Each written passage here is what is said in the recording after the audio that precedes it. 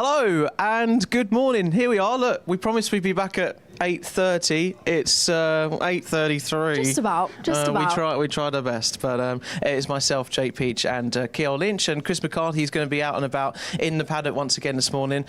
How's everyone been? What did we miss? Absolutely. I know the live chat has unfortunately been off, but that was because we went to get some beauty sleep, so the team thought that was definitely the best option. But what a night it's been. We have the same lead as the one we left off as of now, which is Project X. Of course, winners of the 8 hours here not long ago, so definitely a confident team who are looking for that win again. It seems really close though between Nameless Motorsport, who are up there, and I feel like they were running in sort of maybe the top 7, so they've done amazingly to be up in the mix. Of course, pit stops are always changing the state of the race, but we'll see what happens. Well, yeah, you're right. They were a team that we didn't necessarily see actually up there in kind of the top 5 yesterday, but clearly overnight, like we spoke about earlier, overnight is times where the teams can kind of make up on pit stops and maintenance stops. We've been told that the team have done 90 maintenance stops between the karts, and hopefully that'll be it for now. The maintenance team have been here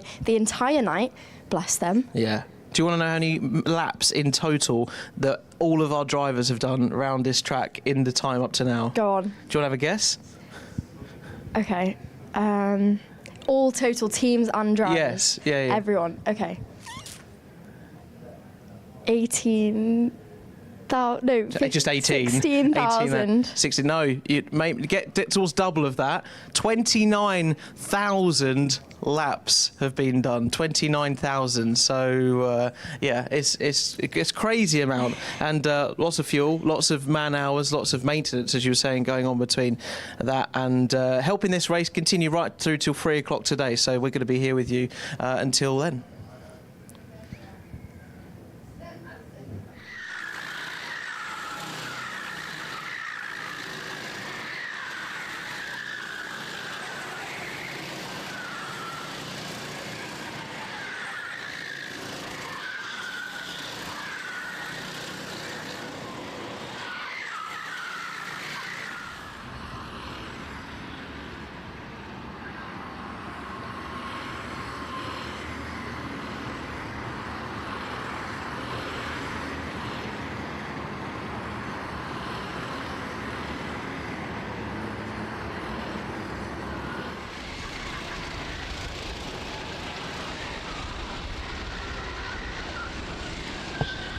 All right, we've made our way from the studio, and here we are in the commentary box. Jake Peach here with Keol Lynch, and we've now got all of you back on the live chat. How are we doing, people? It is great to have everyone back. Someone is saying, is that overall or just one team? No, that's overall. Between everyone overall.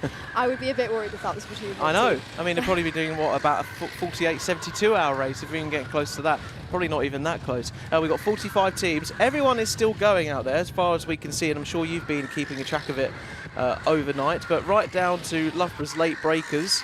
They are 63 laps behind, albeit, so there's been some issues throughout the night. But our team out in the lead at the moment are the two Nameless teams, Nameless Endurance, Nameless Motorsport. Project X are running in third whilst there are pit stops going on, and Project X have just set the fastest lap of the race pretty recently, actually, about 3 laps ago. So we've just gone into the 1 minute 14s, 1:14.7. So an impressive display out there already. It is good. It's nice that the drivers are actually getting the opportunity now to drive the track dry, because even yesterday, the fastest lap we had set of yesterday was a 15.7, I believe. What did they just do? Got into the 14s now. 14.7. So we were a second quicker. Look at our producers here. Look, in the live chat, they're already putting Jake was slow, because they asked how quick I went yesterday. Yes, I did something like a 1:26. I had about a lap and a half round here. So hey, come on. Could we just, you know... That is what we need to mention. Yeah. You did have 3 laps, and you did say it takes you a couple of laps. Yeah. You had 3 laps out there on the circuit. So I think that didn't help your case. You could say that, yeah. Let's say that added about 3 seconds on, shall we? Yeah, okay, there you go. We'll go with that. And just good morning to everyone here. So many of you giving us your wake-up call, I guess you could say. MGK Squad, good morning to you. And yes, Alpha Live now saying, sorry, Jake. for throwing you in the deep end. I bet you're not sorry, though, are you? Sorry, not sorry was maybe the phrase we're getting there. And morning to MRPG. Nice to have you here as well. Morning to Isaac Barker as well. And all of you watching around the world, wherever you're watching from, and if you're here at the track as well at Kart Silverstone. Here we are then, into a more racing action, and we've kind of got a slight field spread at the moment, like a lap ahead, as would be the case with 6 hours and 21 minutes. Shall we run through clock. the field? Let's run through the field, shall we? Go on. All right, Go let's for do it, it. Jake. Am I doing all 45? Here we go. Yeah. All right.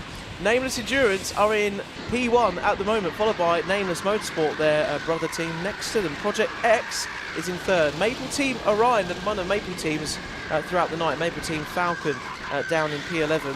Spun out quite a few times in the tricky conditions, but they've managed to sort of claw their way back up to P11. But back to P5, called Blimey Racing. KBR 14 are in 6th. TRX Motorsport in 7th. Negross's Angels in P8. Not a clue racing in P9, and then KBR 17. Rounding off your top 10. Maple Team Falcon P11. Accelerate Kent Brewery Racing in P12. Maple Team Eagle, Miles Shelby Squad, Fox Motorsport down to P15. Senna Squadron, Cool Blimey Racing, TVP Racing, TRX Academy, the EDK 24-hour Team Blue, round off your top 20. Phoenix for Charity, P21, Team Yellow Racing, Loughborough Cartel, BN Racing, Rango and Red Mist, TRX Academy 2, followed by their sister team, TRX The Academy. Oh look, I'm on camera, how long did that take? And it wasn't going to be long until I was seeing what 8:30 Jake looks like. Cool Blimey Racing, Senior Frogs, they're down in P29 at the moment. So they're in the top 30. They did just pit, so that got some work obviously to do. is something to do with that. But yeah, you're right, they do have some work to do. Someone said in the live chat, speaking of them, someone went round and had a couple of offs. I think that was Chris, if we're remembering correctly. However, clearly managed to keep it on the track for the rest of the night because they're not quite at the back of the field. No, they're P29, and then the top 30 is rounded off by Live, Laugh, Love. Kartura is in P31. CI Group, 32nd, down to EDK Team Yellow. Hawthorne's Heroes, the Met Police Club, are in P35. They haven't nicked anyone yet, as I've seen this morning. The Sterling Moths in P36. Sofa King Fast are P37. Your favourite? There they are again, my favourite team. Will they be Sofa King slow in the rest of this race? Well, they're trying to find their way through. The MSK team are P38. 24-hour team white for EDK are P39. AFR 40th. W3DM Racing, Loughborough Fast and Curious. W4M All or Luffin or Loughborough's Late Breakers. Down is your final runners in P45. There you go. There's your 45 runners. All still running in this race, albeit maybe 63 laps behind because of maybe some issues during the night and here other things. Is a brilliant angle of the dry line that we have now out on circuit. Of course, the drivers are lapping the fastest lap that has been set this morning. Of course, like you said, Jake, is a 1:14.7, and there is there is a specific dry line going on. There is still wet parts of the circuit, which is.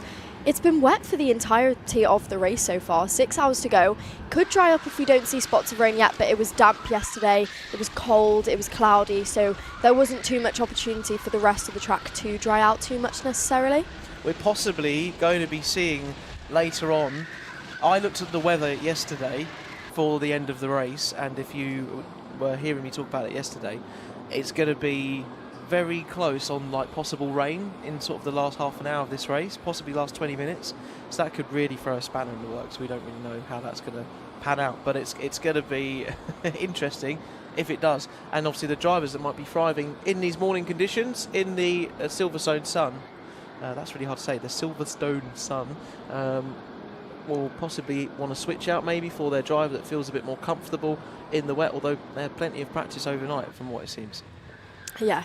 Definitely. Let's have a look. Our live chat is booming once again. It's good to have you all back. Someone said, let's have a chat shout out. That is MRPGP6H. Not too sure on your name, but that is your username. Shout out to you. Thank you for being here with us already. Someone says 29 out of 50 is not bad. No, absolutely not. And there is still plenty of time for them to make it up. Someone says, didn't the Met Police get caught speeding the pits? No, I'm very sorry. I think I did start a bad rumour. I said they would have been ironic if they got caught speeding in the pits. They haven't just yet, That's I don't good. think. I like Maybe that. I'll fact check. I love that. Unless they did during the night. However, as of yesterday's stream, they did not. We were saying it would be ironic. Can I have a shout out? That is MGK Squad. Yes, shout out to you. Thank you for joining us again. There is some love for Phoenix, the Phoenix team in the chat like we saw yesterday. Alpha says, we reckon it'll go the last few laps. Absolutely. What does everyone think in the live chat? I think so as well. I think so. It is looking so close so far already. Of course, the teams have had a few pit stops since we have got in the box this morning, so it's looking slightly more spread out. However, it wasn't. There's only 8/10 of a second between Yeah. third and second right now. So, you know, after all of this racing. I have to say, though, Project X, they pit not too long ago, and they have absolutely clawed their way back up already. Of course, a team that has won already in the 8 hours. As some practice, they are definitely looking to come again. However, they now drop down into third, and it is both nameless teams 1 and 2 are the teams to beat so far. So the people asking what the quickest times that the senior frogs, or at least some of the senior frog drivers, have been doing overnight. Now, considering our field are lapping at the top of the field a 1 minute 14.7 in a few laps ago, the most recent, or probably the quickest lap of the early morning session here is a 1:16.73 for the senior frogs. That's the quickest lap. They set that on the, if you're interested, the 639th lap, which means absolutely nothing to anyone at the moment. But that was Thank you for the start. No, you're welcome. A little while ago. So they're about, I don't want to push this home too much and drop the minute, but they're about 2 seconds off the pace at the moment for their fastest lap compared to the fastest lap at the front. But of course, there's been toing and throwing all night. I'm sure that's, you know, ebbed and flowed, and will continue to do so in the 6 hours and 15 minutes we've got left. Oh, look, but that has got to be, I'm sure overnight when you stop, that's got to be pretty difficult. But also now as well. He's holding his own yellow flag. We saw this yesterday when one of our drivers were coming in fairly early in the race, and the marshal will get the driver to hold the yellow flag so that the marshal can push them in, or just you know, do his job for him. Get him going again. And get him going again, although it doesn't look like it's going to be much fun. This could possibly be a full course yellow, and it is. Yeah, snowboards are out then, because that driver, if the kart obviously gets off to the curb, I'm just trying to pick out where they are. Yeah, so I believe they're in turns 14, 15 and 16, which is Seagrave, Seaman, and along there and into Wing Curve, around in that section. And obviously you're coming through the hairpin as the drivers come in there, as you can see on your screen right now, and you can enter the middle of your picture here. If a driver gets caught out on that curb, you don't want to be collected out on the side there. Definitely, and one thing to note about these hairpins, this is a really wide circuit, so people obviously go in very hot, especially in the drive. Use all the track. Yeah, they feel like there's a lot of confidence, there's a lot of room there on the exit. However, on that second one, it does tighten up ever so slightly, which can be a little bit deceiving. We have a poll in the live chat saying, will it remain dry for the rest of the race? Ooh, I'm going to say no. Are you? I'm going to confidently straight away say no. Yeah, okay, but look at the clouds out there, Jake. I might be know. optimistic on this one. I'm not sure. I'm gonna vote in our own poll, and I'm gonna say no. What do you think? Look, most people are saying at the moment going towards no. 57% of you think. Here is the recovery car out on circuit to collect that driver. We do have full course yellows now to kick us off this morning. Thankfully, the driver is okay. They weren't able to get the cart going again, so it will be the recovery cart collecting him. It will be the drive of shame back. He's telling everyone to slow down, slow down and stay away. I'm not in the 24 hours, he says. I am just recovering. Here we go. The driver will be off circuit and we will be underway with racing no more. The weather report says no rain during the next hour, says our team at Alpha. I think we're going to be all right for now. The next hour sounds good, but we do have 6 of them left. So I think you might be right. It is too early to tell as of now, Jake. The 37 team then being rescued there. You can just see it's being brought away. That's the EDK 24-hour Team Blue being brought back to the pits, and unfortunately for them, that kart is out of action. That's the it's the English Deaf Karting Association team have got about 3 teams here this weekend and being brought safely into the pits by our team. So we're on the slow boards at the moment still, and we'll be going obviously green flag again, but whilst we're under the slow boards, karts have to follow one by one. There's no overtaking obviously in normal yellow flag conditions, but almost slowing down to half pace and making sure that the race is neutralised. There's no dangerous overtakes or going for moves around the outside, and obviously there could be marshals still working on track. They are working to get that 37 car out the way at the moment. You can see there from our marshal, just with the yellow flag, just in the bottom of your picture there. Yeah, there we are. You can see him doing his best to push it with all of his might. I mean, I think there has been obviously switches of shifts here from our team, but we know that overnight the maintenance team have been working flat through the race. There's been no break for them as far as we understand, and maybe lots of the teams, I don't know who has been doing the most stints out there for our teams, but you'd like to think that someone has had a little bit of a break if they've done 8, 9 hours, 10 hours. I know. Well, I am interested to see, as of this morning, how many laps Matt Plum ended up doing during the night, because I have a feeling he knew what he was in for, and I think he knew he was in to race most of it. There was a really wet track when we left you there at 10 o'clock last night, because just after we left the live, it started teeming down. It came rain. right down, didn't it? Yeah, it did. So I think that he had a long night for himself, I do. But we will have to see him if we can catch up with people earlier on. Our team at Alpha say, let us know who you would take for a lap in the 2-seater car. Could be a friend or someone famous. Who would you take? Is that like carpool karaoke, but karts pool karaoke? Who would you take? That's such a hard... I don't know. You offered Chris. So you could say Chris, but I feel like you could have a better answer. That's really difficult. Has he got... if we're going racing, I'd probably say Lando, because he'd just be like laughing the whole way around at how bad I am. He does that that kind of laugh. I don't know if that's pretty close or not. He does that little laugh when he loses his mind. I think. What laugh? What does it sound like? No, you had it once. It's enough. No one needs to hear that again. Someone said my dog. No, your poor dog. Oh my god. No. If I was going for not a racing driver, I don't know. I think I don't know who's. I know I'd take round Big John. The Bosch man, the Bosch. I'd take him round. Yeah, he's quite a cult hero of mine and many, and he would just be every corner we're going into. He might be quiet until the end, and then he'd go, and then you get the fastest lap and go Bosch. I'd take him round. That's who I'd take round. Someone else says I'd take Lewis Hamilton or Lando Norris. Yeah. Kimi Antonelli. We're just naming Formula 1 drivers now. Well, obviously Kimi Antonelli's going to be racing round, the track we're looking at right now, Luffield and Brooklands on the backdrop of the Kart Silverstone track in the not too distant future for the Grand Prix in the summertime, not too far away now. That obviously, this is mad, isn't it? The F1 cars will be going around on the circuit just over the way of the other side of the fence in about a month or two's time. Well, it is brilliant, and like we touched on yesterday, this is going to be a fan zone for the Formula 1. Unfortunately, it will not be open, this track will not be open in the months of June and July, but here we go. We are still under full... No, it looks like we're going to get back underway racing, and this has bunched the pack up significantly, which means we are hopefully going to be in for some good racing this evening for the next 6 hours. Everyone's had a couple of laps to take a breath, have a look at the lines, and here we go, wasting no time is anyone as we are side by side everywhere so far.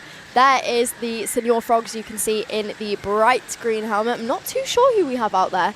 If you could get us a fact check on that, Jake, do you know who we've got out right now? No, unfortunately, my facts will not be up to speed because I am trying to dial in as much as possible here, but I've no idea who's out there. I don't know, maybe one of the Senior Frogs can let us know who's taking one for the team at the moment. The team are down in P29, and considering they started at the back and with all the pit stops at the moment, they're not doing too badly. I'm just trying to see if that is Matt. I'm trying to see if there's glasses through that visor, because then that would probably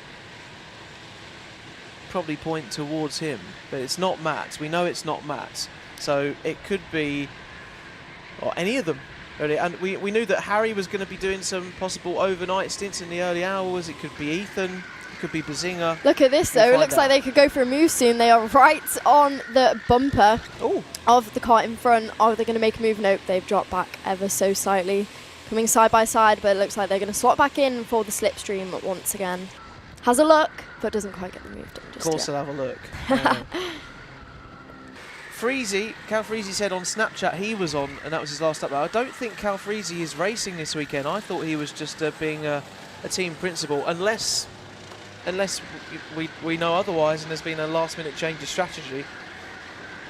I'm not too sure, but we think it's possibly Bazinga, and we think it's Ethan in the car, and a move down the inside. Beautiful dive down the inside there from the Senior Frogs. In the KBR 4 team, we have got obviously the likes of Brad Philpott, we've got Cameron Dass in there. We do believe there's going to be a familiar Formula 2 face, a former Formula 2 face in that car, and a F1 development driver that's going to be in one of the KBR teams very soon. So when Chris McCarthy is down in the paddock for us in a short while, hopefully we'll be able to see if that's possible. We've got a penalty here coming up on race control for our number 1 car out there, which is the Call Blimey 213 Racing. They've been caught speeding in the pit lane, unfortunately, so they've got a 2-lap penalty right now as a result of all of that. Still might be a bit of fun with the Kart 24 hours here at Silverstone, but it's still got to be followed by the rules. You don't want to gain too much of advantage, because that is any kind of second counts, particularly when we saw the gap so small and between Nameless, the Nameless ones earlier. I mean, look, the gap between Nameless Motorsport and Project X is only now 0.6 of a second, as you said, Kiel, the Packers bunched up somewhat through that slow ball procedure. Yeah, well, you're right. And both Nameless teams did manage to make up some serious time overnight by the looks of it. They weren't a team running in the top 3. As of 10 o'clock last night, they've clearly made up time. I don't know if they've had some good drivers out on circuit during the night, or if they really made it sure that they didn't go over 3 minutes in their pit stops, etc. And it's done them well, because they are running in 1st and 3rd right now, and still very competitive. Of course, Project X still the fastest lap again set today, just running in between them, who I believe they've just dropped to 3rd. Yeah, so as we're speaking of it. So now it's a Nameless 1-2, so it was a great move from them up the inside. The only thing psychologically, I think, when you're driving out there, you probably feel like you've got to defend every position, even though you don't. Even though you kind of don't, because there could be lap traffic, unless you know the numbers of the teams, like off by heart, which is impossible to know the other 44 teams, I'm sure, as you're going around. But you don't know if it's going to be lap traffic, you don't know if it's for position. So I always find that quite an interesting dynamic in a 24-hour race, specifically through our top 3, but then even like sort of lower down in the field. And if you thought that maybe you saw like one of the top teams up at like maybe 20 laps ago, and you're probably thinking, oh, they're right behind me now, they're like 2 laps behind. Are they in the fight for this? I'm not too sure. So I thought that's always really cool with a 24-hour race. Well, yeah, that's true. And the key, especially in the wet yesterday, we saw a lot of teams kind of battling it out, and then we'd have people on the grass or some spins. That obviously significantly gave some people a massive disadvantage. Here we go. Ooh, 3 ways. Who is going to come out on top? And it is Kart 23 to come out on top. And car number 8. Who is that? What team have we got in that car number 8 car using that to the best of his advantage? That is the TRX Academy 2, making up 2 positions now. Lovely moves from that car. Clearly feeling eager after the slow boards came back in. Battling with the Miles Shelby squad there, but you've got number 8 team for the TRX Academy, and between them and the Shelby squad, just trying to figure this out on the timing, as you can appreciate, it's quite a task. We've got at least about 10 laps between them. So I think our Miles Shelby squad in P15 are fine at the moment. We've got a couple of teams in the pits, just seeing them coming in. Kent Brewery Racing and Maple Team Eagle in P12 and P13, who are about 11, 12 laps down at the moment. Currently in the end of their pit lane. Well, look, we've kicked you off here in the commentary box as best we can, getting up to speed, but Chris McCarthy has been out there and down in the paddock, and he's catching up with one of the drivers this morning. Oh, and who's this? Thank you, guys. Yes, welcome. Morning to all the guests to what is going to be our Kart Silverstone 24-hour paddock show. Special guest alongside myself, Chris McCarthy. Jack Crawford is here, F1 reserve driver for Aston Martin and the Formula 2 vice champion last year as well. Jack, welcome to Kart Silverstone first of all. It's great to have you here. Yeah, thanks. Nice that the sun's finally out after I think it's been raining for the last, I don't know, however long the race has been going on now. But yeah, excited that the sun's out and we got some dry conditions. You've had quite an interesting couple of days because you were out testing with Aston yesterday at Hungary, flew straight over, and now you're out in this. So been a busy couple of days for you. Yeah, been lots of fun. Was driving in the wet a bit in Hungary, and then got on a flight. Got here around 9 p.m. last night. Hopped in the kart around 11, and it was still wet. So I drove yesterday in just all wet conditions, which was great fun. But yeah, really enjoyed obviously racing here. Got minimal sleep, and came back early this morning. And you're with KBR4. You guys having quite a good race so far. Brad Philpott was leading in the early stages. How's it going for you now? Yeah, I think good. You know, I think if it was fully dry the race, we would be looking in a decent position. But I think with the wet, our kart just wasn't strong enough in wet conditions. We couldn't really, you know, get the pace as, you know, the same as the front runners right now. But now the pace is a lot better, which is good. Now in the dry, so hopefully the last 6 hours we can be strong. Yeah, we just tried to avoid black flags, really. We've actually had no track limits penalties, which a lot of people have had. Track limits penalties. We've had speeding under yellow, and I accidentally took someone out, so we got a black flag for that. So we got 2 black flags in the race and none for track limits, which we're a bit surprised about. Very competitive field out there as well, isn't it? Were you surprised with that, or something you expected? Yeah, it's what I expected. Yeah, it's to be expected. I've done a lot of rental karting in the UK, and I know the level's quite strong. And I came here last Sunday for my first time, and you know, there's a lot of people that are here today who are out there, and you know, the level was really high. So. Well, we're going to do a walk around the paddock. More questions to ask. Would you mind leading us first of all to KBR? I think that could be a good place to start. And would you be up for joining us? Anyone's there? Well, I'll tell you what, if not, you can show us your facilities. How about that? You've driven lots of kart circuits around the world. You raced in FIA karting, all the championships over in America. Yeah. Tell us your thoughts of this kart track, not just the layout, but the facilities as well. Yeah, I mean, first of all, I mean, the facilities are great. You know, we have this nice big building here, nice big paddock, and yeah, it's really nice. The kart track itself is super high grip, got a nice flow, high speed, slow speed, quite technical, I think, in both wet and dry conditions. So. Yeah, quite fun, and yeah, I've really enjoyed driving so far. I can only imagine what it's like in like a KZ kart or something. It must be absolutely mad, to be honest. Are you tempted to now come back in a KZ kart now you've said that out loud? I am tempted. I came on Tuesday and they were testing actually KZ karts, and I was just watching a bit, and it just looked absolutely crazy. I mean, you raced FIA karting European Championships. I mean, this would be quite cool. Having something like that here, like KZ Championship, OK Championship, that would be cool, wouldn't it? Yeah, I mean, they definitely have the facilities to support it, and I think it'd be super cool. You know, I think for basically ever, I think they've only ever gone to PFI. Yeah. For anything in Europe, so it'd be cool to have another track to the list for the UK. And is this your first 24-hour race, out of interest? Actually, my second. Actually in January I did iRacing Daytona 24 hours, so my second of the year and my second ever. Oh wow! Yeah, that's quite cool to have you in that. So we're going to get Dante Dillon in. Where are you based? You're over there, aren't you? Yeah. So I tell you what, if you go and get ready, we've already had someone do an episode of MTV Cribs, so we're going to get you to do the same. So if you go over there and get ready. I know I'm putting you on the spot there, but finish that coffee and be prepared, sir. You're going to talk us around. Dante, we'll meet you over there, Jack. If you head over, get yourself ready. Hello, sir. How are you doing? Good, not bad. I'm okay. How are you? Yeah, good. Let's keep walking. We're not going to give Jack a long time to get ready for this, and I want to make sure he doesn't run off as well and hide. So, producer James, make sure he does that.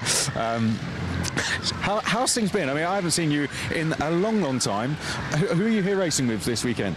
So racing with some people you may recognise, Chris, back in the day from the D-Max days. Sam Lovelace, Harrison Kirkham, Bobby McGear. Bobby's one of our younger drivers. He's an absolute superstar. Unfortunately, he could only do the start of the early stints because he had to go to Saudi World Series final. So, yeah, so we've been running as a team of 3 all night. I've not slept at all, but I still feel okay. Thankfully, the sun's out. We're having a good time. What do you think of this track, these karts? You've done a lot of 24-hour races. What do you think of it? I think it's great. I think the track's really well designed for a 24-hour like this. It really can cater for a lot of karts. The tyres, they've made a really good choice of the tyres. They're different to what they usually do, and they're on rails. They're absolutely amazing to drive. I really enjoy it. The parity looks pretty good. Yeah, not much to moan about. Where are you guys set up? Out of interest. We're in that blue awning over there. Oh, that's exactly where we're going. Perfect. We're heading that direction. Let's go around here. If you follow us around. Yeah, we'll go over and we'll have a look at your setup as well. We're gonna make sure we're gonna get Jack Crawford to show us his. This is a great paddock as well, isn't it? The whole concept of this paddock is really amazing. You don't really get this at other 24 hours where you can be right next to your car and you do your driver changes in this way. It's very rare. So this is an excellent setup they've got. We've got the marshal there with the speed gun, so you really can't exceed speed here. I think it's a really good element of the 24-hour and in endurance in particular. I mean, Silverstone have so much space to play with and they're really utilising all of it. Going to be your first of many here? For sure, definitely.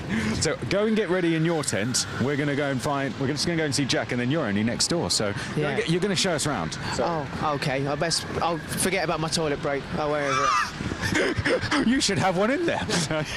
Right, we'll go and get ready, Dante. Right, I think we're going to go. Jack's running off. Look. Oh, and actually, no, he's cleaning up. Perfect. Right, so we're going to go and see Jack Crawford. I'll tell you what. We'll give him a couple more minutes. Let's go and look in with these guys here.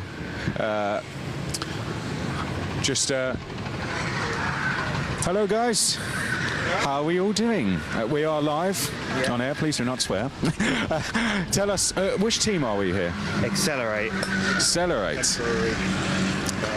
Yeah, we're having a bit of trouble. We're having not the best performance, I think, at the moment, and we're. I've not quite much. I've only got back recently. But last time I was in the car, I did crash at turn 1, which wasn't great. Not the best line, but. Could you give us a tour around your setup? Better. I mean, the helmet setup is probably the best bit. And then he's doing the tyre mends to get the strategy, which hopefully is working. But say I've only just got back because I was trying to rest up. And then we got the wrong kart board as well now because we've swapped karts, so we're not 44, we're 34 now. So that's going to be a bit difficult. Well, that's what caught me out because I looked across and saw that they had 44 out, and I thought I'm 34, and by that point in the wet I locked up and then went crashing to the wall. It wasn't ideal. It wasn't best for pace, but yeah. And then obviously the drying rack is very, effective. So yeah, It's good. And this is the pit wall, essentially. I'm sure there's stuff on there you might not want to give away, but there could be some top secret information, and we did also think we should have left this bit open so we could watch the race. But you learn these things as you go along. But well, you can listen to us live on YouTube on Alpha Live in Silverstone. One thing I really needed this morning was some milk for the tea. So we've got plenty of supplies in here. Yes, we have. Have you guys done a couple of 24 hours before? Yeah, we've done about 11. Yeah. Very experienced. A little bit, yeah. We've got a good team, a mixture of good drivers, and we've got a few new drivers. But yeah, we seem to do okay. All going well so far. Yeah, it's really tired though. This is the sort of time, we've been up during the night. It starts to get real, and yeah. Have you slept? Not really. I fell asleep for about a half hour on the chair over there, and you feel worse when you get up, so... Yeah, that's Looks quite a comfy chair. It's a comfy chair. I'd fall asleep there. Thank you very much, guys. Right, we'll continue on and make ourselves out of here. Okay, should we go find Jack? Let's go find Jack. Dante, we'll come to him again in a sec as well. Let's poke our heads round and see. There he is. Jack, hello. Would you be up for giving us a tour of your facility? Yeah. I tell you what, I might give you the microphone for this, and you can lead us round. Well, there's no one here, which is fitting. But yeah, Kart 11, Kart 50, we've got 2 karts, KBR 4, which is my kart, and KBR 7. But I have to tell you a secret right now. Please. We have a room in briefing room 1, which is a room just for our team. And yeah, so we're in the warm. We're one of the lucky ones, and we're right next to Senior Frogs. And when I arrived last night, all I heard was yelling and screaming for about 3 hours. I don't know what was happening. But yeah, this is our little tent. Obviously, we do the pit stop right over here. My seat, I was looking for my seat, but me and Brad are using the same seat. So yeah, we just hop in and out, which is easy. We weigh similar, so we don't have to change anything in the pit stop, so they're always nice and smooth. So yeah, this is it. Yeah. Nice. Could you show us what's in here? Because Jake Peach was like, I wish I had. I don't know. So can we have a look? Let's find out. Okay, go for it. We'll find out. If we can get. Oh wow! Look at that! Wow. Okay. Loving these. What would you be? What are you going to get your hands on in there? I don't know. Actually, we got tons of stuff. Maybe some chips. This one thing I don't like. Oh yeah, open sandwich. Oh, that sandwich is really good though. Yeah, but BLT, that would be your go-to for a meal deal? Go for a BLT, yeah. In the comments, let us know what you go for. Could I steal a Snicker? Oh, go for it. Thank you. I don't think anyone. Thank you. And this is for whoever I'm commentating with next. And that's one more question. What's going on the whiteboard over here? It looked like there was plans to do real things with this, and then it's not been used. The whiteboard over here. Yeah, not sure. No tinted visors. There's so much space to work with here. That's important. I mean, that was an important moment in the race last night to not have tinted visors on. But yeah, people haven't been really hanging out here. I'll be honest. It's we've been more in the briefing room because it's cold outside, and it's much nicer in there. So. Great effort. Loving the scooters as well. Absolutely fantastic. Jack Crawford, good effort, sir. Thank you. We're going to leave you to it. Great to have you with us this weekend. Enjoy the rest of the F1 season as well, and thanks so much for being part of this. It's quite a decent effort. Should we see Dante? Dante, sir. All right, we've had 2 attempts of cribs now. You're going to show us around your tent. Do not be shy with it. Are you up for this? Yeah, I'm absolutely up for it. Right, the microphone is all yours, sir. Oh, thank you. There you go. Okay, it's not a lot to see here, to be honest, but let's go and have a look anyway. It's a bit messy. The guy who owns this awning is now in France, so we'll be dealing with putting this away. That's fine. We've got 1 million chairs here, which is not actually used for sitting. It's actually used for just dumping all our stuff, so we don't have to bend down and grab it. We kind of dumped the laptop and the tech and the GoPros here, just so it's next to where we change it, so we can put cameras on quickly, not have to faff about too much. We've got our own scales actually just in the corner here, So we've got spare bikes. It is a bit of a mess, but you expect that towards the end of a 24-hour race. It's just kind of what happens. We've got our own scales here to make sure that we're all the same relative to each other. It doesn't matter that that is not the same as that, because we can just all go off what it says for one person. And yeah, they've been very reliable. Tables here, lots of weight to keep the awning down. Some people's awning have gone flying, not ours, thankfully. But yes, then the table's just used to dump some stuff. But otherwise, this is kind of it, really. It's nice, safe, secure, strapped away. I like the privacy of this, looking out to the pit lane here. It's a good setup, and that's kind of it, really, for this. But yeah, thank you. Welcome to our crib. Thank you. That was a great effort. Well done. We'll do that. We almost failed on camera. Thank you. Good to see you again. Good to see you. All right. Cameron, how are you doing? I'm doing well. I got 4 hours of sleep, so I'm like actually kind of alive. You look really fresh, I have to say. Looking good. Which tent are you? This one, KBR. Yeah, Jack's tent. So. Can you walk and talk with us? We're going to take you in the opposite direction of where you need to go. We're going to go around this way.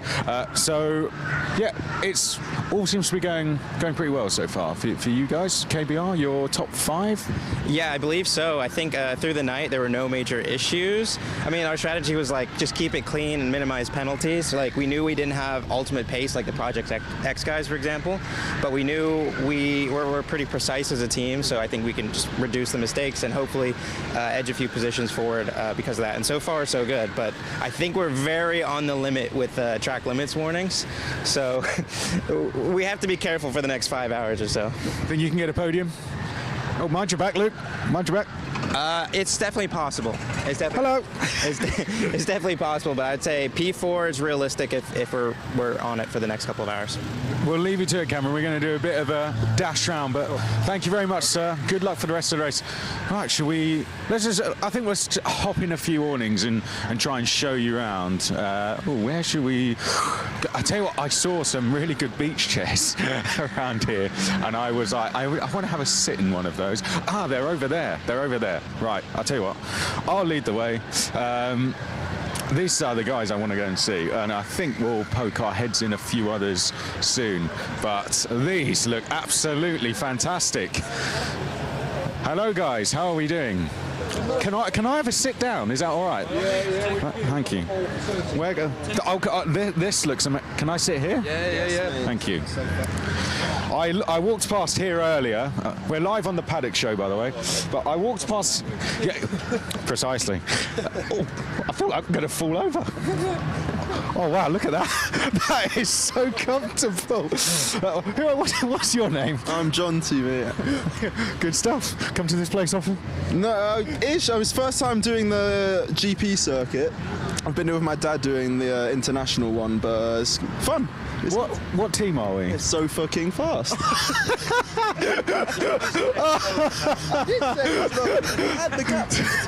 So you guys have been in the chat so much. You've been. We were skiing yesterday. It brought a lot of enjoyment to the commentators. So whose idea was this?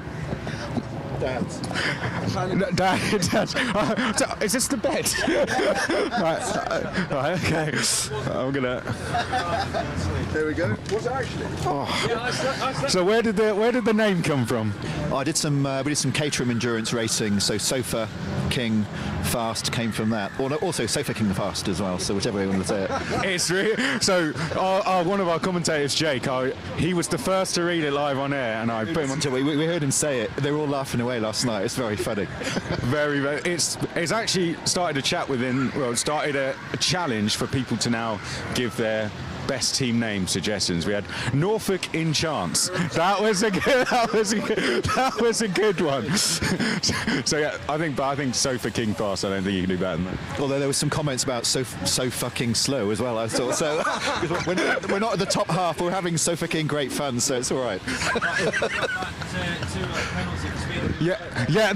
When you got the 2-lap penalty for speeding in the pit lane, I think the team name is what brought down. So is this bed been used, by the way? Can I try it? Okay. Don't worry, there's only a little bit of drool on it. Right. Oh. That's actually not too bad. But there's no duvet. No. This was my duvet. Your coat was your duvet. Okay, that's quite good. Feels like, yeah, that's quite good. Right, Sofa King Fast. Good luck. Thank you. Thank you. Okay, where should we go next?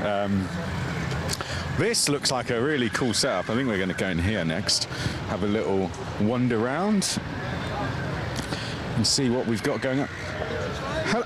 Hello. Good day. Come out, sir. This is your name, sir, and your team. Joe Kennedy, TRX Academy. TRX Academy. I mean, this looks like quite a setup. Yeah. Can you show us around? Yeah, absolutely. No, well, let's go for it. Let's go for it. Tell you what. Do you want to do it? Yeah, sure. Why not? Go on. Off you go. Hi, I'm Joe Kennedy, and this is my house tour. TRX Motorsport, TRX Academy, and TRX Academy 2, and TRX The Academy. We've commandeered all 4 spaces. It's been our home for the past, I don't even know how many hours we're on now. It's been a sleepless night. It's been hard. Take us round. Take us through. This is Cribs. Yeah, MTV Cribs, that's it. Pit stop area, paid about £10 for it. We move into the chill out area. As you can see, it brands over the whole 3 spaces. We can't use that area because that is the office. The office. See the office. No, we can't show you the office. The office is where all the secretive stuff happens. I'm sorry. It's completely off the limits, even to drivers. Team managers only. Sorry. Yeah, we move through second space. We're going to go this way. Sure. Follow me. Second space. Another pit bay. We keep it in if we have to bring the cart in. Luckily, we've not had to do that yet. Plenty of gear. How many drivers have we got? Have we got 5 drivers for each team? Everything like that? 4 teams, 20 drivers. 7 drivers on one. Yeah, there we go. That's the secret to a 24 hours. 7 drivers on one team. Honestly, yeah, I know. Helmet racks. Full of essentials in this place, multiple helmet racks, full on desks. Obviously the food needs to be supplied. That's just how we work in TRX. Can we see the food? We can, yeah. I'm going to be honest, it's been absolutely bamboozled because it's been quite a hungry 24 hours. This originally had a lot of good snacks on it. As you can see, we've got baked goods. Look at these, absolutely stunning, honestly, and they're so good. I've been absolutely gorging on these for the whole week. It's been nothing but good food. Yeah, the essentials, Jaffa cakes. That is the way to go. You can have a Jaffa cake, of course you can, man. Absolutely, help yourself. Do you want a Jaffa cake, Mr. Cameraman? You're very kind. Well, it's the way to go, honestly. Producer James, yeah, of course. Feel free. Honestly, it's the right thing to do. We share here. We share. We like to look after people. Jake and Kill, you're not getting one, but. Sorry. Rude.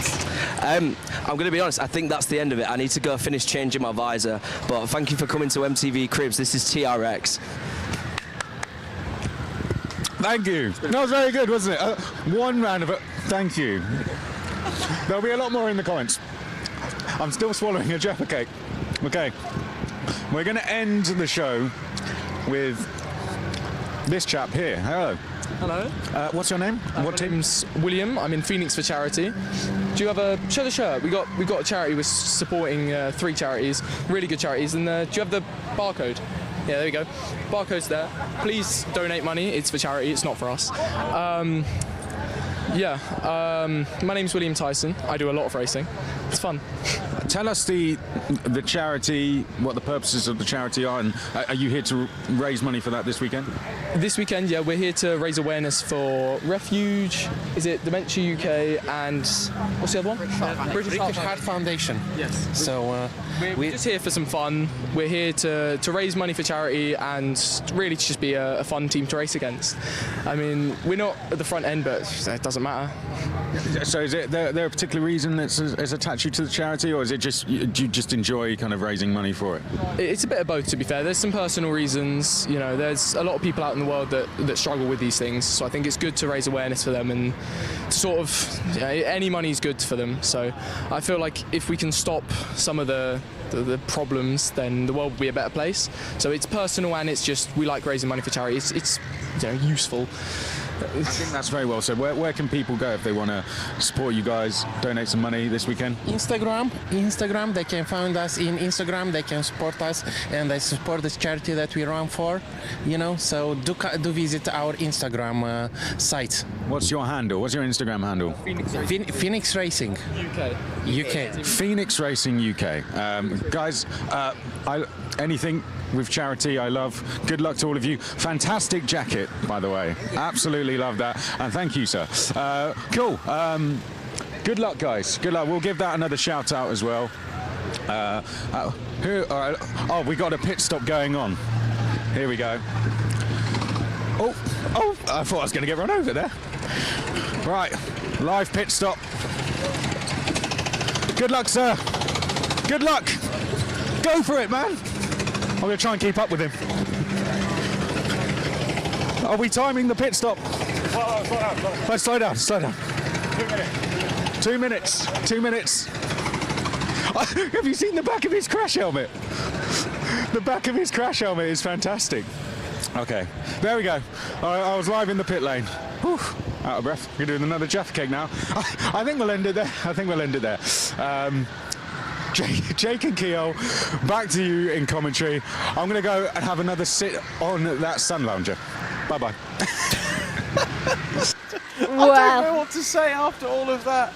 That was, thank you very much, Chris McCarthy. Yeah. What a 20 minutes that was. Iconic, I think, is what we would say about that. Sort of paddock tour we just had this morning. You could say paddock tour. You could say that Chris is having a nice time. Chris's cribs, we could call it as well. Yeah, wonderful to see all the different teams down there. We obviously had Cameron Dassett he was speaking to, Jack Crawford. It's great to see him here. I find it pretty mad, right, that he's been testing in Hungary and he could fly anywhere in the world. He could go on holiday. He could go to the Bahamas. He could go anywhere he likes.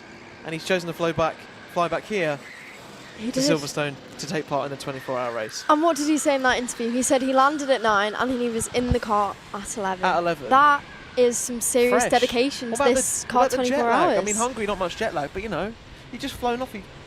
Yeah, that is really impressive stuff. stuff. And then we saw awning tours. We saw Chris take a lie down, take a sunbathe, take some Jaffa cakes, which rude, by the way, that he didn't bring some up here to the commentary box. I shared a room with him last night, and by the amount he was snoring, I think he did get some nice rest. So I was surprised he needed to have a little lie down there in the paddock, but needs must. But the thing we're going to take away from that, Jake, is that the paddock is feeling good. The paddock is in high spirits. Yeah, there's the sun is actually out. It's cold out there, but it's not dark. It's not gloomy as of yet, hopefully. And the spirits are good. We have 5 hours. Hang on a minute. No, Whoa. 5 hours and 34 minutes left to go, and the spirits are high between the entire paddock. It was good to see the insight from KBR, who are in a briefing room, which we didn't know. No, they're opposite the Senior Frog, so it was interesting also that Jack was saying when he got here late last night there was a good atmosphere in the Senior Frogs room and team, which is good. I've got to keep going somehow through all of the hours. Just an update on the lead then, whilst Chris was having a chat with you. Project X, you can see, are up there in P1 right now. They've got the fastest lap to their name as well, so they're setting the pace.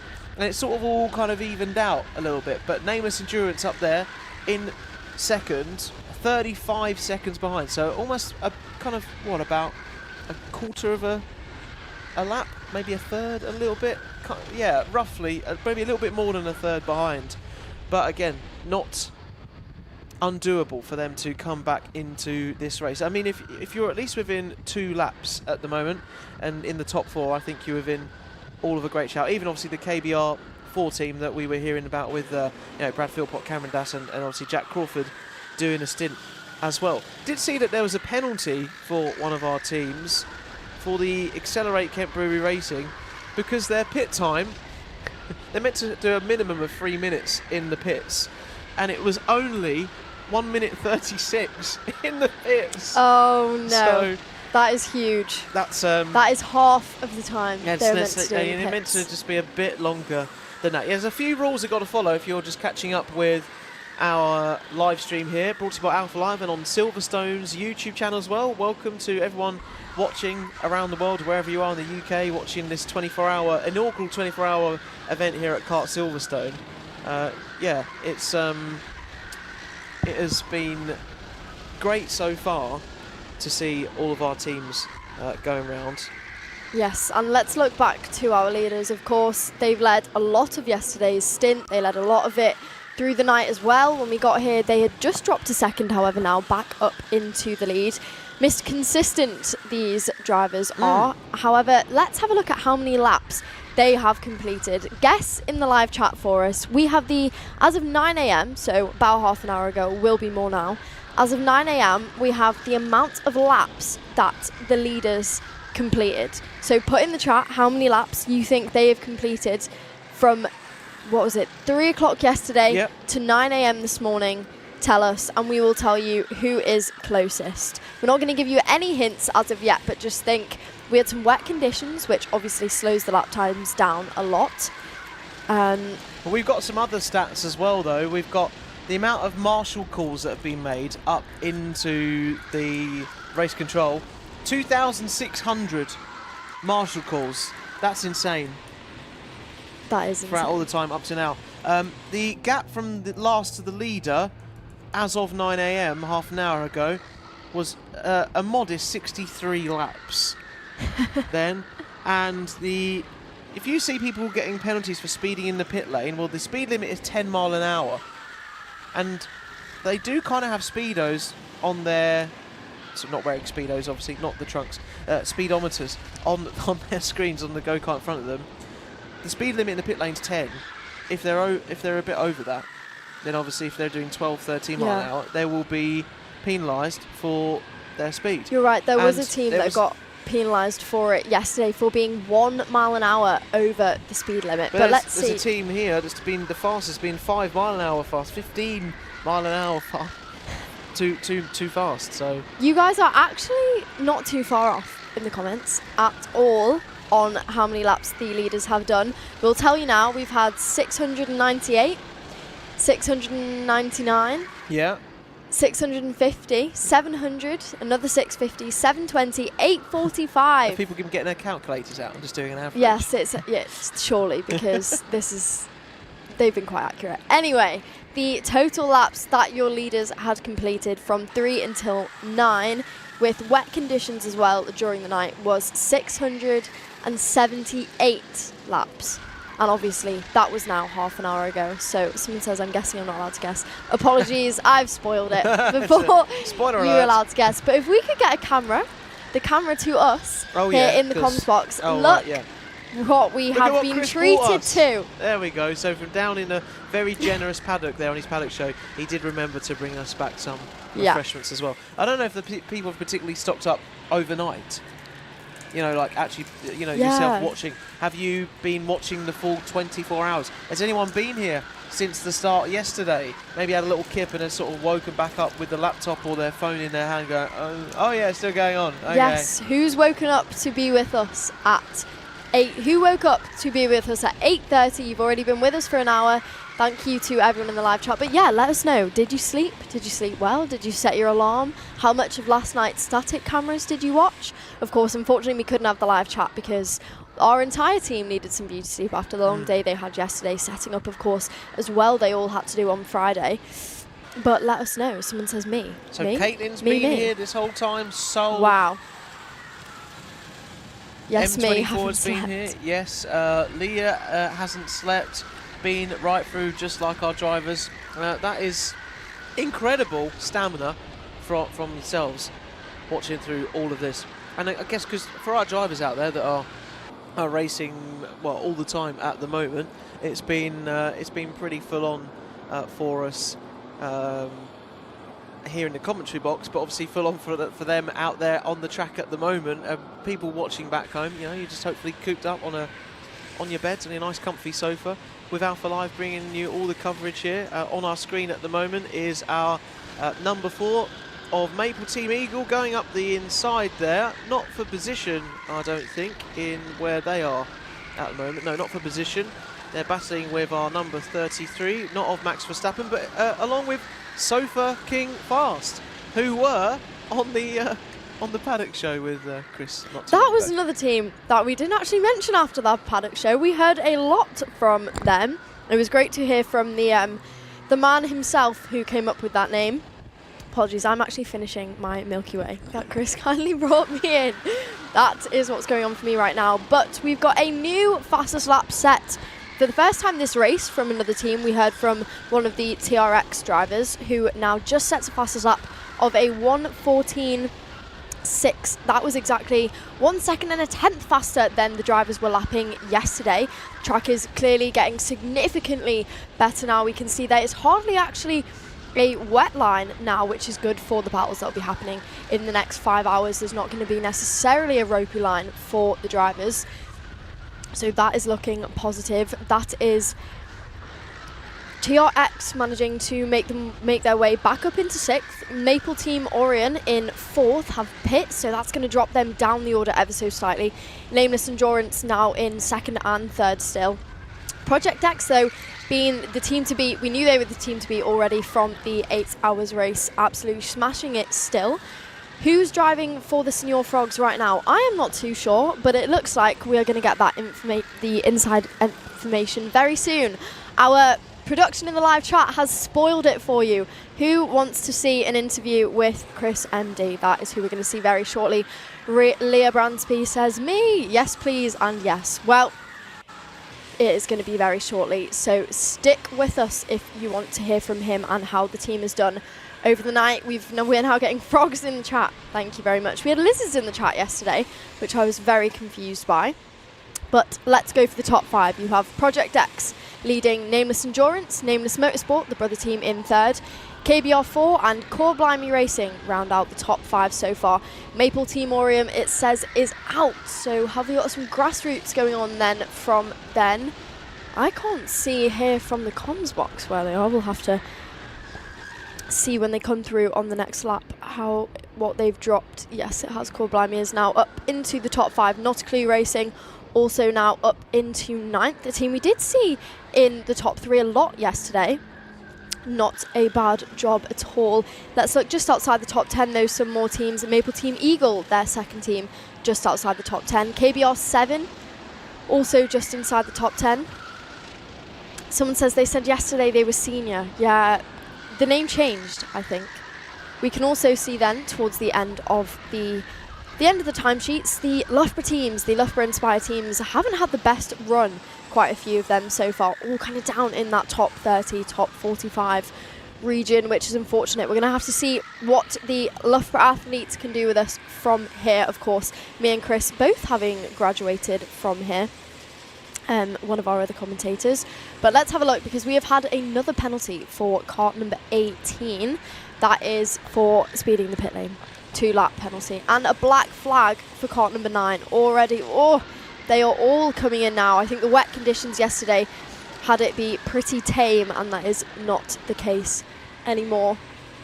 Unfortunately, here is a driver enjoying the sun, tucking his head in, trying to optimize the power down the straight as he heads through turn 1 now and turn 2. Shout out to the mechanics. Yes, this is a good point. Shout out to all the team behind the scenes here at the Kart Silverstone's first ever 24-hour. It is a lot more that goes in behind the scenes than just the drivers going out on circuit. There are all the teams, all the parents, all the drivers, all the family, all the marshals here out on circuit. Of course, our team, there is Philpott, Brad Philpott, someone put in the chat earlier on. Where is he? There you go. He is back out now for the KBR4 team, who are running in 4th. We heard from Cam and Daz, who did say he thought that they could get an overall 4th. But it is looking like they could be knocking on the door of a podium here. It's not out of the question. Brad Philpott is running about half a second quicker than the driver in, oh no, sorry, that is incorrect. Core Blimey Racing. He is running half a second quicker than the team running in 5th. So he's not in a bad position. Big shout out to Alpha Live for the brilliant commentary. Thank you very much. It has been a long 19 hours so far. But it is time. Everyone's been putting frogs in the chat. Let's hear from one of the favourite teams out here at this 24 hours. Here we are in the studio, and Chris MD alongside me with, what was it, 3 hours sleep you were telling me? Yes, 3 hours sleep. I look like I've been punched in the face after doing a stint out there, because I think the air's just been going straight into my eye, but I've looked better. Yeah. You were unfortunately getting some stick on the chat last night, and we were doing our best to defend you, but I think you... Doesn't sound like it. No, we were. That was your best? No, yeah, we were trying. You were clawing back, though, and finding your feet, because the conditions last night, just tell us how difficult it was out. It looked really hard. Yeah, finding my feet and the wall a lot of times. Yeah, I mean, I've never really driven in the wet that much, so I was sort of meticulously studying the good drivers' laps and trying to work out the racing line and stuff, but it was just like, it kept raining for kind of 5 minutes and then stopping raining, and so you were kind of constantly having to change which parts were the dry parts of the track and stuff, and it was probably quite entertaining for people watching. What's the support been like from the rest of the crew as well then? It's Count Freeze, your team principal. He's a man of he wears his heart on his sleeve, and you really can see what he's thinking, you know. So even if he's saying nice things to you, you can see in his eyes that he wishes that you I'm you not weren't angry, I'm here. just disappointed. Kind of like that, yeah. But you can tell he is angry and disappointed. So I think you're sort of in like the mid-20s at the moment. You're kind of, considering where you started, to be honest, yesterday, you got right up there. You're sort of in the middle again. Yeah. How close do you think you can get to the front? Well, we've got Chip and Matt Plum going out. I think Harry's out there at the moment, and then we've got just those two left. So we've got good drivers still to go. We've had me and then Ethan, which I think is probably our slow. Actually, no, that's probably unfair on Ethan. Me, you've had my two stints, which is I think the ones that you need to get out of the way. So it theoretically should be an upwards trajectory from this point onwards. And how have you found like the pit lane bit and coming in and sort of going through all that? Because it's probably not something to... Feels like a targeted question. No, not at all. I just mean in general for the team. Got caught by the speeding gun at one point in the pit lane, which I felt was maybe unfair, but maybe I was going about 30 miles an hour. I'm not sure. Yeah, to be fair, like it's just trying to the marshals and everything very, very helpful, because you go in and you're like, I can't remember what I was told, where I'm supposed to go, what the speed limit is. But yeah, generally it's been really good, and like the fuel bay and stuff's all been very clearly marked, so it's been good. I don't think the Met Police Club have been caught speeding. Really? Ironically, they haven't. Well, not with their lap times. No way. Sorry, guys. Oh. No, that was You're nicked. Yeah, we are. Get you. Yeah, it was. To be fair, it was looking close with them for a while, but it looks like we're hopefully going to beat them. Which so are you done now for the stints? I'm done. Yeah? Yes. Yeah. I'll stay around for the rest I'm of it. done. Yeah, physically I'm done for the stints. Karting, I'm done. Generally, with Chip, I'm done. My teammate, we've had a falling out. It's never happening again. So it's a great feeling when you do that last stint, to be fair, and have that first cappuccino in the morning. So I'm looking forward to having a sleep and staying around for the rest of it, though. At least I'm not going to leave. Yeah, well, get your beauty sleep and then maybe catch up with the football later.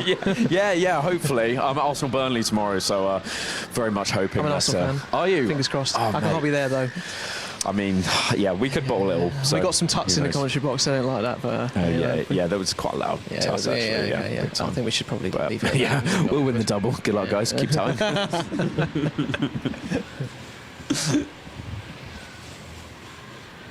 Well, thank you very much. It was great to hear from Chris MD, who did a lot of the night stints yesterday. We did see him have some slight complications with the conditions and some trips into the barrier. However, nonetheless, his stints are over. You heard it here first.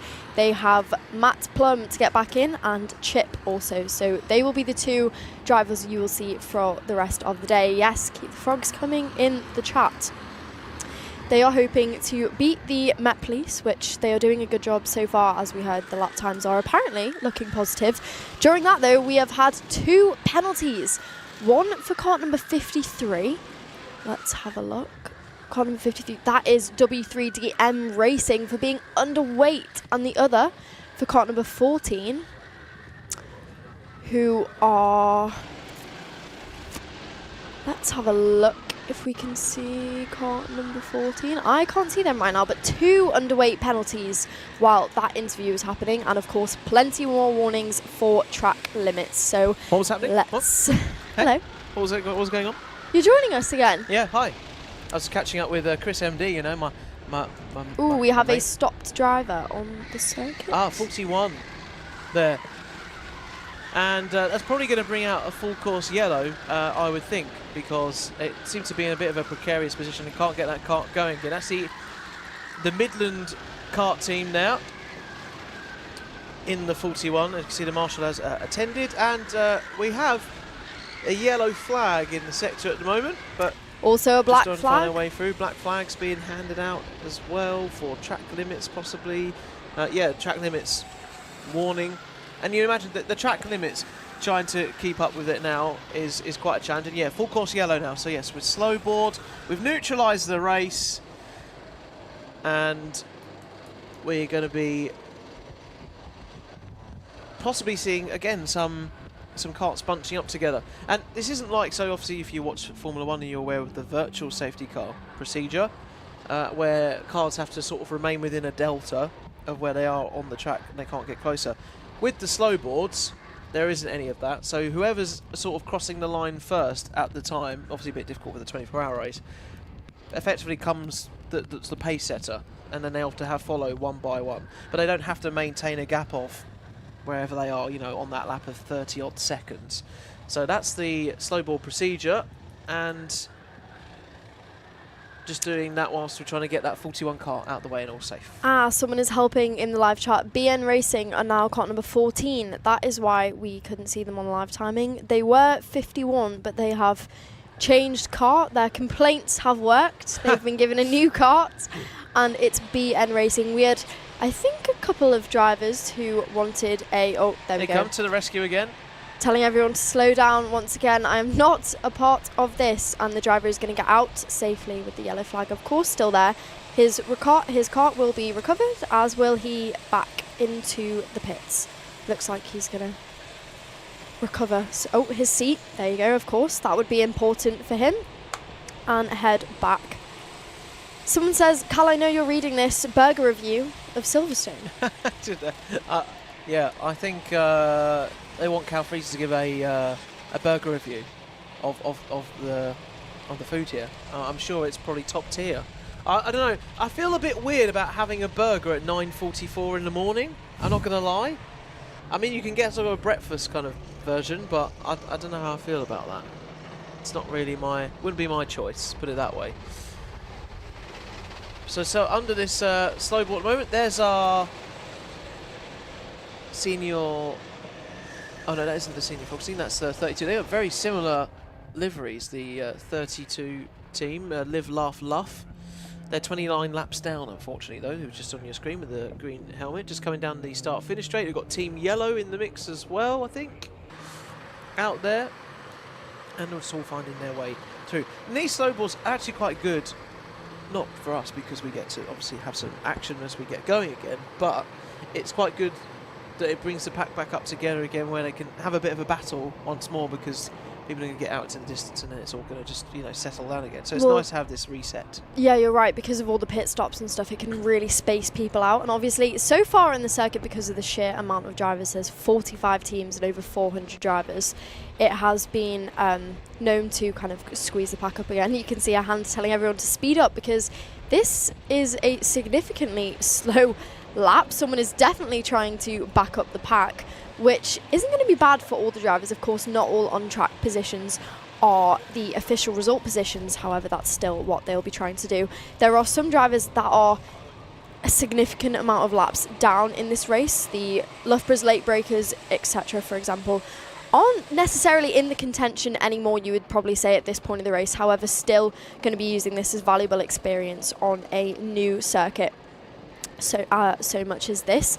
It looks like it's going to be slow balls once again while we go round. And look at this. We nearly have the entire pack actually backed up and starting together this time. Someone out front was definitely tactical thinking with that. We actually have some tyre warming going on. It's like we're seeing an outlap 20 hours into the race, 19 hours into the race, and we are seeing what we would see an outlap in the championships that we would usually work for. Just seeing on the chat at the moment, Karting with Josh, who I believe is part of the MSK team here at Kart Silverstone this weekend. They're in the 41, and that was the kart we just saw being rescued. They said they've managed to kill off 4 karts in this race. So does that mean they're possibly onto their 5th kart of the night? Yes. And through up into, we've got 5 hours remaining, and they've gone through 5 karts already. Incredible things. Must be pushing them hard out there, is what we're gauging from that one. Whilst we were chatting a little bit before as well in the last 10 minutes, we got a new fastest lap of the race, and it's not from our leaders, it's TRX Motorsport, so keep an eye out for them. They're only a lap down at the moment in 5th position, and once you have the pit stops coming back in, TRX Motorsport have definitely climbed their way back up into the mix here.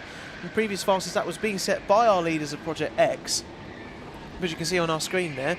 TRX Motorsport are, oh no, Look they're at not this. a lap behind, they're 4 behind. So okay, they've got a bit to do, but they've got a chance. Look at this though, green flags are out and they are along the main straight for the first time. We are back racing. It's like a restart, this is. It's like a restart. That is karts out in front, and we've got about a 4-way karts 4 ways around the first sector. What a brilliant restart to this race. It's like we're starting fresh, 19 hours in. Someone is going to try go around the outside. I'm not sure if it's going to make it stick though, through the chicane, and look at this. We are all bunched up back together. Of course, slowboard is not the situation we want. However, some drivers significantly gaining out of this as someone with that very colourful helmet. Let's try and get a number of the car. I think it was W3DM Racing, yes, with a I think it 53, was. chucking it down the inside on our screen into that part of the track, and coming out very successfully indeed. They're coming through sort of the, what was the sort of national or Indy circuit straight. Oh, and we got a spinner somehow. Someone's managed to spin it on the straight and get it back going again, just off your picture at the moment.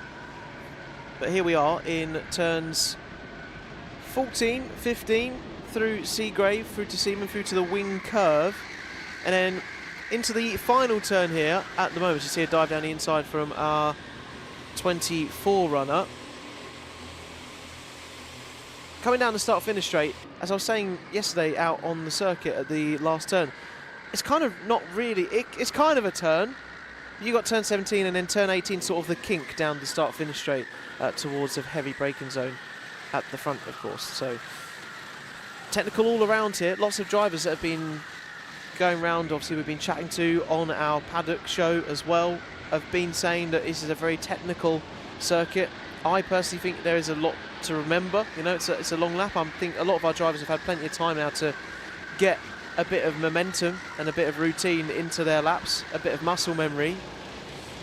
But there's a lot of corners to remember, a lot of technical things to, and just push him onto the grass there as they were coming down the start-finish straight. That was interesting defensive driving. Don't think he knew he was there though. Someone just took an apex that did not exist. That was the optimum line if there was an apex there, but there was absolutely no tarmac. That was just the grass. Straight over he went and possibly gained a position from it. So that is something I've yet to see this race.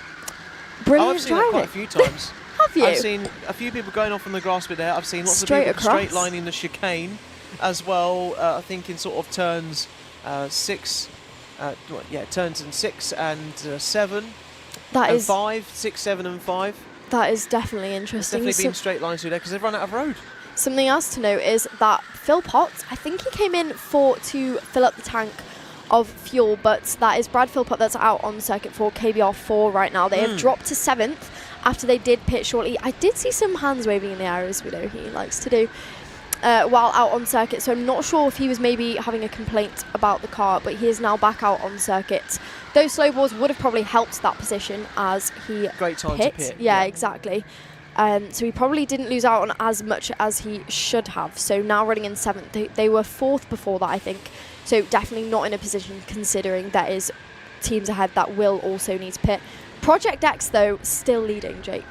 Yeah, Project X out in front with a gap of 36 seconds at the moment ahead of Nameless Endurance and a Nameless Motorsport. Can Nameless Motorsport teams and Nameless Endurance, can they hold on to their 2-3 right now towards the end of this race? It'd be very interesting to see as TRX Motorsport setting the timing screens alight still. A 1:14.641 is their fastest lap at the moment, coming through. Their last lap was, well, a second and a half shy of their best right now, so wanting to get back up towards the 1:40s. But when you're caught up in traffic like this, so hard to get a clean run of a lap because you're obviously worrying about racecraft, you're worrying about keeping your track position, and if you get a little bit out of kilter, and there's, as we can see, Harry is out for the Senior Frogs at the front, and well, letting, I wouldn't say letting that driver through, but they are in a different battle at the moment. That's Maple Team Orion, they're in 5th place, and Senior Frogs back down in 26th right now. So quite smart from Harry if you knew that wasn't for the lead. Callum Clark in the live chat says, can we get an interview from one of the drivers? Well, we have Chris McCarthy down in the paddock right now. I'm sure for the remainder of 5 hours, we will have plenty of interviews and features coming your way, so stay tuned. Here we see Philpott going down the inside to make a move as he hunts down another kart that is in front. He is hunting down now kart number 15. Don't think that is that is just for track position. However, he will be trying to make up all the time that he can, them still running in 7th. You can see that is Philpott there with the white and yellow suit. It's standing out significantly, actually, this part of the circuit. Now, Jake, I know we spoke earlier, about an hour ago, about the weather conditions, and I was feeling really positive. I'm not going to lie to you, there is some serious clouds coming out. Yep, I called it. I called it yesterday at like 4 p.m. or maybe 5 p.m. maybe. It was saying to me yesterday on the weather front that we're going to have in the final hour or half an hour of this race, we're possibly going to have some rain. So I'm just going to quickly check on the weather app I've got here of if that has changed at all and how that's going to affect things going forward. But so, right, the highest chance of rain has increased in the time that we were thinking yesterday, between 2 and 3 p.m, the final hour of the race. It was about 40-something% yesterday. It's now 59% likely that it's going to be raining in the final hour of the race. So there you are. And the clouds are proving it. But whilst we, well, scaremonger over the weather conditions probably a bit later on, we will go down to Chris McCarthy, who's catching up with, well, pretty important face around here. Thank you, guys. Yes, I'm down here with Alistair, the karting manager here at Kart Silverstone. Alistair, well, we're into the morning now. We're getting closer to the finish. First of all, I just want to ask you, you only opened this facility a matter of weeks ago. How has the journey been from opening to doing a very ambitious 24-hour race? Yeah, I mean, it's been intense, to be honest. We opened sort of 7 weeks ago officially to the public. We had a little bit of pre-testing with staff, family and friends before that, but yeah, it was hugely ambitious for us to run a 24-hour race, but we didn't want to miss the opportunity with the C1s being out on track and doing their 24-hour and working alongside the team over at BRSCC to make sure the event becomes a little bit bigger. So yeah, hugely ambitious of us, but the team has done a fantastic job. We spoke about this yesterday. It's been a bit of a 10-year journey, hasn't it, from when the idea first came around that we want to do a kart track to now this happening. How's that journey been for all the team here at Silverstone? Yeah, intense again. So yeah, it was always the ambition of the BRDC to have a world-class karting facility here, and there was an indoor track here some time ago that was around for a little while, and then that closed down when the museum took over the facility. So they wanted to have something, but they wanted to do it right. So the planning process and getting the funds together to be able to put together what is deserving of Silverstone took a little while. I've been in this role for just over a year now. I was brought in March last year, and so the planning process was long, and very strategic, and we just wanted to make sure we got everything right.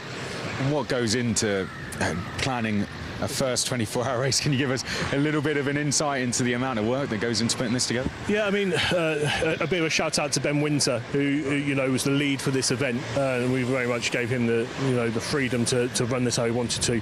A lot of us have worked at karting tracks before, so we leaned on our previous experience. You know, this is my 10th 24-hour race that I've run from when I worked at Daytona Motorsport as well. So just putting all those learnings together and trying to make sure that we deliver an event that's suitable for the public. And you know, of course, a lot of the public have been here, but some very famous faces have also been here as well. You can see you've got some signatures on the wall in there. Tell us how that's been welcoming Formula One drivers. Yeah, challenging at times because their schedules are a lot harder than ours to fit them in. But yeah, it's great, and the feedback that they've had from going out in you know what I'd call proper race karts, senior X30s and KZ gearbox karts has been fantastic. Just a couple more questions for people watching that like the look of this circuit. What opportunities do they have this year to come down and race at this circuit, and also what young drivers have if they want to get out in the kart for the first time? What can they do here at Silverstone? Yeah, so we want to be accessible to everybody. So we've got open laps, which is an entry-level product where people can just come do a time session with us, and that's for bambinos all the way through into adults, to try and get as many people into motorsport as we possibly can, people to come and try it. With us being Silverstone, people are naturally drawn to us anyway, so the motorsport fans and the karting enthusiasts have certainly come out in their droves to come and try out the circuit. So moving forward, we just want to focus on getting new people into karting and introducing and raising the profile of the sport overall. We've got a Bambino Academy launching in 2 weeks. We've got the 8 to 15-year-olds can come down here and race in their own championship, and then there's more endurance races as well, and not just opportunities for drivers, there's opportunities for people who want to work in motorsport here as well, isn't it? Yeah, absolutely. We want to create more motorsport professionals, whether that be people like myself running facilities like this or genuine drivers. So we've got full support of the BRDC to launch this academy and start bringing people through into motorsport and helping people get into motorsport, because it's not such an accessible sport that it was 15, 20, 30 years ago. So yeah, we just want to get as many people in as we can. And I get the ambition, isn't it, to get a Bambino start here and win the British Grand Prix. That'd be pretty cool. Yeah, that's the overriding ambition. I mean, that's 15, 20 years away, but even if we could get someone that started out as an adult or a teenager here who moves into a professional racing career, and we can get them racing at Silverstone, and that's a huge success for us. Alison, I'm sure you're very busy. We'll let you get back to it. We'll go back up to Jake and Keel in the commentary box. Thank you very much, Chris. It is always great to get insight from an official like that, because I think, this Silverstone circuit, there was a lot of ambition, there was a lot of talk of it over the years, and it definitely hasn't disappointed, not only with the thought that has gone in behind the circuit, but the facilities also. Yeah, hugely. I mean, I can always remember thinking it would be really cool to have a track there, or you'd hear lots of conversations about, why doesn't the home of British racing have a kart circuit? You see tracks like Spa, Francorchamps has got in the final third sector. You've got the kart circuit sort of in that part of Spa. They've got their own one. They've got plenty other circuits around the world that race on the F1 calendar that have got their own kart circuit. And finally now, Silverstone has got one that not only can have great races like this, but a track that it can be really proud of. It's incredibly long for a kart circuit. There's nearly 1,400 metres or so, isn't it, out there? So plenty to mull over. Plenty of turns as well. There's 18 turns, which is quite a lot to remember. But named after, obviously, the main circuit. And if you think of other tracks on sort of the UK calendar, on the British calendar, maybe for you, Keel, this season, and for some of the championships that I've been covering, you think of PF International, you think of Wilton Mill, you think of Shenington, you think of Rowra. Not anywhere kind of near as long, but equally got their own challenges. But it's so great to have a real state-of-the-art facility like this that is going to be obviously incredible into the future, not just for the next couple of years. And this isn't to say that this cannot evolve as well in a long time, but it's great to start from the point of where we're at. That's the 31 there coming onto the weighbridge, and I think for the first time, that's the Loughborough Fast and Curious team. For the first time I've certainly seen this, we're starting to see underweight penalties or overweight penalties there at the moment. So 2 lap penalties being given for maximum or minimum weight limits, which has become a bit of an issue. And this may be where, I don't know, they've sweated off some of their, I mean, not to be disgusting, but, you know, they've sweated off some of their body weight and they're not putting enough into the karts now, and maybe going between different team members. There's a slight weight difference. You can see our cameraman is down in the workshop as our maintenance staff here at Kart Silverstone have been working right throughout the night trying to keep these karts going, making sure that they're all really working on the chain there at the moment. You're right, and this is the problem, not the problem, but this is the difficulty as you get 19, 20 hours into this race. It's that teams you can get lazy, you can get sloppy. Unfortunately, we've got a driver in the barrier on the grass. It looks like they are going to be assisted to by a marshal, again holding their very own yellow flag, while the marshal's going to try and hopefully push them out, but it looks like this is possibly going to call for some slowboards, which is going to be good for whoever is in the pits. We have got one of the EDK teams, the Deaf Association, and the Loughborough Fast and Curious also in the pits. TRX, the Academy, their second team, also in the pits. This might be a good time for them. It looks like, though, that kart is possibly going to have been pushed back out because I can still see greens out on circuit. Here, though, you are watching one of the maintenance stops. Can you believe our maintenance team has been here the entire time? It's incredible effort. They're really committed to the course of this 24-hour race, and we're being told this maintenance, the guy at the back here with the glasses on, he still has the same socks on as he did all the time ago. And he's got not just the same socks on, he's got possibly odd socks as well, the pink and yellow. Yes, it was Chris that was with us in the commentary box when we saw this earlier, but those socks, everyone loved them in the chat yesterday. And there you go, the man, the myth, the legend is still here doing the maintenance stops. We had 90 maintenance stops as of 8:30 this morning. Clearly, more added to this. They were hoping that was going to be it, but it looks like not as of yet. They look like, they're ready for a shower. For starters, and they are going to be absolutely deliriously tired. Of course, everyone must have done 2 maintenance stops by then, therefore by the end of the night it was all evened back out. It's incredible work by these teams, though, because we're just seeing one kart being worked on here. This has probably been done multiple times right throughout the night, just non-stop. 90 of them, yeah, but just constantly one in, one out. It's probably relentless for them because the karts are coming in trying to find their best, trying to screw that back in, make sure the cover is back over the pedals and the main fuel tank part of these Sodi karts up on the jack at the moment. It's good we're getting some intel actually about the causes for some of the underweight penalties. Particularly we had one for the BN Racing guys. They had a low fuel level after a late pit stop, which caused the underweight penalty. So their fuel between sessions. Trying to keep track of that in the awnings as well down in Parc Fermé with all of our teams. Trying to keep an eye on strategy. Those are the kind of things where it might just look like they're looking at lap times and not maybe doing too much, but it's important strategy to the rest of the kind of how long do we have left? Nearly just under 5 hours we have left here at Kart Silverstone. There you go, 4 hours and 54 minutes. The clock is ticking down second by second, and we're getting I think, considering where we started from, obviously, we're 20 hours in nearly. 19 hours in at the moment. We're getting close to the 20-hour mark. We're getting close, and it has flown by in the grand scale. I know we went and slept for a few hours, so we sort of cheated a little bit, but yeah, we feel bright-eyed and bushy-tailed as of a couple of hours ago. So, however, that is like the maintenance team you've seen. There has been some people who haven't quite had the privilege of getting some sleep. I know we came to lift the spirits in the paddock this morning, which, to be fair, considering how little sleep people have gotten, I think the spirits are good. Yeah, for 4 hours left. And you think the adrenaline is pumping as you see these two here some sideways action, having a great battle. That's our 27, Not a Clue Racing, battling away. I think that's one of the is that one of the KBR teams around there? Not trying to pick them out. The 26 drivers further down is not looking like it's possibly for track position.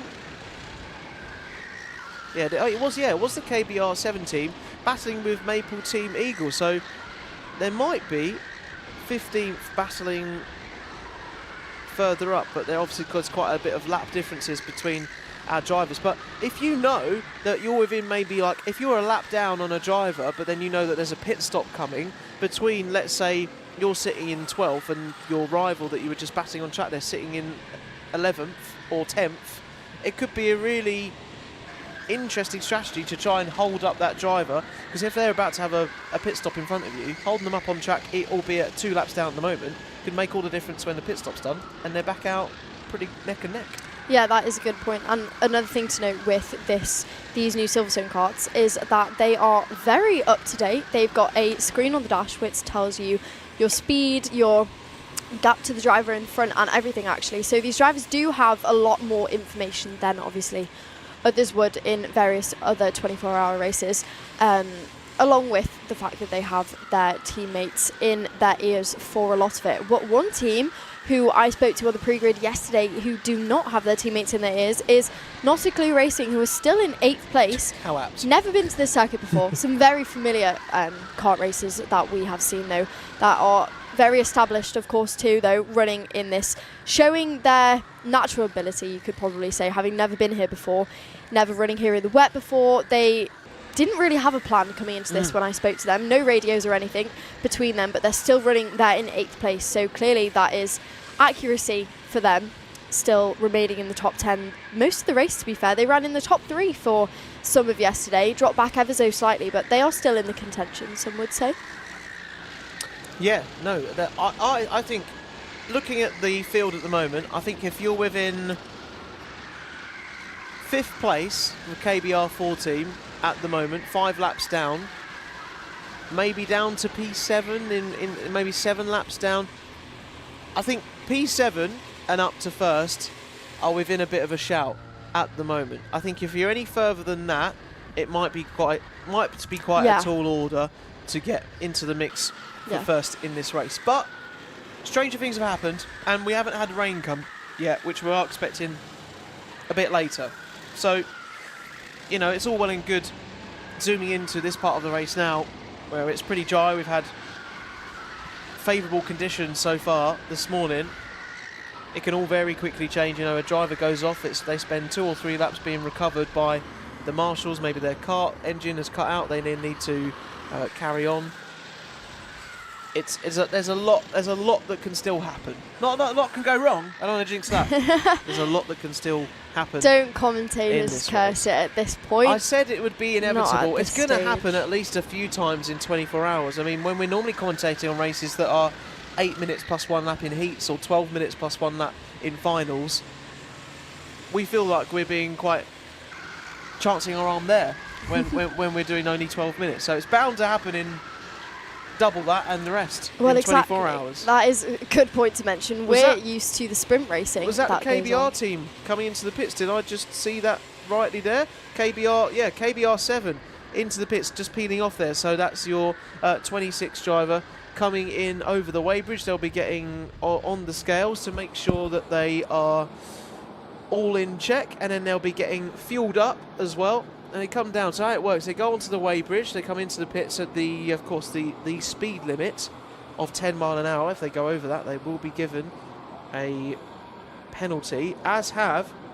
the 29 runners most recently. Just seeing that pop up. All or nothing.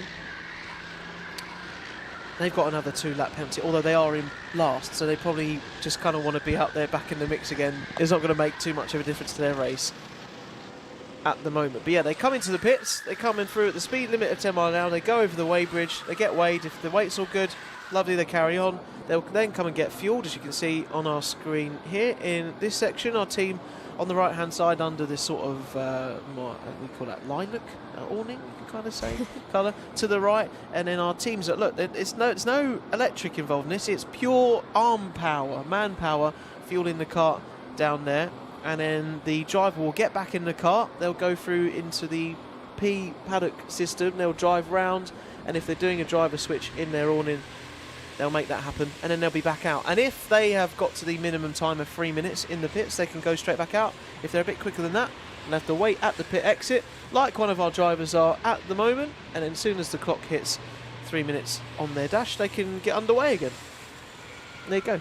There's your life story about the pit lane.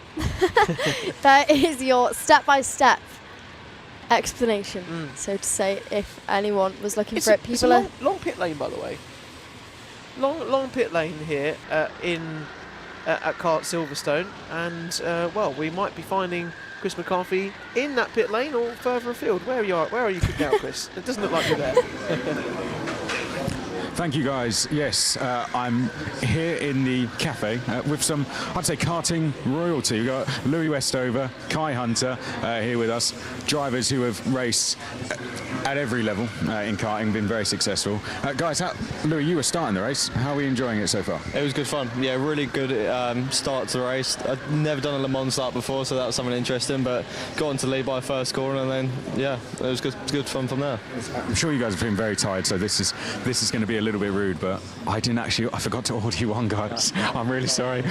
Cheers. Kai, sorry about that. So that's actually really rude. Yeah, how are you finding it? I mean, you guys are used to doing like 20-minute races, so what's a 24-hour race like? Yeah, it's a lot.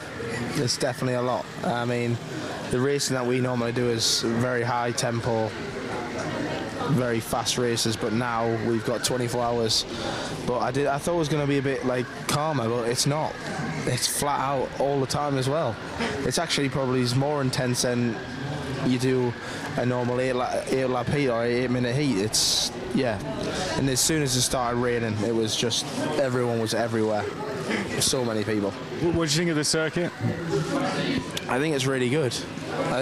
I mean, the track limit thing is hard, obviously, this week because we've obviously got to stay in the white lines. I get it.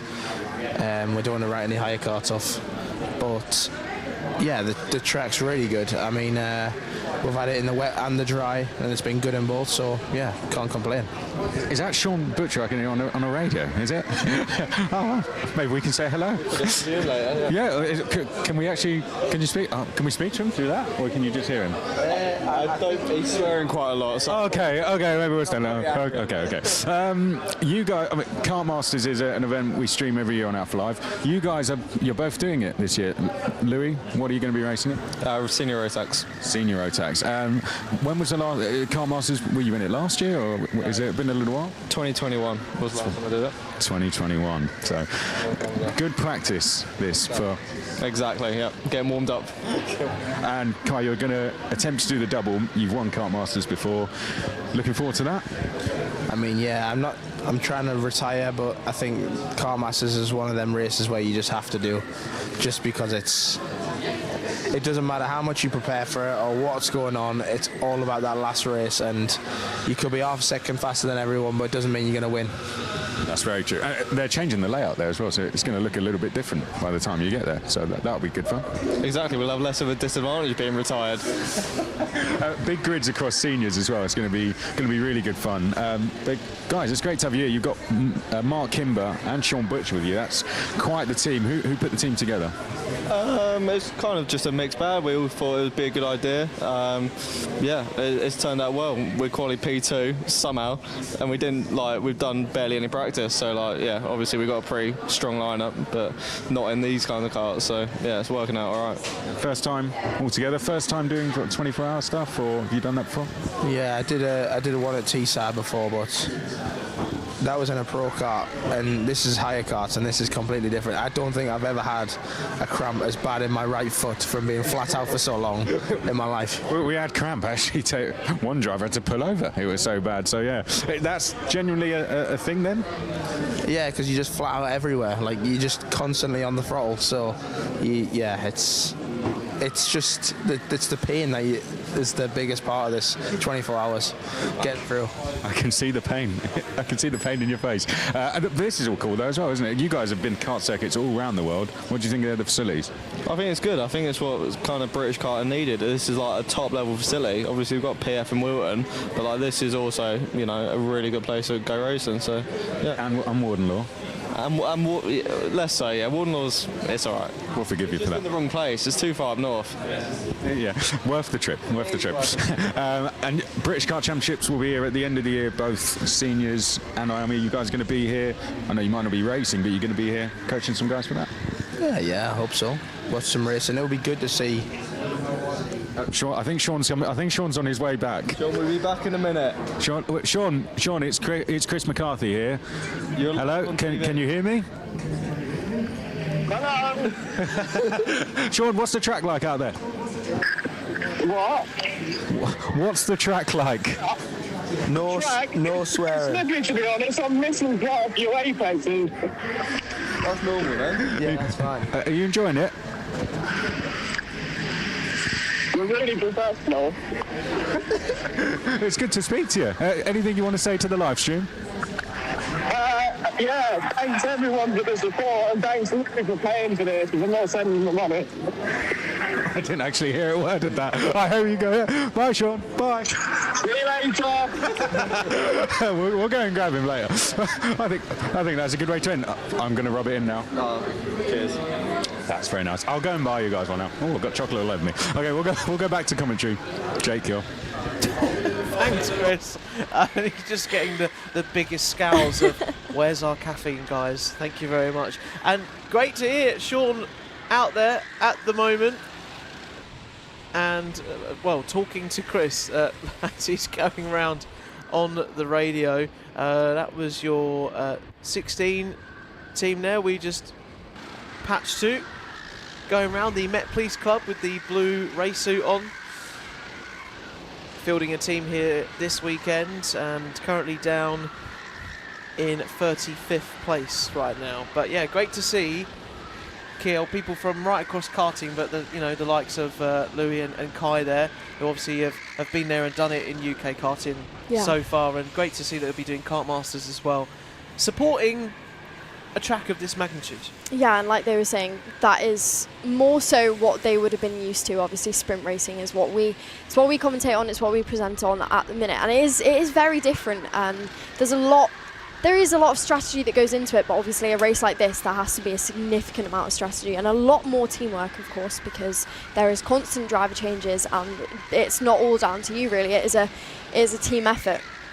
But yeah, it's good to get the insight, and of course, seeing like drivers like they call themselves retired but still appreciating the new facilities, and I think every kart driver, they're not even in their 20s, are they, both of them, and they're retired from karting? I mean, correct me if I'm wrong, but yeah, I can't believe that they're all thinking about retirement, but obviously they may be looking forward to head in the karting world to do that driver coaching, to support the stars of tomorrow, as well as having their own fun as well.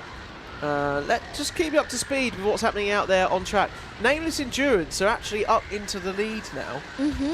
They weren't too far behind. They were sort of at a 36-37 second gap at one stage, and both Nameless actually are up into P1 and P2 as they just come across the line now. So Nameless Endurance, Nameless Motorsport are leading the charge ahead of Project X, who did start this race on pole. So nowhere near done and over yet.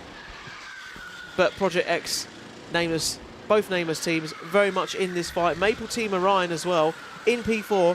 KBR4 team, definitely one to watch out for as well. They're your number 11 kart out there right now, and trying to build back up with their superstar team of their own round here. Names Endurance out the front. Oh, and there's Chris McCarthy just giving us the biggest jump scare of our lives. Am I still here? Is my heart still beating? He's indulging in that nice coffee of his. I don't know what's in that coffee, but it's doing something. The coffee that he didn't get anybody else. I think that's crazy. Not the drivers he was speaking to, just himself. I don't think I've ever seen Chris that close up, to be honest. I don't think we need to see that again. It was quite it was quite the shock. Yeah, there are, just on the chat, you see that, just realised there's two Nameless teams. There are two Nameless teams, Nameless Endurance, Nameless Motorsport. We had Chris McCarthy on the live stream last night, getting a tour of one of the Nameless awnings, and getting the Jesus sandals. and finding themselves there. But Keon, I think it's been great for us to kick off the stream again. You're going to go off and find some more unwilling guests on the stream now that are 20 hours into their stint nearly now, and yeah, have a good one. We'll catch you down there. Thank you very much. I will see you very shortly. All right, so you got the 46 on your screen here. Project X, that's your third place runners right now. And as we get into these latter stages of the race, it's going to start to become even more integral for our runners in at least, well, the last hour and 45, 2 hours, because when we get into that period, there won't be a need for a pit stop unless they want to do a driver change, because the fuel tanks of the Sodis can go for about 1 minute and 45 if you're going flat out. When it gets towards about 1 minute and 45, 2 hours, we're into the territory of the final stint, but we're not quite there yet. But we're getting closer to it. But our Project X team, you saw, were going around and trying to find their feet and their place in the race. So that's your 49 at the moment. The TRX, the Academy, chasing down the 24th runner at the moment. And Chris McCarthy. Hello. Is back in the commentary box. Hello, my friend. Yeah, good to see you. Had a fun morning out there with Jack Crawford and the like? Yes, it was absolutely great. Yeah? It was good to... the attempts of cribs were pretty good, I thought. I thought people took it into their own, quite literally. Yeah, I literally thought that. Nice to have a Jaffa cake as well. I really wanted to have what was in the box of celebrations. That looks... the cake in there looks really, really nice. But you got to keep going somehow, haven't you? Exactly that. Exactly that. Good to speak to Sean Butcher whilst he was out there on the circuit as well. That was... and you didn't swear, that was good. Yeah, that was I was good. worried for you. That was good. When you're out there and you've been out there this long, maybe done a couple of stints, your mind's probably all over the place. Yeah, absolutely. You're trying to sort of, get yourself together mentally, also physically out there on the track. Because I still kind of see that. I'm sure it's dry out there, but it looks a little bit almost at the moment like. I thought I'd lost these. Oh, you've got sunglasses here in front of you. I could have done with those earlier. They're beautiful, to be honest. actually. Yeah, I could have really done with those earlier. And do they suit me? I don't think they suit me at all. I think they just do cut suit to you. the commentary box camera here, you can see. I think they suit you. Me wearing Chris's glasses. It's just, I don't think it's the one, to be honest. I'll just keep wearing them, and then you can just cut to me if you want at any point. We're you look like a host of Eurovision. We were watching that last night. Yes, with despair. we were. Unfortunately for the UK. Yeah, well, but if he'd been wearing these sunglasses, he might have done even better. Could have been even better. But there we are. On screen here at the moment, we are in the section. I think we're in the final sector of the track before they get towards turns 16, 17, and 18. And I saw you catch up with the Sofa King Fast team this morning, and you didn't even realise you were in their awning until you got there. I just saw those sun lounges, and I was like, I'm going to go and have a sit in those later, 100%. And I didn't realise it was then. I nearly fell off the chair a couple of times. It was so. We were hoping that, unfortunately. We were. It was Sofa King comfortable. Sofa King comfortable. It was. It was. It didn't look like that. Exactly. So I absolutely loved it down there, and a bed with no duvet though. I didn't really. Oh. Yeah, that's not ideal, is it? No, you have to just use your jacket basically. I was saying you got enough sleep last night though, didn't you? Didn't need to sleep again. I think. Well, you would know. Yeah. It's a bit bright here. But yeah. You've now become Tom Cruise, just for the rest of this stream. It was good. Good setups all around, I'd say. The TXR guys, they had a very good TRX. There we go. Like 4 teams in there, and really nice setup as well. So, I think it is starting to hit people though. The tiredness. Right. Yeah.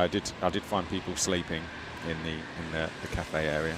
So, yeah. Well, talking of the TRX guys, we've got a few teams out here at the moment. They got the fastest lap of the race right now. They are 8 laps down, so they're trying to claw their way back. But they were running up in sort of the top 3, top 4. So there's been changes all around here. And look at these two battling.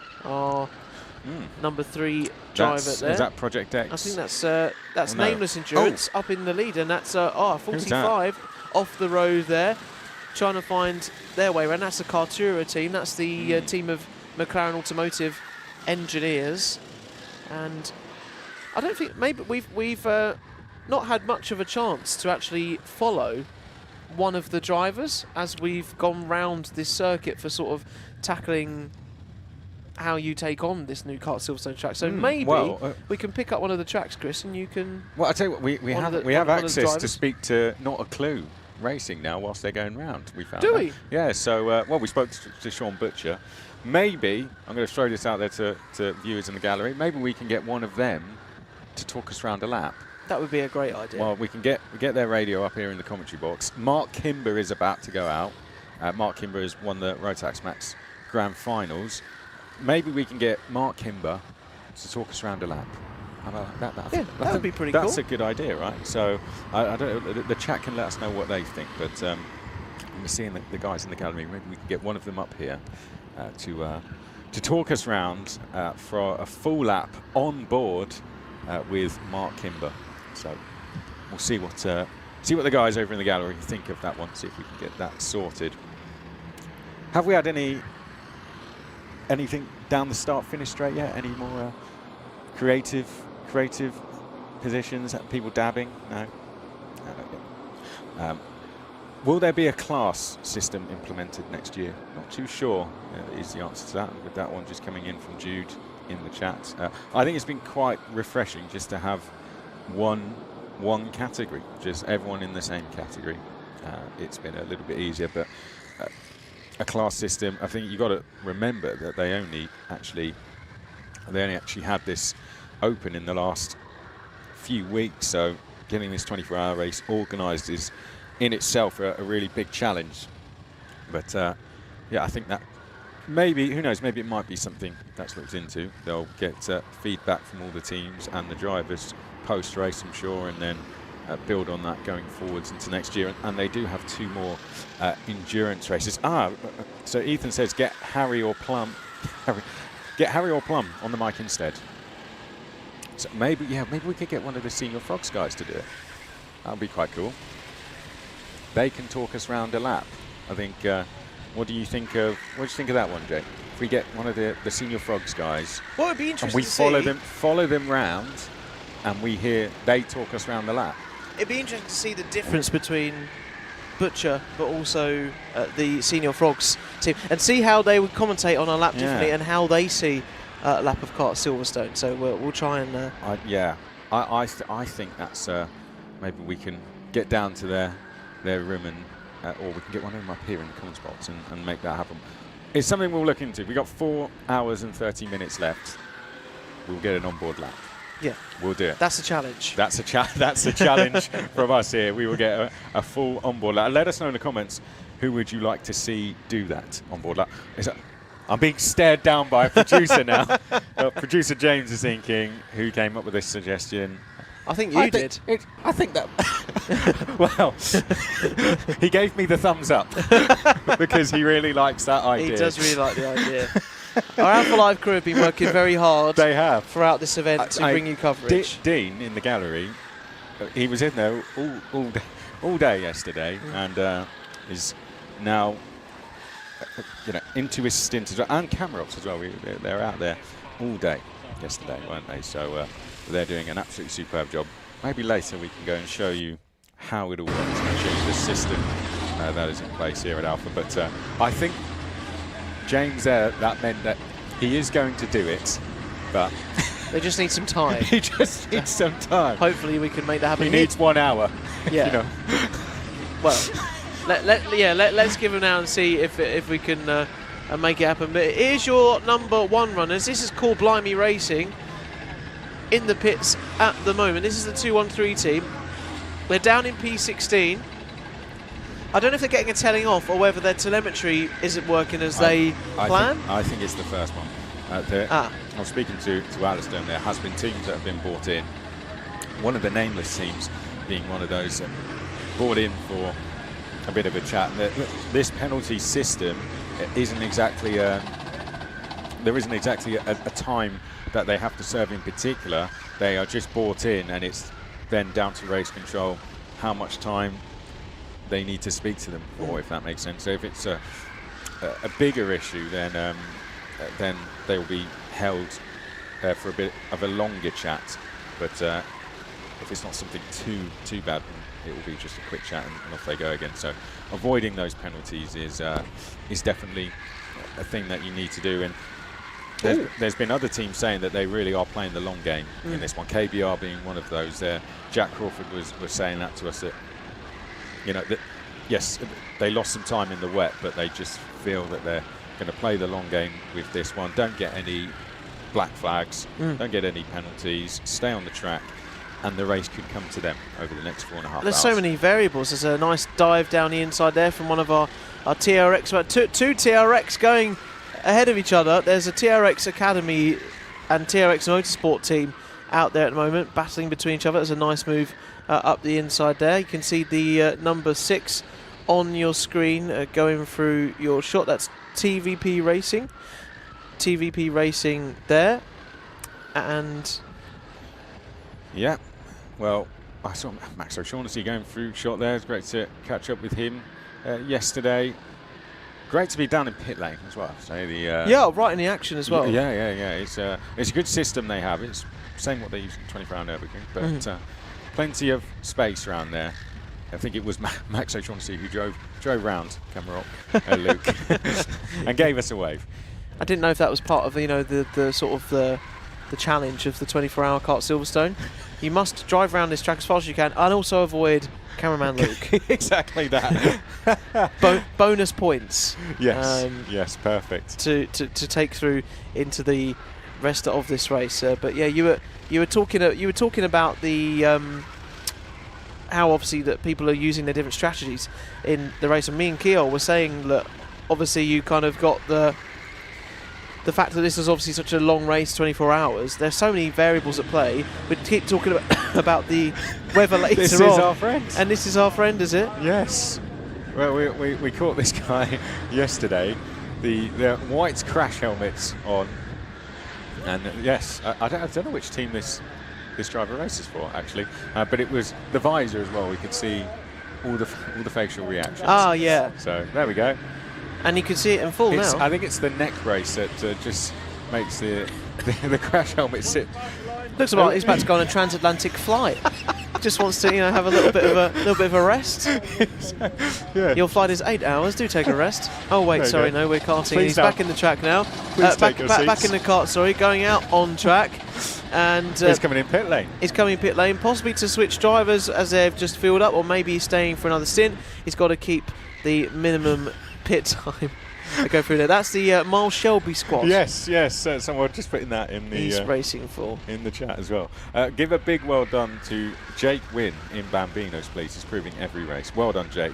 I hope I'm pronouncing the last name correctly, but Alan sending that one in for us. Do give us messages you'd like to be read out, and we'll get those shout outs coming in for you. Because if you watch Alpha Live throughout 2026, all the years, we've recently celebrated our 10th birthday, by the way, for Alpha Live. That's huge. Yeah. And I feel like a moment like this, in conjunction with Kart Silverstone, it just kind of is a nice milestone in conjunction with that. I think that's a very nice point. I mean, Alpha Live went from essentially filming the NKL, which is a karting league at Wilton Mill, in similar karts to this, I guess you could say. It's races that took place on a Monday evening, I believe, once a month. And the cameras were similar to the cameras we have here in the commentary box that were strapped onto the windows of the old the old race control building at Wilton Mill.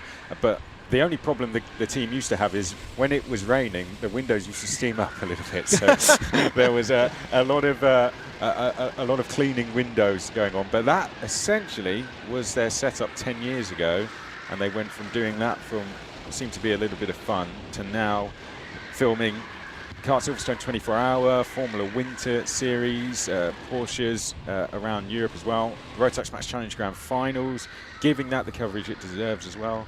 So yeah, and kart masters as well, which I think was another really nice thing. And we spoke to some kart masters winners earlier, which is always one of their biggest events. 4 days of full live coverage, 3 paddock shows. Yeah, I think it's been fantastic. You know, I first worked with Alpha back in 2015, 2016, and they've come such a long way.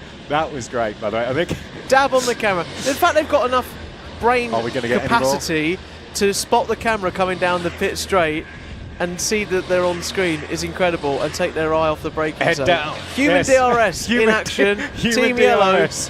coming through. Any waves? Any looks to the camera? Yes, more DRS from Kart 32. I'm interested just to see this. I could just stay on this shot for the rest of the race just to see what would happen. Someone give us a wave, come on. That's the Senior Frog going through. Frog, yeah, Senior Frog's going through. Bit of human DRS here for 30. It looks like it was about to launch out the car there. Not as much as yesterday. Someone was just chilling and just like putting their feet out the cart to go. Well, we were joking yesterday about how they were looking like they were on holiday, but you're talking about cramp. And the drivers getting cramp around here. Probably wanting to actually rest one of, obviously their braking leg out the car. I think that's very good observation, actually.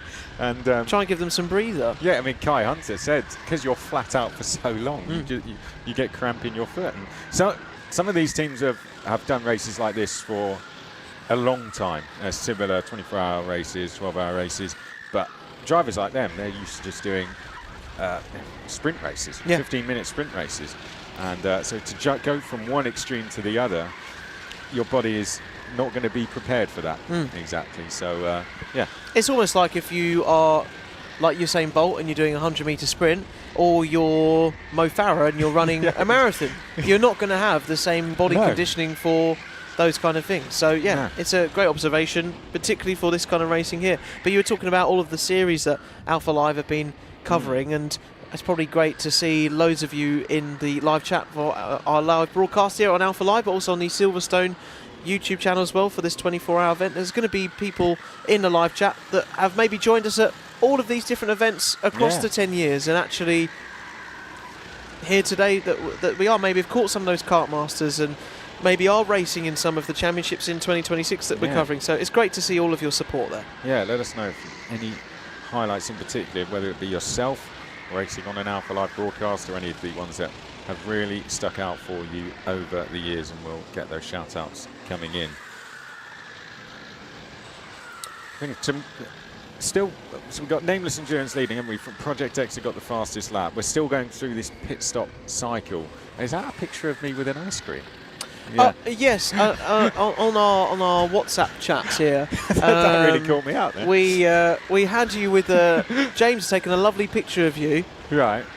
Down in when you were doing our sort of paddock tour earlier, and then our producer Luke has used AI to replace it with an ice cream.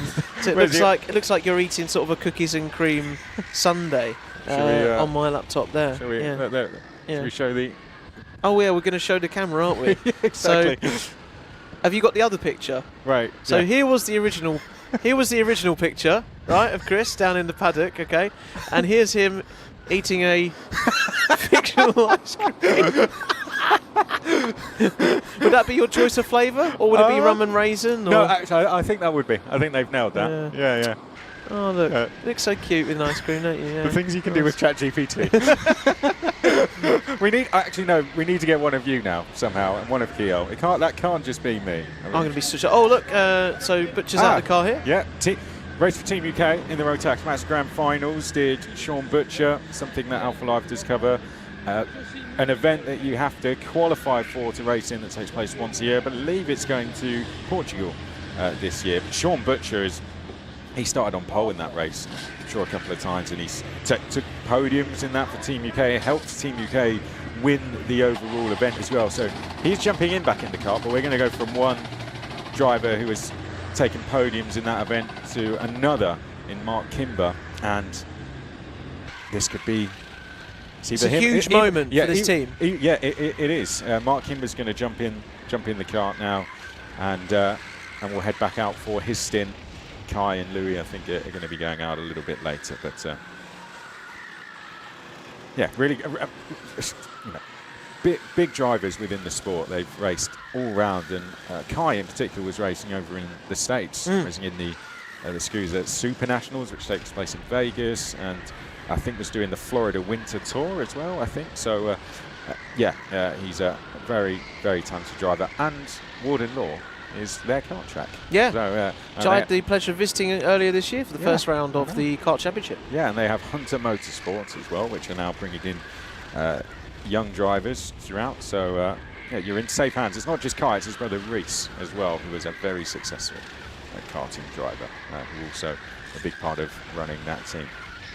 But here is Harry, or Road to Shore as you might also know him, in 52. We've been following the Senior Frogs round here on the lap, and we're coming through, I believe, around about sort of turns 14, 15, through Seagrave, through Seaman, through the wing curve, and not wanting to get some of the curve there. Took a bit of a clatter, didn't he, over the curve, onto the start-finish straight, and coming down past our commentary box now, and into turn 1 and spot the braking point, and there you go, right through. Nice stuff. How long has he been on for? I don't know. Oh, someone's saying an hour and 27. Gee, has someone got a stopwatch at home timing when he went out, and then that's incredible. That's very specific. Thank you, Ali. Keep got eyes and ears out there. If you could keep that coming in for us, that would be great. Then it looked like we're doing our jobs. Look at this battle though between the two of them. Oh, move round the outside of Harry. Is he going to make it stick and hold the inside into the next corner? No, because the next turn, I believe, would favour driving round the outside. So that's a nice move from our 23 runner out there at the moment around the Senior Frogs. I tell you what, some people saying that they want to see Harry before I sleep. So does that mean we've had some people with us for the whole stream? Yes. Some people have confirmed they've been here up to this moment. We've had at least about 4 or 5 saying they've kept with us. They've been up at night and following the action on the static cameras, and then when we've came back, and there's I want to see Harry finish before I sleep. That's that just proves the point right there. That's really cool. Let us know in the chat if you have been with us the whole time. Dive down the inside there from. Oh, love that. Love that. What does that hand signal mean? That means think about it. Let's go. Quite an exaggerated one, but I guess they've been out there probably for a very long time. But I do love that. I think we're going to see another move here. Just kart 30. Yes, my old race number. They can move. That's the Loughborough Cartel. The Loughborough Cartel. Who have made quite a gain up from, they were sort of further down, sort of in the 30th places. They're now sitting in P20. There's right now. There's one of our camera ops down at turn 1. And that is Reese. That's Reese. That's Reese on the camera. He's giving us a wave. Reese, lovely. Give us a wave. And he's been hard at work here at Kart Silverstone yesterday, and also here today with us, and stars of the future for our camera people. Well, maybe not by that camera shot that we just cut, that we kind of did him dirty on there, but the rest of the drivers he'll be catching. Slightly unfortunate. We promise that Reese is a great cameraman. He is. He was here as a runner with us, and now getting his work in as a camera op, doing a really good job for the Alpha Life team. We know Dean is time, but our director. I tell you what, Dean, the director, was having a little bit of a battle with some of the paddock yesterday, who were trying to get their face on camera or get their phones on camera on our in front of the cameras our stationary camera down there. I'm sure there's quite a lot of static shots that Dean has of people. And part of his battle yesterday wasn't just to be swapping between the cameras, it was to keep people off the cameras. Get people off the cameras, exactly. So, yeah. Well, here's our number 44. It's not Lewis Hamilton, unfortunately, this weekend, coming down the start-finish straight, but rather it is the Rango and Red Mist team. Yeah, no pressure on display. Yeah, sorry about it. I've just put that right on there now. Exactly. Can we find, where's 33 as well? Exactly. Where's number 4? Just put all these really big numbers out there. Just keep going. Where's 77? Right, let's watch Lewis Hamilton 44 going round for a lap and see British Grand Prix winner. Can you imagine if he just came in the pits and took his helmet off? He's like, yep, it's me. I've been racing this whole time. Yeah. Incognito. I'm not sure if he's enjoying his time between the races with a certain Kardashian. Maybe. I don't know what he's up to at the moment. Yeah. Well, I have to say that doesn't look like the build of Lewis Hamilton, unfortunately. No. This driver at the moment, as a doppelganger, is not quite cutting it. It looks a bit shorter than Lewis Hamilton. Yes, yes, he does. But yeah, we'll say. Oh, there's the double karts. I mean, yesterday on the stream, remember we had Daft Punk were taking part as well. We did. Not to forget them in the gold helmets. And we've got Ainsley Harriott on the back of one of the crash helmets out there. What? As well. We need to find. Does it say, "Why, hello, Jill"? Listen, the person I was running after in the pit lane, I recognised who that was on the back of the crash. It was Ainsley Harriott. It was Ainsley Harriott. I don't know what the story is there. What team was that again? I need Director Dean or Producer James to remind me. I'd love to know. But yeah, no, I really I want to get that on camera so people know I was in line. It was purple helmet, wasn't it? That kind of made me speed up a little bit more. I was wanting to see the face on the back of the helmet, and it was it was a big smile from Ainsley. You were running so fast after the go-kart, you were speeding in the pit lane. Exactly. You were going faster than 10 miles an hour. I know. It's incredible. Have you got 2 laps to your name? Well, yeah. I've got 2 extra hours in the commentary box after the race. Brutal. No, I need to find. Yeah, we'll find out who that team was, and we'll show that to you guys because I think in terms of crash helmets, there's been some good designs. That one's my favourite so far. Actually, that one's my favourite so far. But I think a lot of the helmets on display are the Arai helmets. They've been, as you can see there, got the Club 100 sticker on, so you can see our Maple team of Emerson going through there. I'd like to think has raced in Club 100, not just got the sticker on it for show. Just for show, yeah. Racing here this weekend. You've got. I like this one. What's this? Kart 9? Kart 9 like behind. a golf. Yeah, it's like got like a golf livery that McLaren had, isn't it? The special livery in. Was it Monaco last year? Yeah, it was. Yeah. I like that one. That's quite cool. Who's that? Number 9. Number 9. Well, we'll keep looking into crash helmets. I think Kiel has some information for us. Let's go down there. Well, thank you very much, boys. I was getting excited because I'm down in the pits on black flag duties. I'm not going to hold it up too high, but we thought we had one, and I was getting ready to give it a wave, but it looks like that was a false alarm. There are quite a few karts out there, though, who are on their very last warnings, so they better watch out because I'm ready. Thank you, Kiel. Yes, we need this. We need Kiel to wave the black flag for us. Someone asking if we need a lizard helmet. I still don't understand this, by the way. But yeah, I think so. Look, someone just gained 2 for the price of 1 there, being let through, and a thumbs up from the driver at the lead of this trio now. Good to see Kiel down there with the black flag. I'm looking out the commentary box window and I can see that one of the Kart Silverstone team are down with her. So I believe she is currently at the ready to wave a black flag for a kart, which is going to be something interesting to watch. There you can see instructions are being given. Cameraman Luke is down there as well. Confirmation, I think, just coming in as to who is going to receive the black flag. There is. I think that's it. Is it Kart 42 has a black flag? I think Kart 42. Who's that? Oh, there she is. So we do have one about to go out. Kiel, let's go to you. Yeah, I'll start it out. Okay, ready? Now's my time.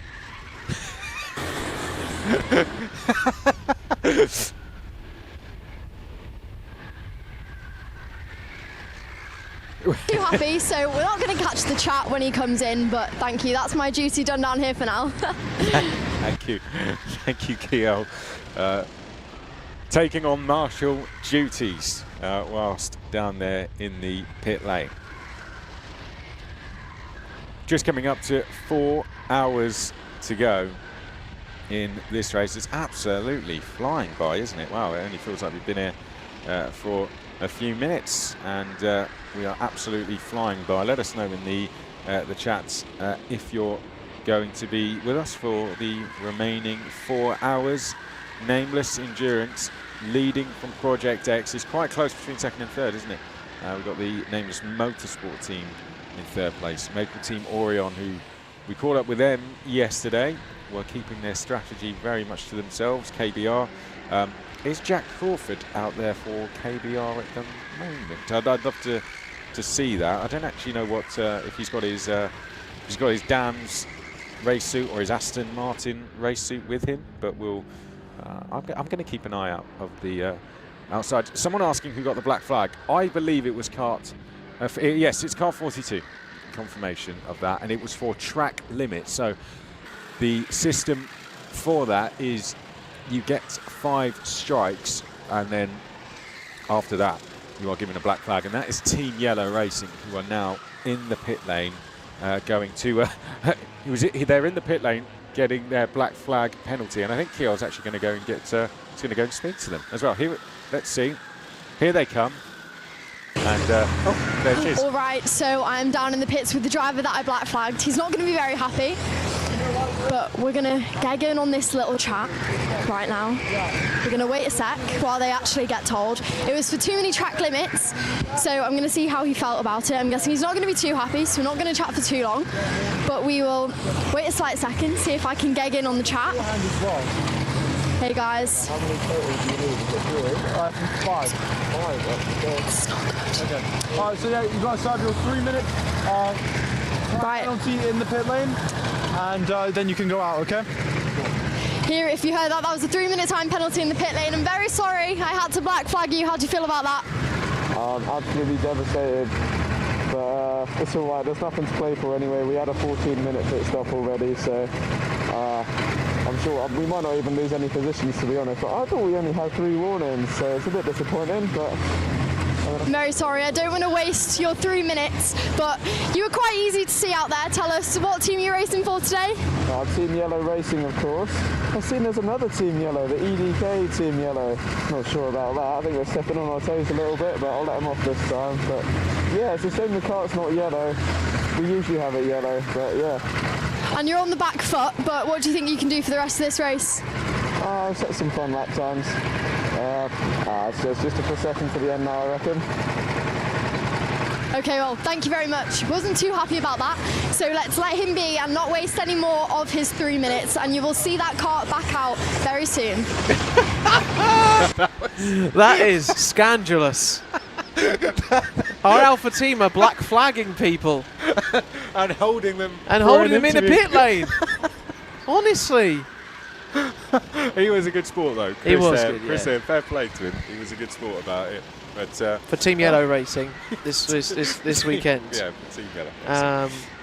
Kart 42. Oh, Ted Kravitz has got to watch out for his job there.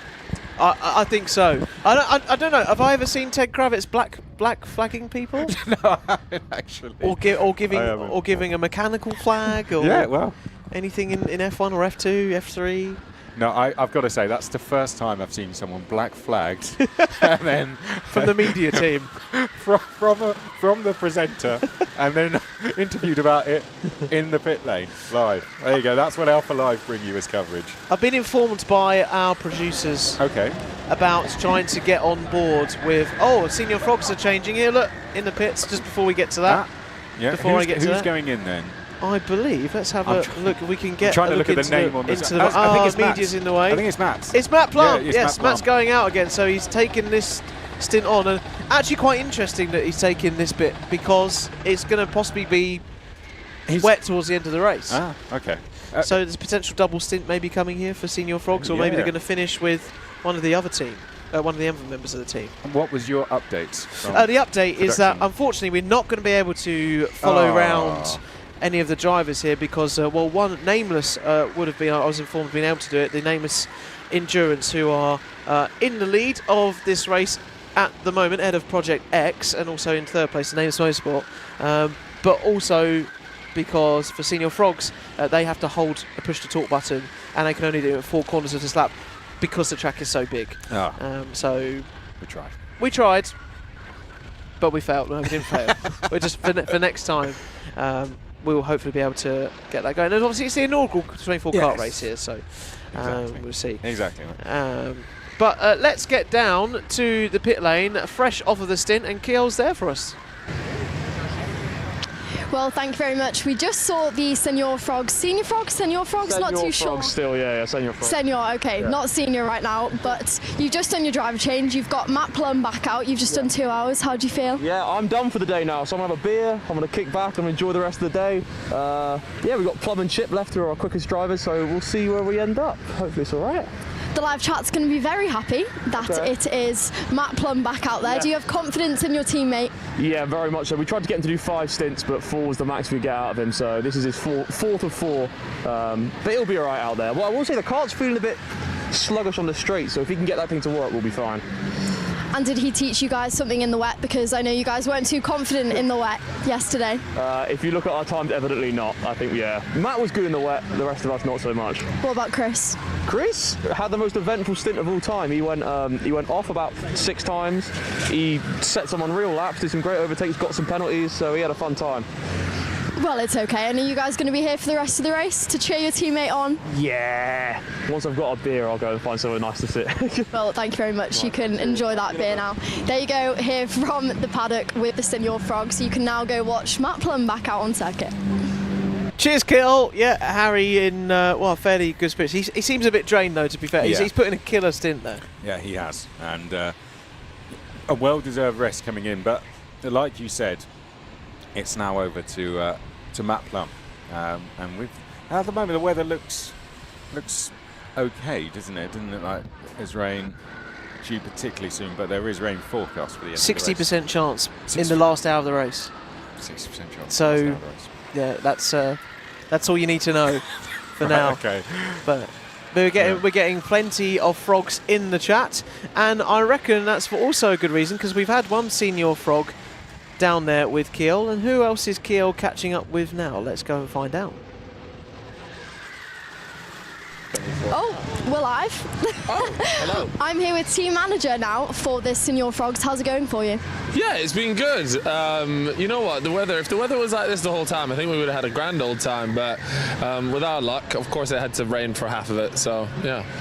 Yeah, we did hear from your team. You weren't too happy about that. We saw your interview yesterday. You were taking it very seriously with that headset on, like a Formula One team boss. Yeah. Is this going well for you so far? How are you feeling? No, I think it's the best way to describe it is a disaster, to be honest with you. It's not gone at all as planned, and now we're just trying to enjoy the day. The drivers that have finished their stints, make sure they've got a beer in hand, and see out the rest of these 24 hours. Well, I'm sorry to hear it's been a disaster for you so far. Are you going to have a beer in hand while talking to Matt Plum for the rest of this one? Yeah, do you know what? I'm actually just going to turn off the radio. I feel like Matt Plum performs best when he's just dialed in, locked into the zone. So I think I'm just going to let him do his thing. Yeah, I'd agree. And confidence in him, where do you think he can get you guys to then?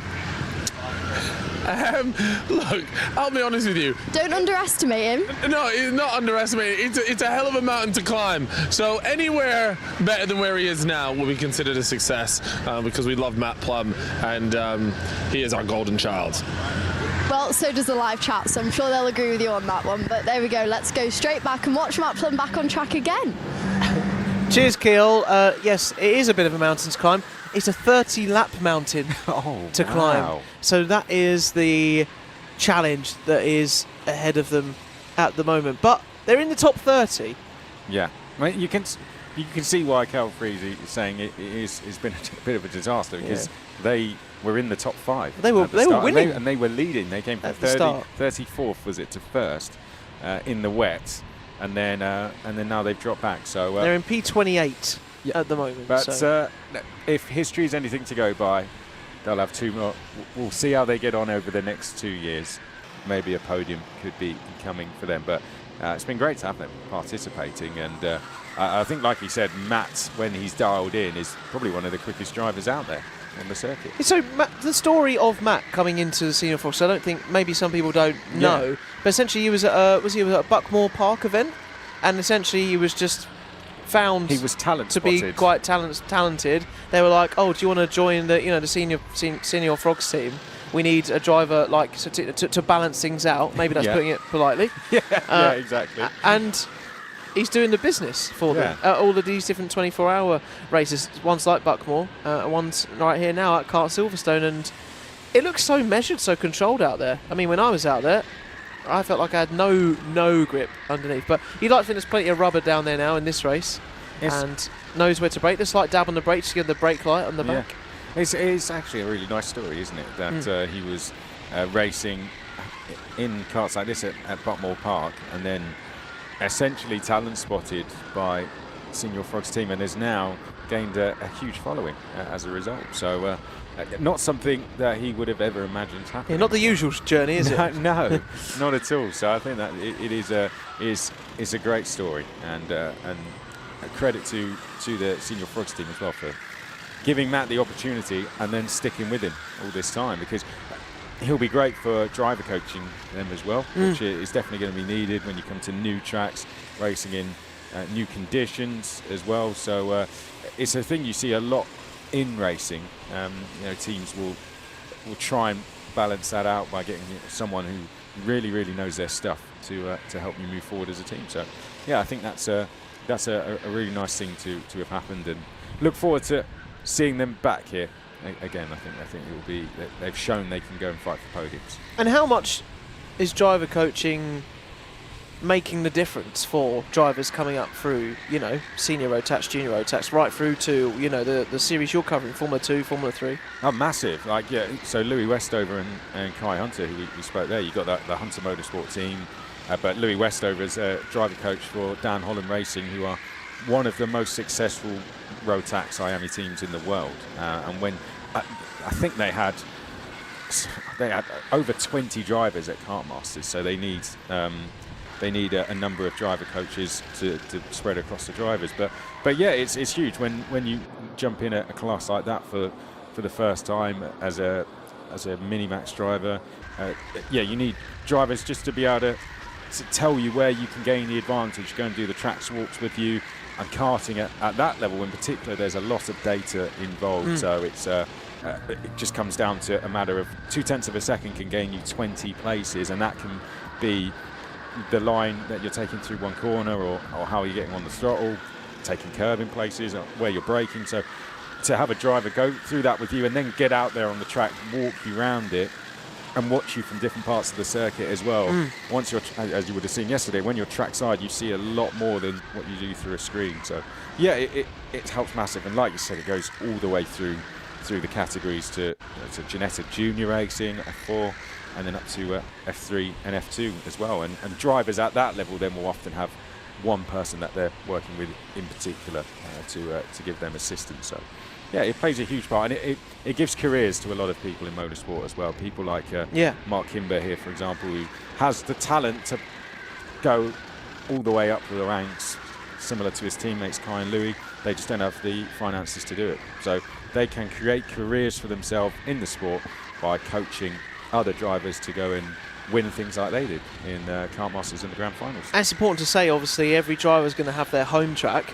I would like to think there's none of that here this week. There's a bit of neutrality around all that, because people would have raced around PF, Wilton, Warden Law loads, but they would never race around here because it's very new. No, that's I think one of the things that teams and drivers enjoy the most, because that's where you see the biggest test of who can adapt the fastest. Oh no! Oh, not again! Project X. Oh, Project X going slow. Oh no! In this stage of the race, have they run out of fuel? Have they got their engine in a bit of a twist? Is the chain working properly? What's the issue here? They're trying to obviously stay out the way of the track. They pulled off to the side. This is huge for the race. I think the chain's gone. I think the chain's gone because the throttle. There was a push on the throttle there, and there's nothing coming from that. No. The kart just came to a stop. And he's looking at the chain. Yeah. I think it's gone. So that is That is absolutely rotten luck. They were setting the fastest pace out there by at least 5 tenths ahead of Nameless Endurance, and they're going to fall right down the order now. That is such a shame. And we were saying that you get into these latter stages of the race, people and teams are looking pretty in their position of where they are. Yeah. But not anymore. That's huge. Oh, is he going to try? He's not going to try and fix himself. No. Well, actually, the rule is they're not allowed to, are they? They should be on the radio to the driver here. They cannot get out the kart. So they don't want to get themselves in any more trouble. Yeah, so just sit in the car. Here comes the marshal. Wait for the marshal. The recovery cart will now come out and pick them up, unless they're in a position where they can be pushed back into the pit lane safely. Yeah, I'm just trying to see. Here you go. Yeah, so the recovery cart's now going to go out, collect the driver, bring them back, and swap them into a new kart. So just trying to see where they are out on circuit. The yellow flags are up at Priory, so I think that, and we've actually gone full course yellow. So full course yellow now around the circuit. We just had a confirmation that is full course yellow, a chain for the car. Whilst you have the full course yellow at turn 8, so at Bridge, coming into that hairpin there. Yeah, it's a bit of a blind spot for us, isn't it, because of the elevation change. So I reckon the chain might have maybe gone in turn 5 and 6 and 7 through Maggots and Beckett's and Bridge. Yeah, I'm going to assume down that. to there. One of our although bad news for Project X, this is now an opportunity for Maple Team and KBR Orion to try and get onto the podium. KBR as well, yeah, you're absolutely right. So this is now, when it's bad news for one team, it's good news for another. And they will now be on the radio, Maple Team Orion and KBR. In particular, KBR guys will be saying, we've got a chance here to go and get on the podium. They've taken the chance, the Nameless teams have taken the chance to get in the pits. Get in the pits because it's full course yellow. Yeah, no, good spot. So, yeah, they're going to be in the pit lane now. I wonder who's out there for KBR. We'll have to try and spot them, but we'll see. See Nameless Endurance. Take your ballast with you. Nameless Motorsport, yeah. Well, that's got to go in the side pods, so they'll get that back with them now. That's such a shame, but hopefully we'll see where they can get back to in this race. Hopefully we're going to hear from one of the Project X team. Okay, yeah. That we were going to possibly hear from them before this moment. It's going to be even more poignant to hear from them on the live stream now. So once they get their head back in this race and try and find where they're at and where they're sitting in this one, we'll hopefully hear from one of the Project X team. But you can see them being brought back in for our I guess safety car or medical car. Bringing them back into the pits. Whatever you want to call it. See that engine powering the twin seat around? Big old engine on that one to get the extra weight around. Yeah. But a chance to kind of rest, but also just mull over what could have been. It's like, I don't know, what do you want me to do? Yeah. Well, this is a good line you're taking through here. Maybe I'll do that next time. They'll be able to get back out, yes, absolutely. So they're going to get swapped into another kart now, and then they'll go back out. Someone's saying they should have to finish in the two-seater.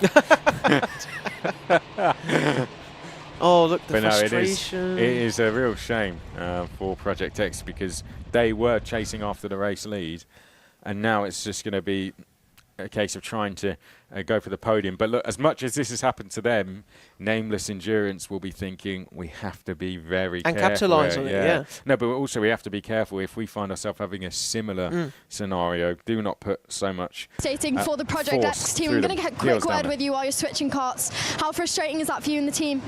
Massively frustrating. It's just the chain's wrapped around the axle. There's nothing we could have done about that. It's a complete mechanical failure. It happened in a straight line, didn't hit any curbs. It's just how it is. And you guys have been so consistent. We'll walk to your new kart. You guys have been so consistent. You won the 8 hours. Where do you think this sets you now with not long left? I have no idea. We'll see. Liam? Well, good luck. There you can see the driver heading into his new kart that was ready to go for him. How devastating, though, for the Project X team. We've been saying up in the commentary box, they are one of the most consistent teams. But while he heads out, we're going to speak to some of the team in the scrutineering bay, because we know that they have been here they will have been here for the entire 24 hours. They have had no rest. So we're going to see the iconic socks in. Hello, guys. Hello. These socks socks have been a topic of conversation on the stream. Is this daily attire for you? 100%. Yeah, daily attire. I've got about 6 different colours. Don't pair them up, just get them out and put them on. I've got orange, blue, yellow, pink. What are tomorrow's colours? Who knows? Whatever luck comes out the draw. Who knows? The world's your oyster. Absolutely, yeah.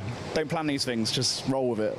But you guys have been working incredibly hard. We know you guys haven't had a break since last night. Tell us, what was it like? We know you did 90 checks over the night. It's been emotional, but you know, we managed to pull together and get through it. So certainly proven to the event that you know we've managed to get through all of those technical checks, especially in the first stint. Second stint, obviously, we had the one bay running. But yeah, no, it's every single one of us in here has dug out, got on with it, no complaining. Yeah. It must be really mentally taxing for you guys. Tell us what's gotten you through it. Food, drinks, anything? I'll be perfectly honest with you, just knowing our role, knowing our jobs, and just getting on with it. You know, just helping each other out. If one's struggling, like what tool's going to get you? You know, can I help you with anything? Yeah, just working together as a team. So it's working. It's working. So. Well, we're all really grateful for that because these events would not get underway without your dedication to it. But tell us, what are you guys going to do to recover after this? Because you all deserve it. I think everyone knows the answer to that. It's going to be lots of sleep. I thought you were going to say a beer. Well, there is going to be some beers as well, yeah, but we'll have some beers and then I hopefully get some shy and go again for next week, so yeah. Well, thank you very much. It was great to get the insight from you. There you go, hearing from some of our scrutineers and the iconic tie-dye socks that we have seen mentioned in the chat a lot. We'll go back to the boys.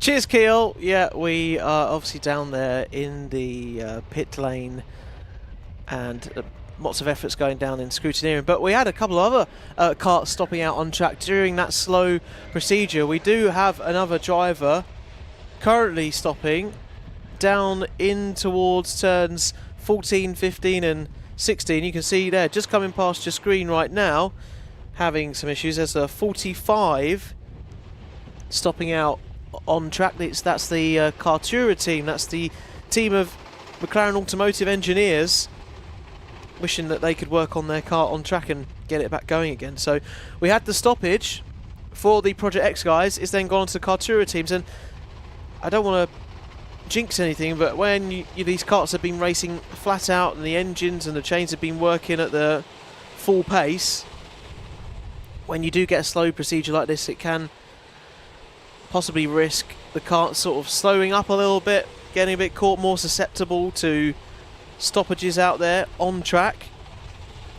But we wish them obviously the best as they try and get going again. Brad Philpott there, just in a fuel stop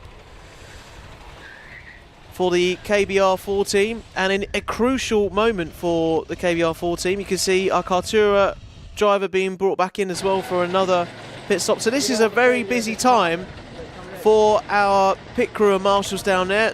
You're fueling up, you're swapping karts into spares. Dedicated team. We've got 3 hours and 46 going here. Trying to put a bit of WD-40 into the chain guard to keep it going as well. Trying to start the engine and make sure it's going to be back out there and ready to go. Our fueling team working very hard here. You can see them about to fuel up now. And using proper arm power. There's no electronics here. They're using the proper pump system to find their fuel into the tank.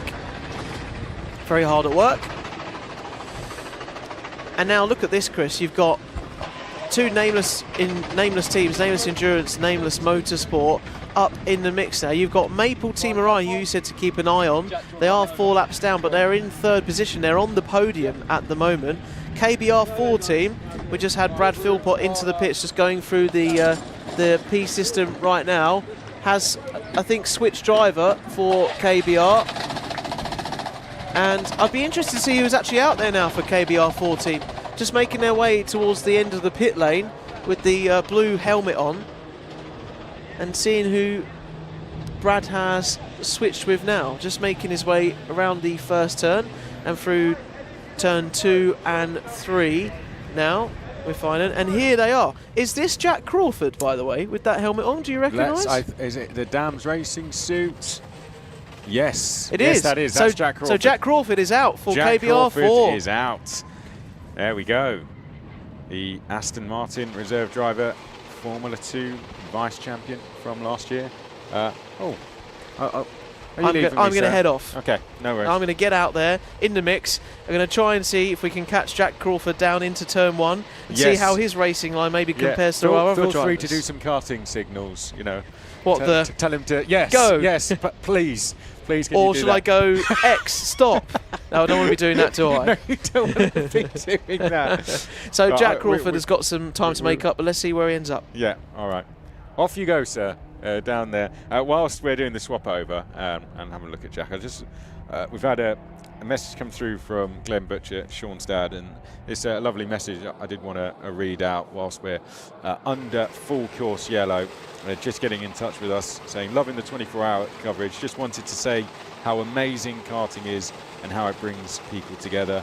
Looking at my boy Sean Butcher, but look how there are 4 guys that have been the most fierce competitors over a 10-15 year period, all pretty much top of their game in karting and are all mates now, probably mates for life. It's amazing.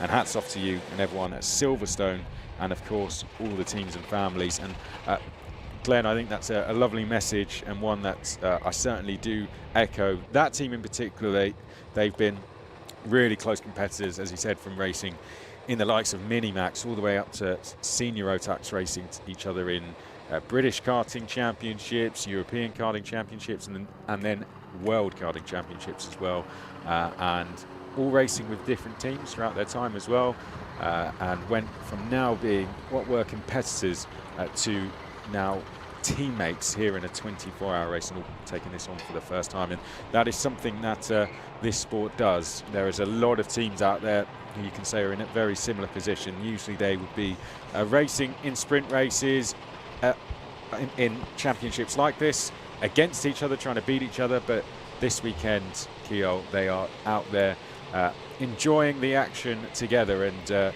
karting is a sport that very much brings the community of motorsport together, isn't it? It's particularly with races like this, very affordable racing. Yeah. Motorsport, we all know, is not the cheapest of sports when you go through the ranks, but doing something like this, it's very affordable and very fun as well. And I think we've seen that so far in what we've been doing and Jake's been doing. We've had fun anyway. Yeah, and yeah, it's been such good fun. This has been probably the most fun I've had commentating ever. I think it's been really good. So I think that's a really nice message to get through. You can see Mark Kimber is out for that team now. There was, touching on that, there was messages in the live chat yesterday as the green flags are out and it is time to go once again. 3 hours and 41 minutes left, but there was messages in the live chat again saying people would love to do stuff and races like this, and there is full of opportunity here at Silverstone. It obviously, of course, is a FIA graded circuit, which will have plenty of big championships here. However, it is also catering for rental karts and complete and utter novices. So if you want to get involved, make sure to head over to the Silverstone website and see what you can do. And this could be you next year. It certainly could. Now we're back underway and racing. Oh, there we go. The Golf helmet making a great move down the inside of 2 drivers there. This has given an opportunity for Project X to catch up to Core Blimey Racing, so we'll try and pick them out in this huge queue of 45 karts. We're looking for 25 and 46. They are fighting for the last step on the podium, and they are only 1.7 seconds apart from each other. They might be 10 or 12 karts in between them, who knows, but we'll keep an eye on them. 3 wide there coming into that corner. So there's the Sodi race, who I think of Dante Dillon for Project X. He is now just heading up towards this final corner, and Core Blimey Racing, he's gone round the outside of them, so that is a change for 3rd place live on circuit. Let's see the timing refresh as they come over the line, and there is confirmation. We have had Project X go back onto the podium places. Dante Dillon with a move round the outside up at turn 17. We'll keep an eye on him in the Sodi race suit. There he goes, just at the bottom of the picture, and he is now back into the podium places. Someone said in the chat, the pods are out. That is correct. I mean, devastating to see Project X in that position after how consistent they had been all weekend so far. And he's going to make another move already. And I don't think this is for a actual position, but this is for an on-track position, which is, of course, going to get him closer once again. But he is getting his head down now in the latter stages of this race. Going to go for a move down the inside, but he sticks it just right behind, back into the slipstream of that car in front. And this will be the enjoyable part for the drivers out there, particularly the ones that might say we don't have anything to fight for in terms of a podium, but look how much fun this is. Just 45 karts all racing each other, and these restarts have been really good to watch, and I think this will be probably some of the most enjoyable moments for them. Where's Mr. Plum and Jack Crawford? We'll try and keep an eye out for them. I'd love to see how they're getting on this restart. Where is Plum? He is in 25th right now. Yeah, but maybe a chance to make some places. Totally. He's clawing away at it already. Yeah, sorry, I need to take my headphones off because I stood up there. Wait, I'm going to look out the window for them. On screen, we can see Project X still working their way through the field, coming into the chicane now. This is where they came to a stop before they were brought back into the pit lane for live reaction with Kiel. It's been great. I think we've made broadcasting history almost. You black flagged a driver, I did. then spoke to them And when then they I came spoke in. to him. I thought you were going to give them a telling off. And then we spoke to Project X when they came in as well. How was that as an experience for you? I know, I was really in the mix of the action. The black flag, I would be lying if I said I didn't get in trouble a couple of times because I was practicing but too close to the circuit apparently. So they were worried that a couple of drivers thought they had a black flag. However, that wasn't the case. It's okay. I only got a little bit in trouble. It's okay. And then when the driver came in, I was slightly worried that there was going to be some language or that's hard true. feelings towards me because I black flagged him. However, I couldn't hear too much of what he was saying through the helmet, but I think it was all pleasant. We heard him. He was okay. Naturally, he was just disappointed. Yeah, but other than that, he was all okay. I can see Crawford is over at the last corner, so it seems he's dropped off the back of this group quite quickly. I'm just seeing him make his way down the start-finish straight now. Let's wait for him to come past. Yes, there he is. So Jack Crawford is coming up towards turn one now. He's going to pull out the slipstream and go for an overtake. Yes. So there we go, live Jack Crawford overtaking on screen for the KBR team, who have dropped to P6. I don't know if that's because of that pit stop.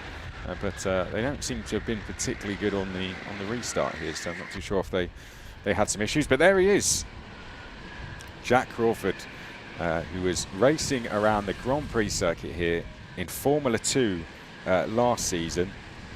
And if memory serves me correct, I think he won the feature race. So I'm testing my memory. I shouldn't have said that out loud. I shouldn't have said that out loud, should I? Let's find out. I'm almost certain he did. It was a wet feature race in Formula 2 on Grand Prix Sunday. Well, you can year. fact check while we watch him complete the rest of this lap. And here he is. Let's have a look. Mr. Crawford. Yes, he did. Yeah, he won the feature race at Silverstone here last year.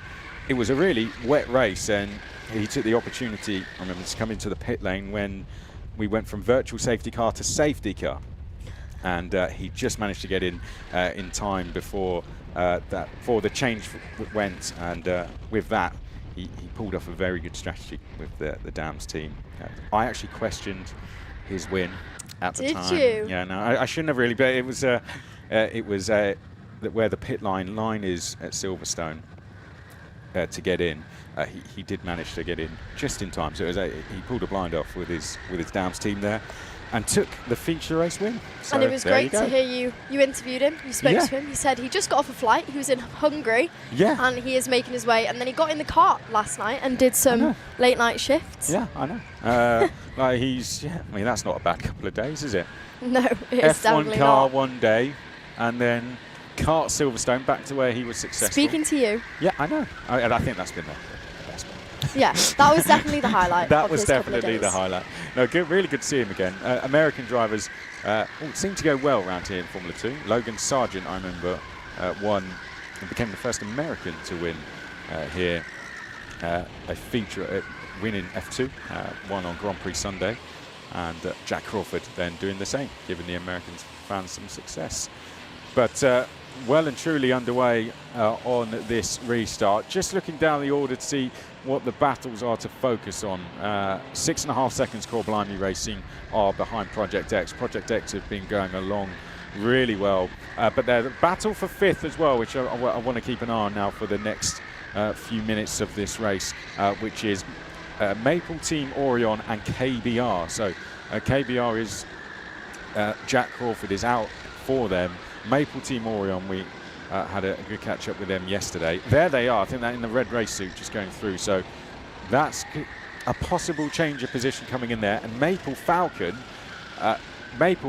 dropped to dead last yesterday at the start of the race. They were the first team where we had come to a stop and had to be recovered out on circuit, and they've gone from pretty much last place up to P9, which is an incredible effort. There's the number 10 of Maple Team Orion, just making some ground. We'll keep an eye on that gap live. Whilst we do that, let's head to the studio and Keogh Lynch.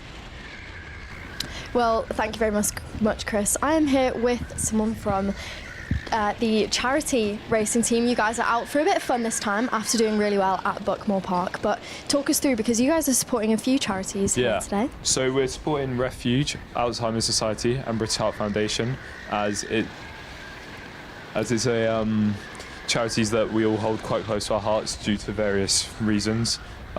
So we thought, while we're racing for 24, we'd spread some awareness for these charities and try and raise some money to support them. And you guys have some brilliant teamwear while you're doing it. You have the barcode right there, so anyone who is here today, if they scan the barcode, am I correct in saying they can find the links to donate to charities? Yeah, hopefully it'll work.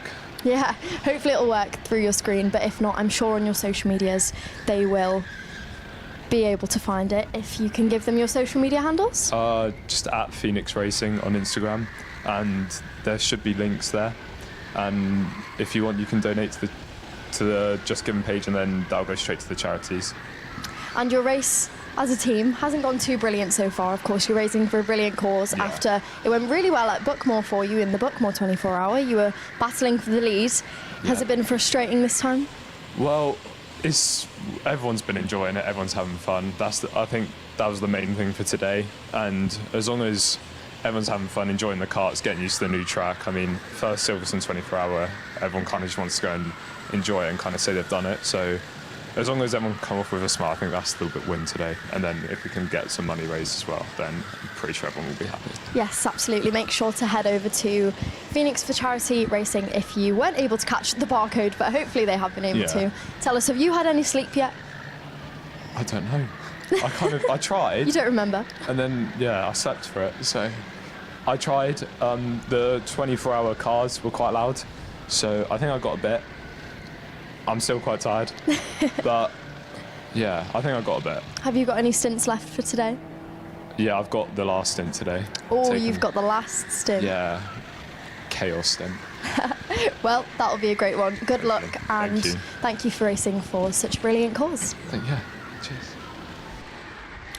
Thank you, Keogh, and always great to have teams out there racing for a good cause. So thank you to them, and please do, as we heard there, go and check the links out and support. And races like this, if you are motorsport fans, or whether you're motorsport fans or not, if you're ever looking to raise awareness for a charity that you are very close to, then getting a group of you together, doing an event like this is always a good way to raise that awareness for a charity. Well, let's go from one interview to another. Jake is down there, I think ready to watch Jack Crawford go through turn 1. All right, you join us down here at trackside once again at turn 1.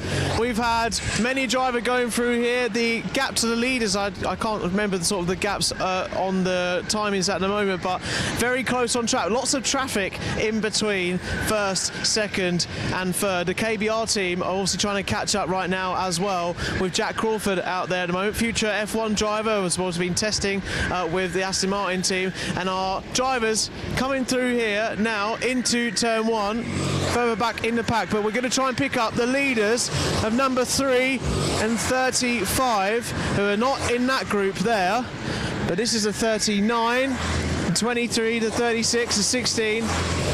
And I think Senior Frog coming through there, Matt coming in, there's the leader, 35 going through there into turn 1 in the group. So they've got a lot of traffic to contend with. Rest of the pack further back as well, a couple or 2 or 3 laps between us. And here comes Jack Crawford coming through turn 1. There you go. Seeing the line he's taking, he's got a bit of traffic also to contend with there, but very late on the brakes, as you'd expect, the confidence from someone of Jack's ability down here at turn 1. It's as fast as it has been. Obviously, they're now setting laps in the 1-minute 14s. A lot of a different challenge not too long ago where the surface was a lot more slippy underneath. Looks like it's going to remain dry for a lot of this race, but it could all change possibly, as we've been saying, in that last hour. So we'll keep having a look and see how Jack and the rest of the drivers are getting on down here, including our nameless leaders out front. Back to you guys. Thank you to Jake, putting him down there. He loves that media bib. I know. He's going to wear it home with him, I think. And he loves that spot as well. He does. I was waiting for some karting signals to come in there. It's going to have to be you, Chris. It is. One of us can go down there and do it. What team do you think? You've waved black flags, so I don't think we can actually beat that. I've waved black flags and spoke to the drivers, so you can do the signals. But what team do you think needs it the most right now? KBR4.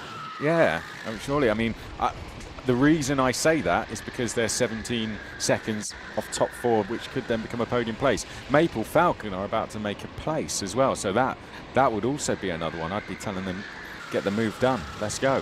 Where are they on track, actually? Because that is... they're with Not a Clue. So Not a Clue is Mark Kimber in the Tony Kart racing suit, which is an easier one for us to identify. And I can actually see he's going into turn 14 through turn 15 now. And I think they actually have changed places. Yes, they have. So it looks like Mark Kimber has just lost that position. They're coming up to the final 2 corners now and making their way onto the start-finish straight, and I think that is a position change that has just been made between them. Let's watch them go through. Yes, there we go. Maple Falcon are now ahead into turn 1, so 8th place has changed, and will Mark Kimber try and get another move down the inside? We'll find out. We've now got Reese in the hot seat. We saw Reese camera operating earlier. Is getting his hands on everything now, isn't he? He was here as doing some running for us yesterday. He was doing this camera, and now he is producing as well. So he's going to be giving us. He's giving Dean a much-needed break, I think. So yes, poor Dean, our producer, only got a pizza break yesterday. I know. If you just see only one camera on, I think that's going to be Dean falling asleep in the chair. So yeah, but he's going to go and get a well-deserved coffee. And Reese is now going to be producing for us. So the biggest compliment I can give, I didn't even know there was a change. Yes. So there you go. Well done to young Reese. One person who has taken inspiration from the sport and really wants to try and work in the sport in broadcasting, something we have both done as well. And I think to anyone out there, if you want to work in motorsport, if you don't quite have the funds to race in the sport but want to be involved, working in it is another good way to do it, isn't it? Be it through broadcasting, whether you're on camera, behind the cameras, on the desk, or like you do as well, social media, because that's another thing you do, isn't it? Yes, it is. I think that nothing will quite fill the void of racing, is it, coming from 2 people who used to race, but I do think that it definitely scratches the itch, and I think that being in the paddock and sticking around it is definitely better than wishing you were there. Yeah, for sure. So how did you get into the social media? There's plenty of people in the comments who I'm sure love their social media and know how to operate Instagram and TikTok much better than I do. Tell us a little bit about the social media work you do, and maybe advice to other people that would want to look into doing something like that. Yeah, so a couple of years back when I was in Loughborough, I was looking at different ways. Of course, we both did Loughborough. It's a driver training program, but you get qualifications out of it as well. It's when you leave school. And I was looking just for another path of work.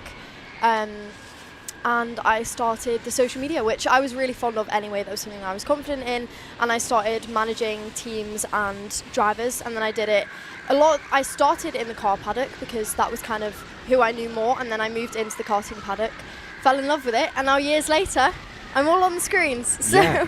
and I guess it's drivers coming up the ranks, you know, drivers from 8 years old doing cadets. It's having someone else to take care of their social media is very helpful, isn't it? Because even if you're a senior driver on a race weekend, you don't really have the capacity and the time to get the pictures you need and put the posts out you need. So that's, I think, a good thing, isn't it? well, yeah, as my experience from a driver, and even now my social media is not what my priority is, and that's because I'm the one that has to do it. It's my priority to do it. I think it definitely can. Oh. We've got some wheel banging straight Yeah. over the grass, hands in the air for kart number 14. That's the one of the Maple teams who is coming through. So I don't think that's Maple Falcon. I think that's one of the other Maple teams going off the circuit there. But just quickly to end on that subject, drivers in this level as well, you can gain a huge following and begin a career for yourself through social media. I think a good example of that is Cameron Daz and Brad Philpott as well, actually. Two drivers who have gone and done rental karting, so to speak, around the world, taken some cameras with them, and have done footage that we can all relate to as drivers, because you can just go to your local circuit like this and go and have a go. And through the content they created, they've now turned it into full-time jobs. I mean, particularly Cameron Daz. He's, I think he's got about 700,000 YouTube subscribers or something ridiculous like that. And it's all about being relatable, isn't it? Because it's not only the professionals that can relate to stuff like that, it's the amateurs or the people who want to go and can access that easily with maybe less of a cost. And I work with lots of, like you said, like young teams and young drivers who they see how important that is nowadays from early on. Like there's a lot of young kids even whose socials are absolutely booming for when they kind of grow up and want to take their career more seriously, or whether they decide to move into professional karting or try and head up the ranks towards the likes of Formula One. I think it is really important, and it's definitely becoming more important as we go on. Let's steal your advice then. I know it's something you usually have to pay for, given media, but let's steal your advice for people watching, or maybe watching this back, having competed. If they want to start gaining a bit of a following, what would be your advice to maybe drivers racing in kind of rental karting scene or even club karting scene, for example? Consistency, and I would say follow the trends. I think if you're trying to start off, just see what's trending, because that's what everyone's watching, and there would be no reason why they don't watch your own. I think good quality, relatable, trending, and just be consistent with it, because social media isn't something that kicks off for everybody straight away, and it doesn't have to, because as long as you have a digital footprint, you become reliable even to when people see you. So that's my only bit of free knowledge for you, Chris. Maybe I'll try and get some afterwards as well, because you know, it's something I'm trying as well, but I'm a bit of a granddad on social media, I think. Right, well, let's go back to the action on track, shall we? Maple Falcon 1.7 now behind Not a Clue. So I think has that been another change? Mark Kimber, I think, has got back through the Maple Falcon team. Let's pick them out. Where are they on the circuit? I'd love to have I'm observing out the window. I didn't bring binoculars with me, but maybe that was something I should have done. I usually have. I wish you did. Oh, here we go. They're going down towards turn 1. So I can see Mark looking behind him, and it's only 0.4 of a second. That's actually really close coming through turns 2 and 3 now. Yes, here we go. Reese has found them for us in the gallery. Thank you, sir. So this is the battle for 8th place, 2nd and 3rd in queue. Kiel, that is the live battle for 8th place. 3 hours and 20 minutes to go over a 24-hour race, and they're that close. Yes. I mean, we said this yesterday when the race kicked off. They was very sprint race-like, and it has calmed down in places. However, it doesn't seem to have calmed down too much, considering we still have 3 hours left. I was speaking to Luke Jones, who is down on the roaming camera, and we saw there is not too many pit stops to be done now or driver changes left of the team. This is the battle on your screen, the 2nd and 3rd in queue. Are we going to see a move just yet? We still have 3 hours to go. Are these drivers going to be clever at this stage? We'll have to wait and see. Yeah, and this is another thing I love about this level of the sport. You know, you've got a driver there who has raced all around the world second in queue, and I think the Maple guys are focused on in the rental karting scene, but there's absolutely nothing to choose between them when you put them in the same kart. So that's one thing I do love about rental karting. Turn up to Silverstone and you could be racing someone who's just jumped out of a Formula 1 car in Jack Crawford, who is out there currently, and we'll pick him up again. I think that's him going through turn 1 actually. So Jack Crawford is out there. Right, let's keep an eye on this battle. It's been a little while since we've seen an overtake. We're going to go up to Jake in just a second. Ah, there he is. Jake, let's go up to you, sir. Who's got the best view, I think, of all Hi of us? guys, yeah, I thought we'd bring you up onto the roof deck. I think we've only been up here once during the broadcast, the live stream here at Kart Silverstone, and I'll just let cameraman Luke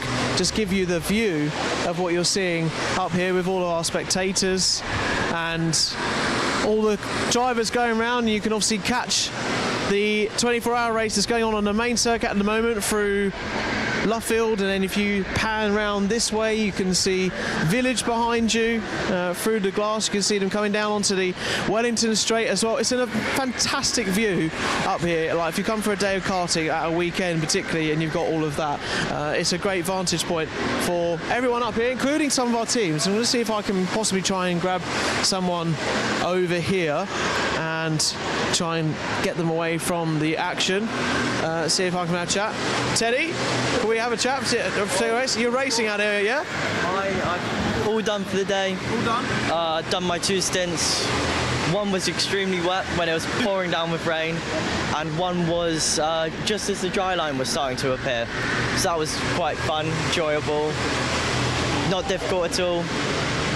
But no, I had a few adventures off track.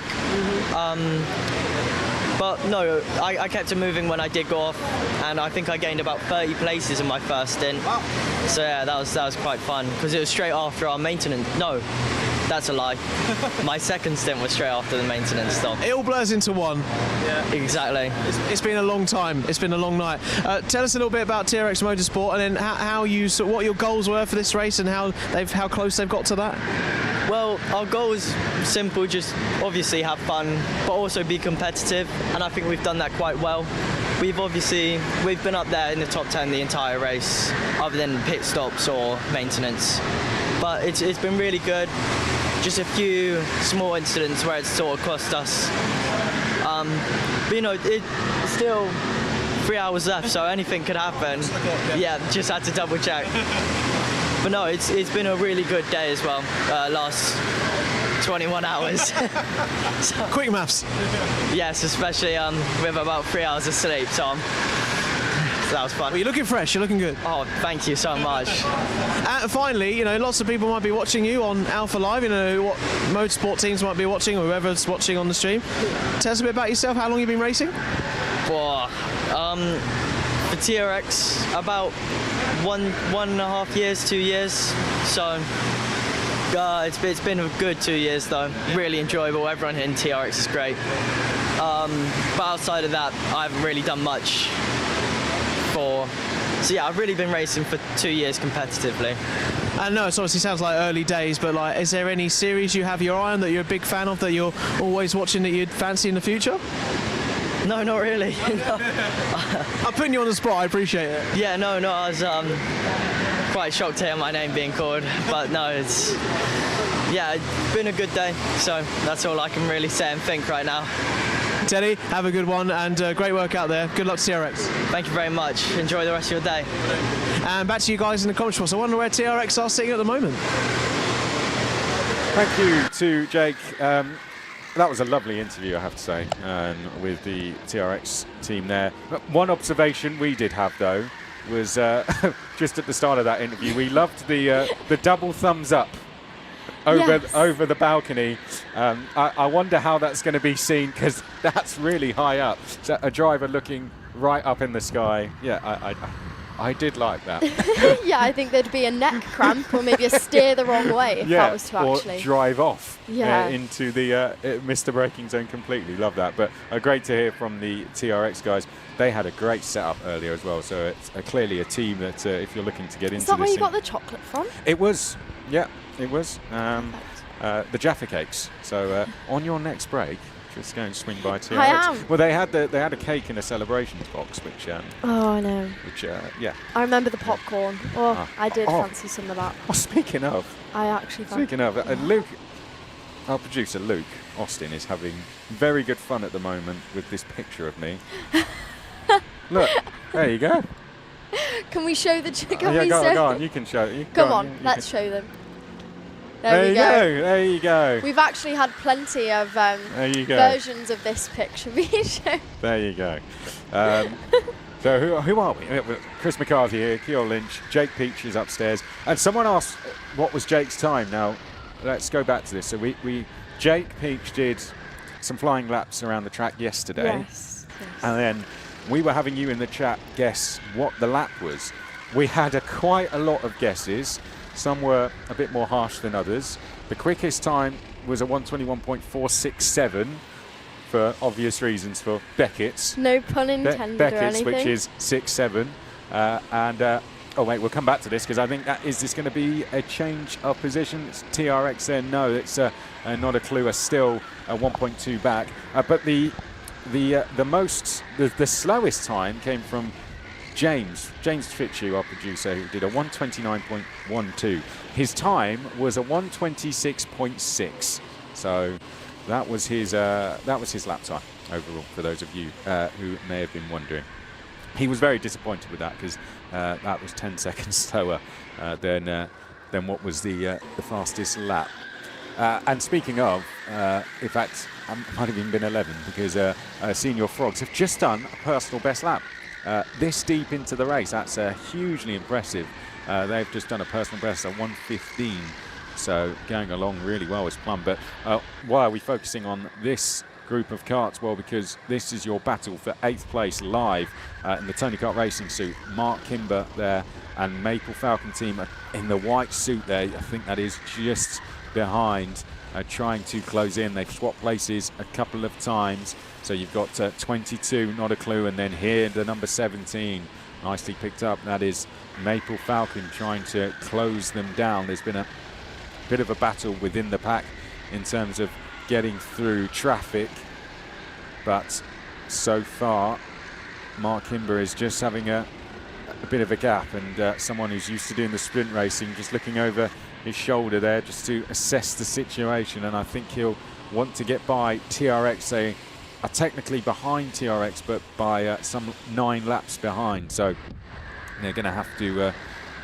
make up some distance. I think that, I don't know why there was a hand up in the air from Maple Falcon. I don't know if they were given a warning flag that they disagreed with. But this is really great racing to see, and if you're just joining us, a bit of an update on what we've had so far this morning. Nameless Endurance have taken the lead of the race. Project X were in second and were 1 lap behind, but then they came to a stop over at turn 8, and that meant they had to be brought back into the pit lane to get a new kart. That pushed Nameless Motorsport into second, so it's currently a Nameless team 1 and 2. Project X are in third place. They managed to get by the Maple team, Orion team in fourth, who are 23 seconds ahead of KBR. Jack Crawford out for them. Well, I had a little break. Yes. Speaking to James Fitchew, he wants to do Updates. another poll Oh, okay. on Jake Peach's lap time from yesterday. He wants to do another one? He does. He wants to do another one. So if anyone remembers it. Oh, I just said it. And the poll's right there. You said it. I said it. Oh. Well, maybe you didn't pretend you didn't hear me. So, okay. What time do you think? Ignore the fact that I just said it. What time do you think Jake Peach did? Is it a 1:23.4, a 1:24.3, a 1:26.2, or a 1:30? Can I be honest? What? I don't know if we can. It's not there. No, it actually isn't there. That's wrong. I'd like to say that was an admin error, but that was my own. Oh, was it? Okay. Well, just ignore that and guess. Let's get rid of the poll. Oh, let's just do it like that. Yeah. Get which one is it? There's Guess one the closest. There's one that's nearest to the second. So there you go. Yeah. What would your guess be? Pretend we don't know. Go on. Let's kick it off. Can I do this? I'm going to do it on the YouTube channel. Oh, go on. Be a part of it. Yeah. My guess would be the 30 flat. I was going to say the same thing. Oh, wow. Okay. Oh, we can actually choose on here. Oh, can we? Where's the mouse? Do you have I'm actually getting the stream up on my phone. So. Jake actually did a poll on here earlier, but I'm not sure. Oh, did he? Yeah, like he. But Here we go. I don't know. There you go. I've put my vote in. Oh, wow. What's Okay. everyone All right, thinking? we've got some votes coming in. I think 130 was the. Well, we've had 30 votes already. Wow. Okay. Where's this mouse? The mouse for the computer. That means. What? We have a mouse? I don't know how he does it. I don't know if he's got it on his phone. Okay. Someone will help us in a sec. But, yeah, there's plenty of votes coming in, isn't there? There is. Meanwhile. And then we've got some big news about this lap time do we? later today. Okay. Well, you do. Oh, okay. You've got big Yes. It'll be like Eurovision, the final result, won't it? It will. Like the graphic they did where the vote came Yeah. up at the end. It will be like that. But you're going to wait for Jake to do that. Yeah. We're going to wait. We're going to wait. We're going to do. Jake actually, he doesn't know his time, does he? Oh, no, he does. Yeah, No, he yeah, does. yeah. So I'm absolutely delirious now. No,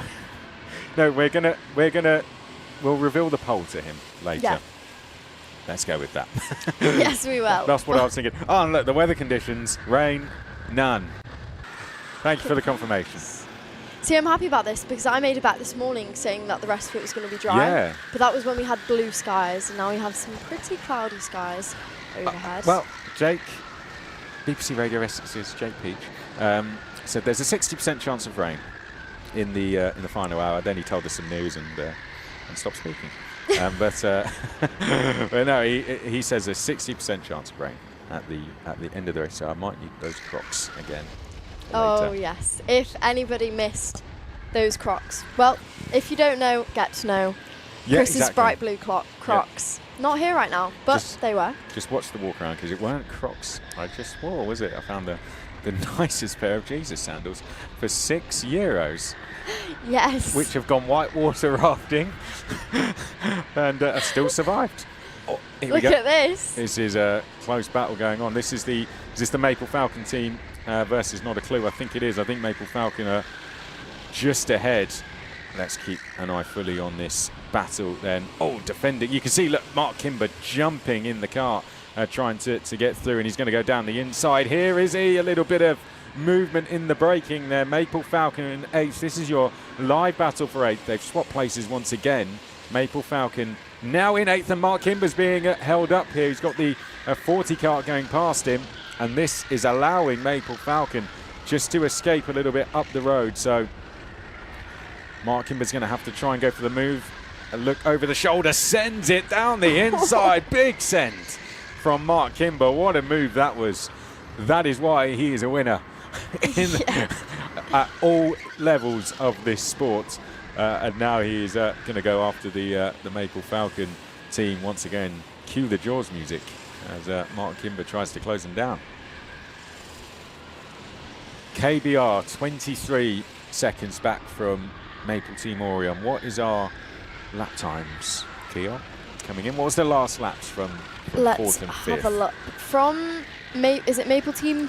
No, Maple Team Orion that we are looking for. Their last lap time was a 1:15.4. And then KBR was a 1:15.1. So they are lapping ever so slightly quicker. But what is the gap between the two of them? It is 23 seconds. 23 seconds gap. So they've got some time to make up. 3 hours to do so, though, Chris. Yes.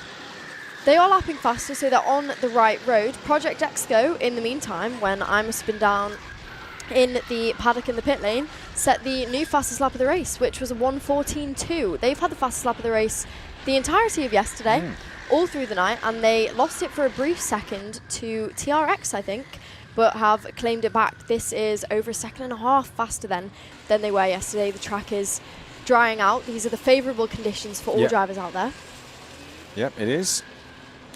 One thing, there's 54 votes now on They're invested. Jake's lap time I wonder if he's voted in that and gone for the 123.4. Keep the votes coming in. The other thing we've been doing, Keo, is looking at what's our favourite crash helmet.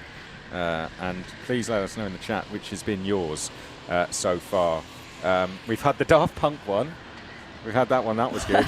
The one that looks like it was going to go on a long commercial airline flight. That one, that's up there as well. And the Golf one. The Golf livery that McLaren ran a couple of years ago at Monaco. They are, I'd say so far. Oh, and the one with Ainsley Harriott on the back as well. Oh my gosh, well this is what you were running after, wasn't it? It was Ainsley Harriott on the back of the crash helmet. We didn't get a close-up of that, but we need one. We need one. We need one before the end. That's why I was running so fast. Someone said, how's the blue Crocs? Oh yeah, great, actually. Yeah, I will say what. Speaking of, I might take my shoes off. No, they're great. I'm probably gonna wear them again later, even if it's dry. Why not? No, they're absolutely lovely. But so yeah, let us know what your favourite crash helmets are. Any that have stuck out for you? I like the bright ones. There is a cart going round. It's actually this one. I don't know what number that actually is. That's one. Andrew Mather would not like that. No, because he hates a luminous yellow. Yeah, if you are watching the new show we have, the Bump Draft podcast show on Alpha Live, where it was the unpopular opinions. Andrew Mathers was that he doesn't like fluorescent helmets. I know. Do you know what? I don't necessarily get this one. I wasn't offended because my helmet was pastel colours. Mine was just white. Yes. So no offence taken over here, but that's not what I've actually heard too much. Usually people like the colours. No, I found that one, but Andrew Mathers watched a lot of karting over the last 2 years, so yeah, we can forgive him for that. I'll tell you what, should we get some unpopular karting opinions in the chat? Let's do some. We've got to do some ourselves now. Oh God. Ooh, we're on the spot here.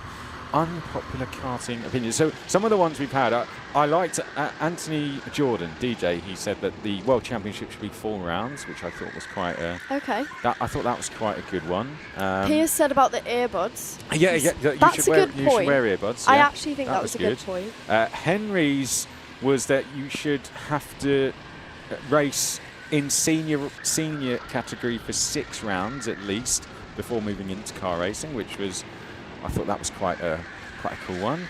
Yeah. I'm trying to think of the others now. Piers' earbuds one fell pretty flat, to be honest. I don't know if anyone really agreed with him on that. That was a bit of a...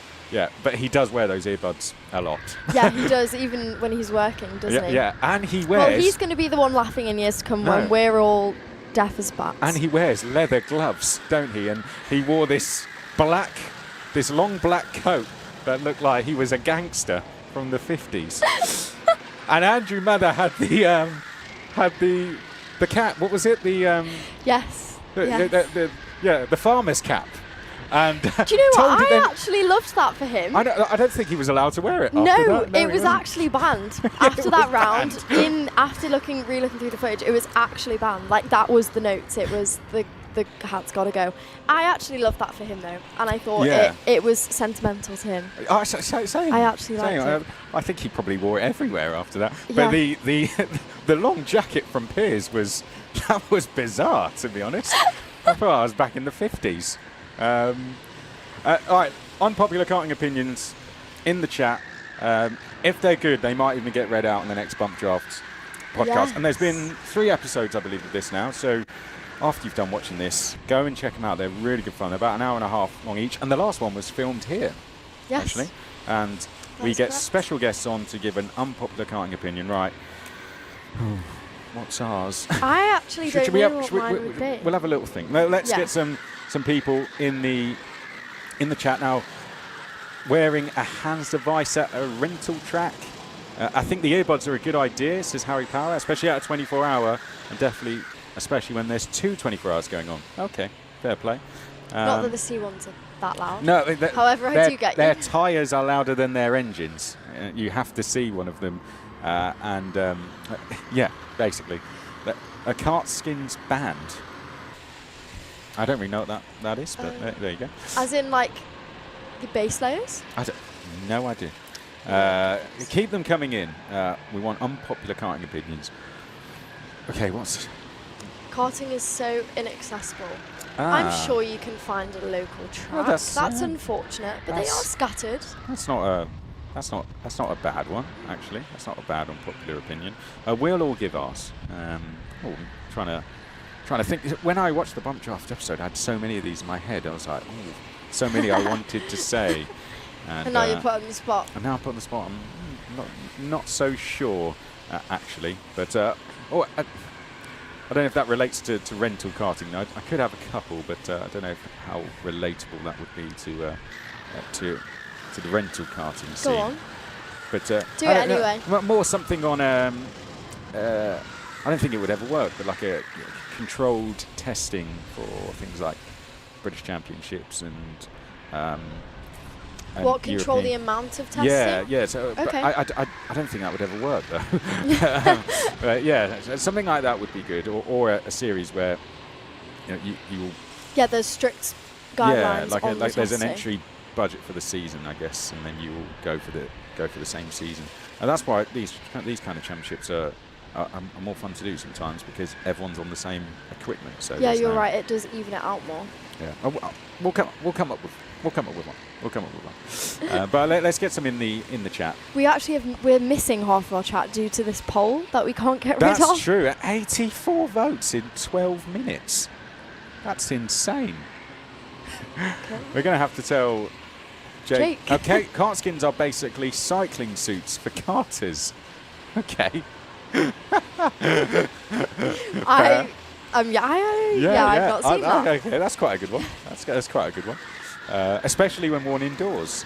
Unpopular opinion. The plain white helmets are overrated. I like fun designs, preferably ones with unusual designs. Chewy Well, that's offensive says to that. you. Yeah, that is actually. I think the white crash helmet is underrated personally. I'm going to completely disagree with that one. I think they're underrated. Yeah. When I wore it, my dad could just spot me very easily. No, I totally hear So, you. Well, we were there with. Oh, speaking of white helmet, there's one on your screen right now. There's Don't one. underestimate it, and it's going for a move. Yeah, and there's Jack Absolute Crawford behind as well. And Jack Crawford's going to go for an overtake at Kart Silverstone. Through he goes. He's just a little bit taller in the seat. He's quite easier to identify, isn't he? Right, here he goes. He's going to make a move down the inside. Yes, Jack Crawford sending it down at turn 14. Great move. At turn 9, rather. It's a great overtake from Crawford. There's a little look behind. Our white helmet losing out. Can we? I know. Can he get in slipstream and maybe push with him? I know, but now he'll see the damn Lucas Oil suit ahead and go, oh, what's going on here? That's Jack Crawford.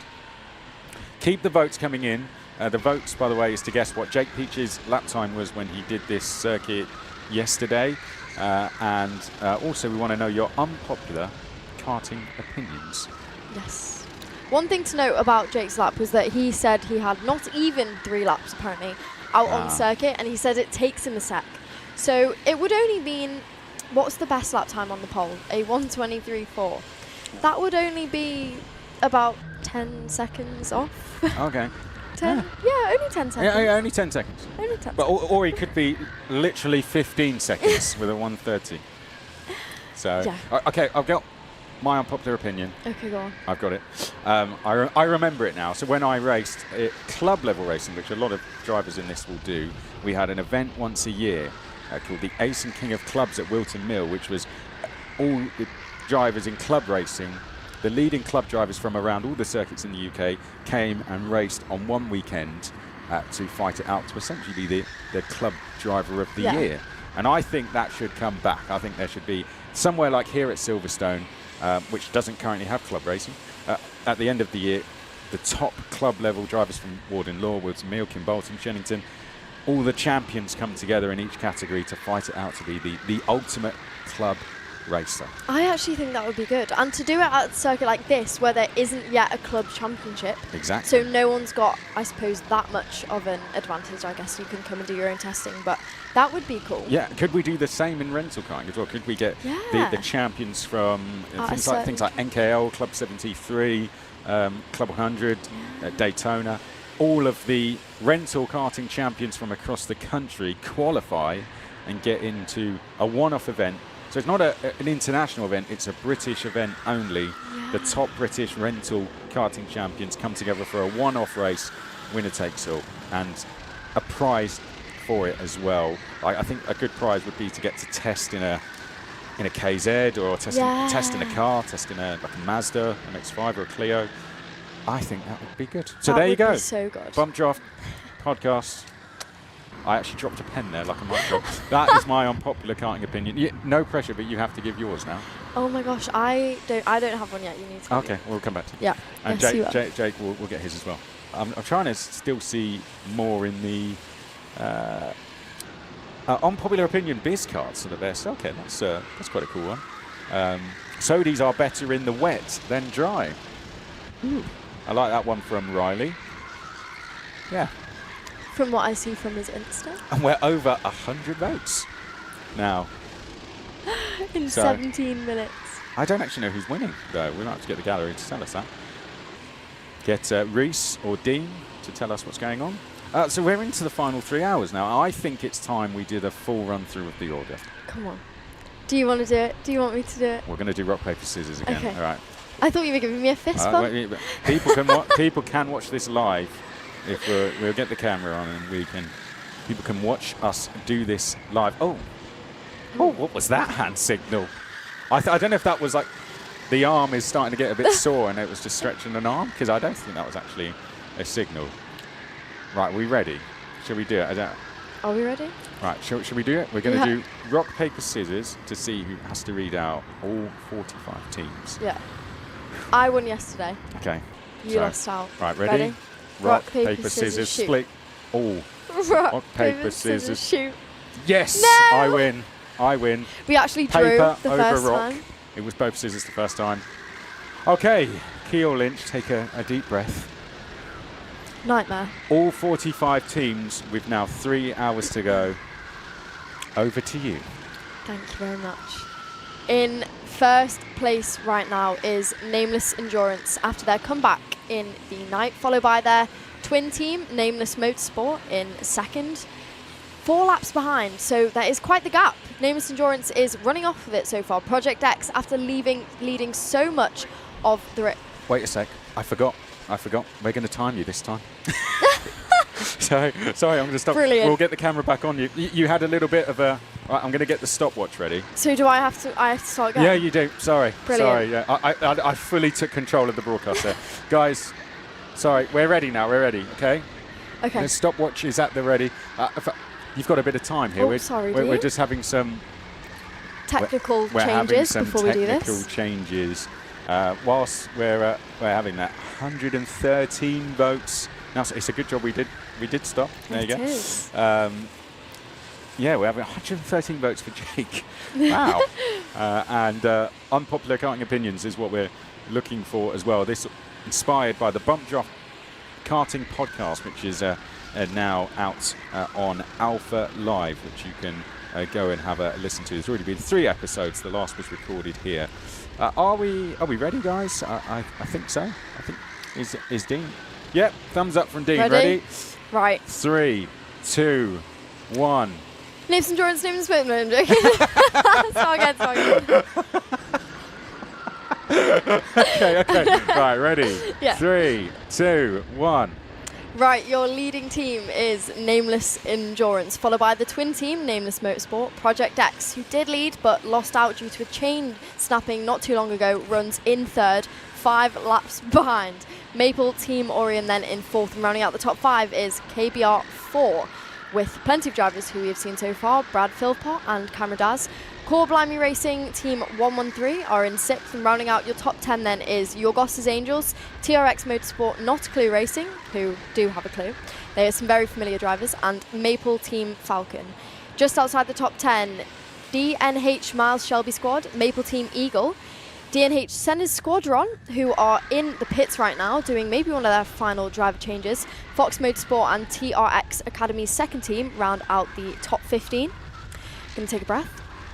Core Blimey Racing, their second team, rounds out the top 16. KBR 7, Team Yellow Racing, Loughborough Carteal are up into 19th. It's good to see that. That is the highest placed Loughborough team. So far, there's plenty of Loughborough-inspired teams. TVP Racing and Accelerate Kent Brewery Racing are in the top 21, followed by Senior Frogs, and the driver out for them right now is Matt Plum, of course, who we've seen so much love for in the chat. He is out. It is just him and Chip to go. It's then followed by EDK 24-hour Team Blue, TRX Academy's third team, BN Racing, Live Laugh Luff into 26th, Rango and the Red Mist down in 27th. And your top 30 then is Core Blimey Racing, CI Group, TRX the Academy, and EDK's second team then in the top 31. Whew, okay, we're in 1 minute and 40 seconds. Didn't even feel like that. Phoenix Fall Charity, Kartora, DNH Hawthorns Heroes, the Sterling Moths, the Met Police down in 36th. I swear they have not had a speeding penalty. That was my own rumour. I said it would be ironic. They've not actually had it. Sofa King Fast. Are next in 37th.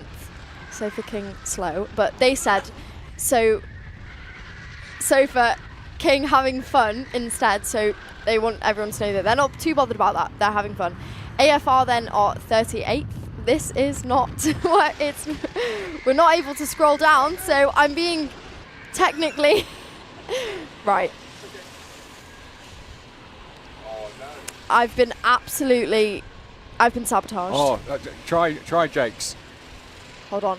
Malfunctions. I've been sabotaged, so There you I go. think I lose about 10. I gain about 10 seconds for that. Anyway, AFR, MS, KT, who are in the pits, probably doing one of their final driver changes or refuels. Loughborough Fast and Curious, not so Fast and Curious. They're down in 39th now. EDK's final team, W4M, W3DM Racing, Loughborough's Late Breakers, and all are luffing, who we saw had a bit of a mare yesterday. That is everything. And that is 3 minutes and 12 seconds. I think it was about 3 minutes on the dot because I got sabotaged. Yeah, we'll go 3 minutes on the dot. Wow. Yeah. Thank you. The crowd goes wild. Well done. Thank you very much. Do you need to lie down now? Yeah, I'm going to stop talking now for a minute. You can take it away. I'll go through the order. Oh, no, wait, we just did that. Let's look at some battles to keep an eye on, shall we? TRX Motorsport are 15.5 seconds behind Yorgos's Angels. So where are they? Let's identify where they are on the circuit. 38 and 40. That could be a position change coming up. And then this KBR Maple Team Orion battle still ongoing. Project X as well, Nameless. That could be, with 2 hours and 47 minutes, that could become a battle for the podium places. And likewise, actually, Maple Team Orion, not a huge amount behind Project X either. So a second to fifth, actually not far away from each other. Yeah. Two laps, which is not a long time. Not a lot of time with 2 hours and 46. Well, no, especially with these pit stops, teams do have about 1 or 2 to go at this stage. So we don't know what's going to happen just yet for the drivers. That it takes one mistake in the pit stop or one chain for that all to change. It really does. Oh, Jake is back. We have 128 votes. So I think it's time we can end the poll, and Jake can find out what his answer is. Is it me? Is it me?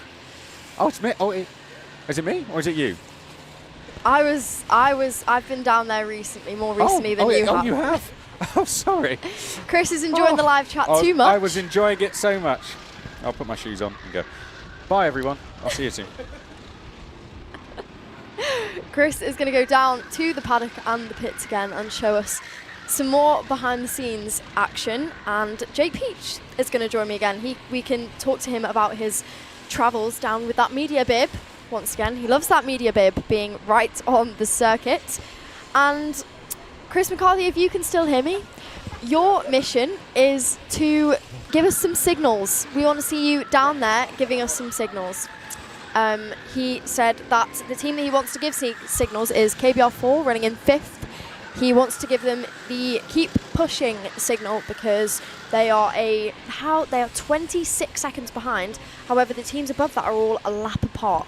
So they need to make up some time. However, with one struggle pit stop or a trip to the grass, that is all very doable. Hello. Peach, you're back. What's going on here? Right, there's this poll going on. Not that we were talking about you or anything. Oh, okay. So if I'm looking at my screen right, we've put a poll out. What was Jake Peach's fastest time at Kart Silverstone?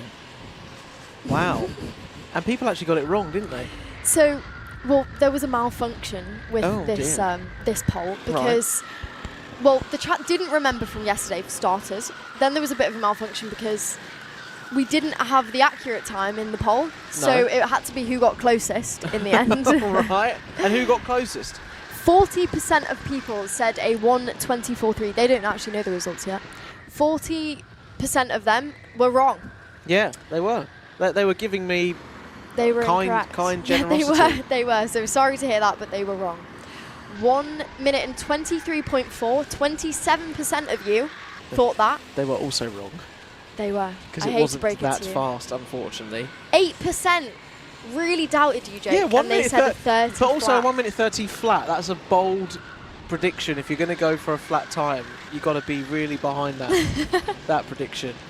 No, well, of course, 25% of you were right. It was a 26.2, and I'm not going to keep defending myself here on the stream with a 26.6. Okay, sorry, it's 4/10 slower than that. I'm not going to keep defending myself here on the stream, but I need another chance. Just give me another chance. I want to go out again. If the team at Silverstone are hearing this, he wants another go. I'll come back. I think Yeah, I think the team here at Silverstone need their rest. I think that's putting it lightly. Yeah, no one's too focused about They probably your don't lap time want right me now. going out for another few laps after all of this is finished, just to see if I can beat all of the times in the chat and put the predictions wrong. I think with a few laps around here, I reckon I could get under 1 minute 20. Do you? Yeah. Yeah. Like, realistically. Yeah. Because obviously as well, when we were practicing yesterday, all these drivers are equal weight pretty much, right? And the drivers that were, or the Alpha crew that were racing with me yesterday, there was no ballast in the cars. Yeah, of course. So I'm going to use that as an excuse again. Well, I think that's fair enough.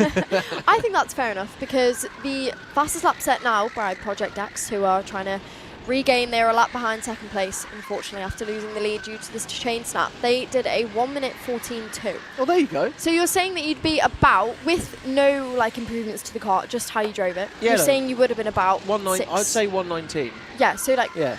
5, 6 seconds. Definitely doable. 6.7. There we go. There it's back again. I'm glad you did that. Someone's gone for a 1:26.67 in the chat, so that's what made me Oh, say we it. had plenty Thanks of to AG those. Karting. Yeah, we've gone a bit delirious in the commentary box over the last, well, not 24 hours, but most of those hours. Kia, where we're at, because we've got 2 minutes and 42 remaining of this race, and in an hour's time, is going to be around about the point at which it's going to get interesting, because they're not going to need to fuel again. I know, and I think this is going to, like you were saying, I'm sure when you were down there, you saw some of the final pit stops happening. They're going to be happening soon. Now, it depends what drivers are out, of course, but yeah, you're right, it's going to get intense. I think you can kind of see it all kind of laying out now for the top kind of 5. I still think that the top 5 are in it. KBR, if they want to get podium, they've got 28 seconds to make up, which could be done on a pit stop if you think about it. But they'll have to work hard to do that. Nameless Endurance and their twin team have done a brilliant job so far. They were teams consistent over the night, and they are now 1 and 2. Project X, though, it was gutting. I spoke to one of their drivers who, I saw when he you was catch up switching literally cars- as it came out. Yeah, Like yeah. fresh. I collared it. No, yeah, it was straight as he came out. But we've got a driver on the grass who is that is not what he wants in the last 2 hours and 40 minutes. He's throwing his hands in the air and coming back onto the tarmac. We'll see him now with a bad run through turn 1. Got a comment in the chats here. Rosie is pointing out that the mid-pack battle was quite close here, and she's right. Because Yorgos Angels, who were leading this race at one point a few hours ago now, very close with TRX Motorsport for a place well inside the top 10. Only 12 seconds behind they came across the start-finish line last time. So there's a good battle up here. I mean, the two nameless teams obviously quite a mile apart at the moment, but 7th, 8th, and in the top 10, KBR, as you were mentioning just before, 26 seconds behind Team Orion in P4. There's good battles here of sort of 2x2s going on, which is nice to see. Well, yeah, you're right. And there's also lots of on-track positions being gained as drivers are trying to make time up, which is always good to watch. We saw Crawford definitely doing some of that, sending some moves down the inside. But give us your opinion, right? Because we were talking about white helmets. Yes. Someone in the chat said that their unpopular opinion was that they were way overrated. They are not a fan. What would your opinion be on? Because, of course, you're with the kart championships. Yeah. There is a great mix of helmets You mean within just that like paddock. no design, just pure Well, pure what white? would be your preference? And if it's painted, what colours? Let me just put it this way, okay? Right, so Move a lot down the of inside. there's a nice move there. Not to be a killjoy or anything, or just people that have got money or haven't got money. But if you're coming into grassroots karting and you can have a helmet that does the job that you can't design because unfortunately you're spending that on tyres, you're spending that on new engine, new chain guard, whatever it might be, the helmet's probably one of the last things you think of. I know it's really cool as Mr. Daft Punk is out there at the moment. Once again, we're seeing him again for on the Maple teams. But white helmets are kind of, I don't know, they're kind of got to be cool to allow that journey for that driver to go on. So then they get to a point where they're getting some success and they can spend a bit more money in those places and, you know, customise and build their personality out there on track, then hopefully they can make their helmet to what they want. So Yeah. I just think that's really important to say because, you know, obviously we know there's a lot of money around in motorsport, but there's also sometimes not a lot of money.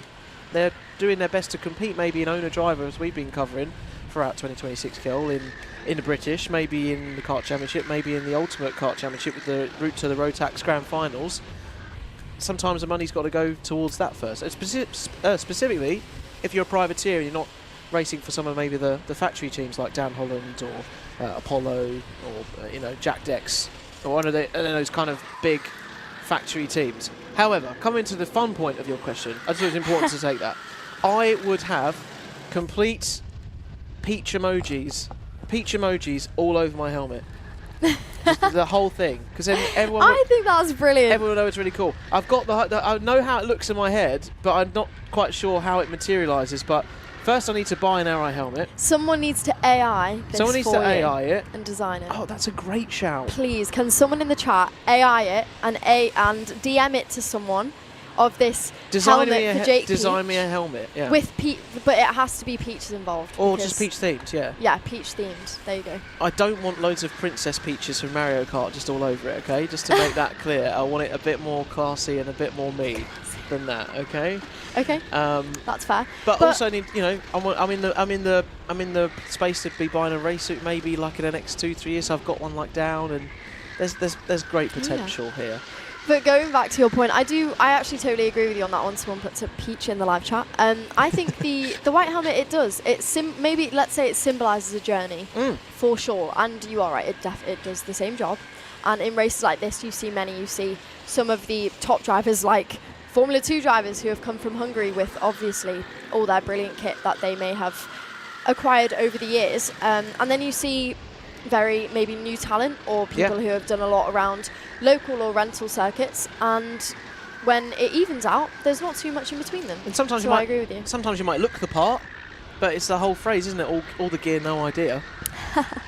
If you're not out there at the front of the race, and you want to be at the top, what does it matter for? So, correct. you know, not to be a killjoy or anything, but no, it's nice. It's obviously great to have fun with it when you get into a place where you can, you know, show off your team's colours and stuff. It's really cool. Like, I do love Mr. Daft Punk going through our screen. I think that's my favourite helmet here this weekend. Is it? I'm putting it out there. Really? Yeah, I do love the maple livery mixed with the around the world vibes of Daft Punk.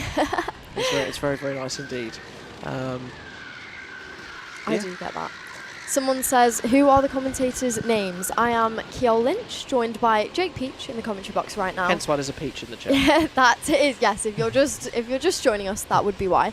And it is Chris McCarthy that is now in the paddock and the pit lane, who has also been joining you in the commentary box. We've been switching out, giving you fun features to add to this 24 hours. Someone says, is Cameron Daz racing in this? Yes, he is for Team KBR4, I don't believe he's out right now. I think it is Jack Crawford, his teammate, that's out right now. And Brad Philpott is also a part of that team. Someone's talking about his helmet in the live chat.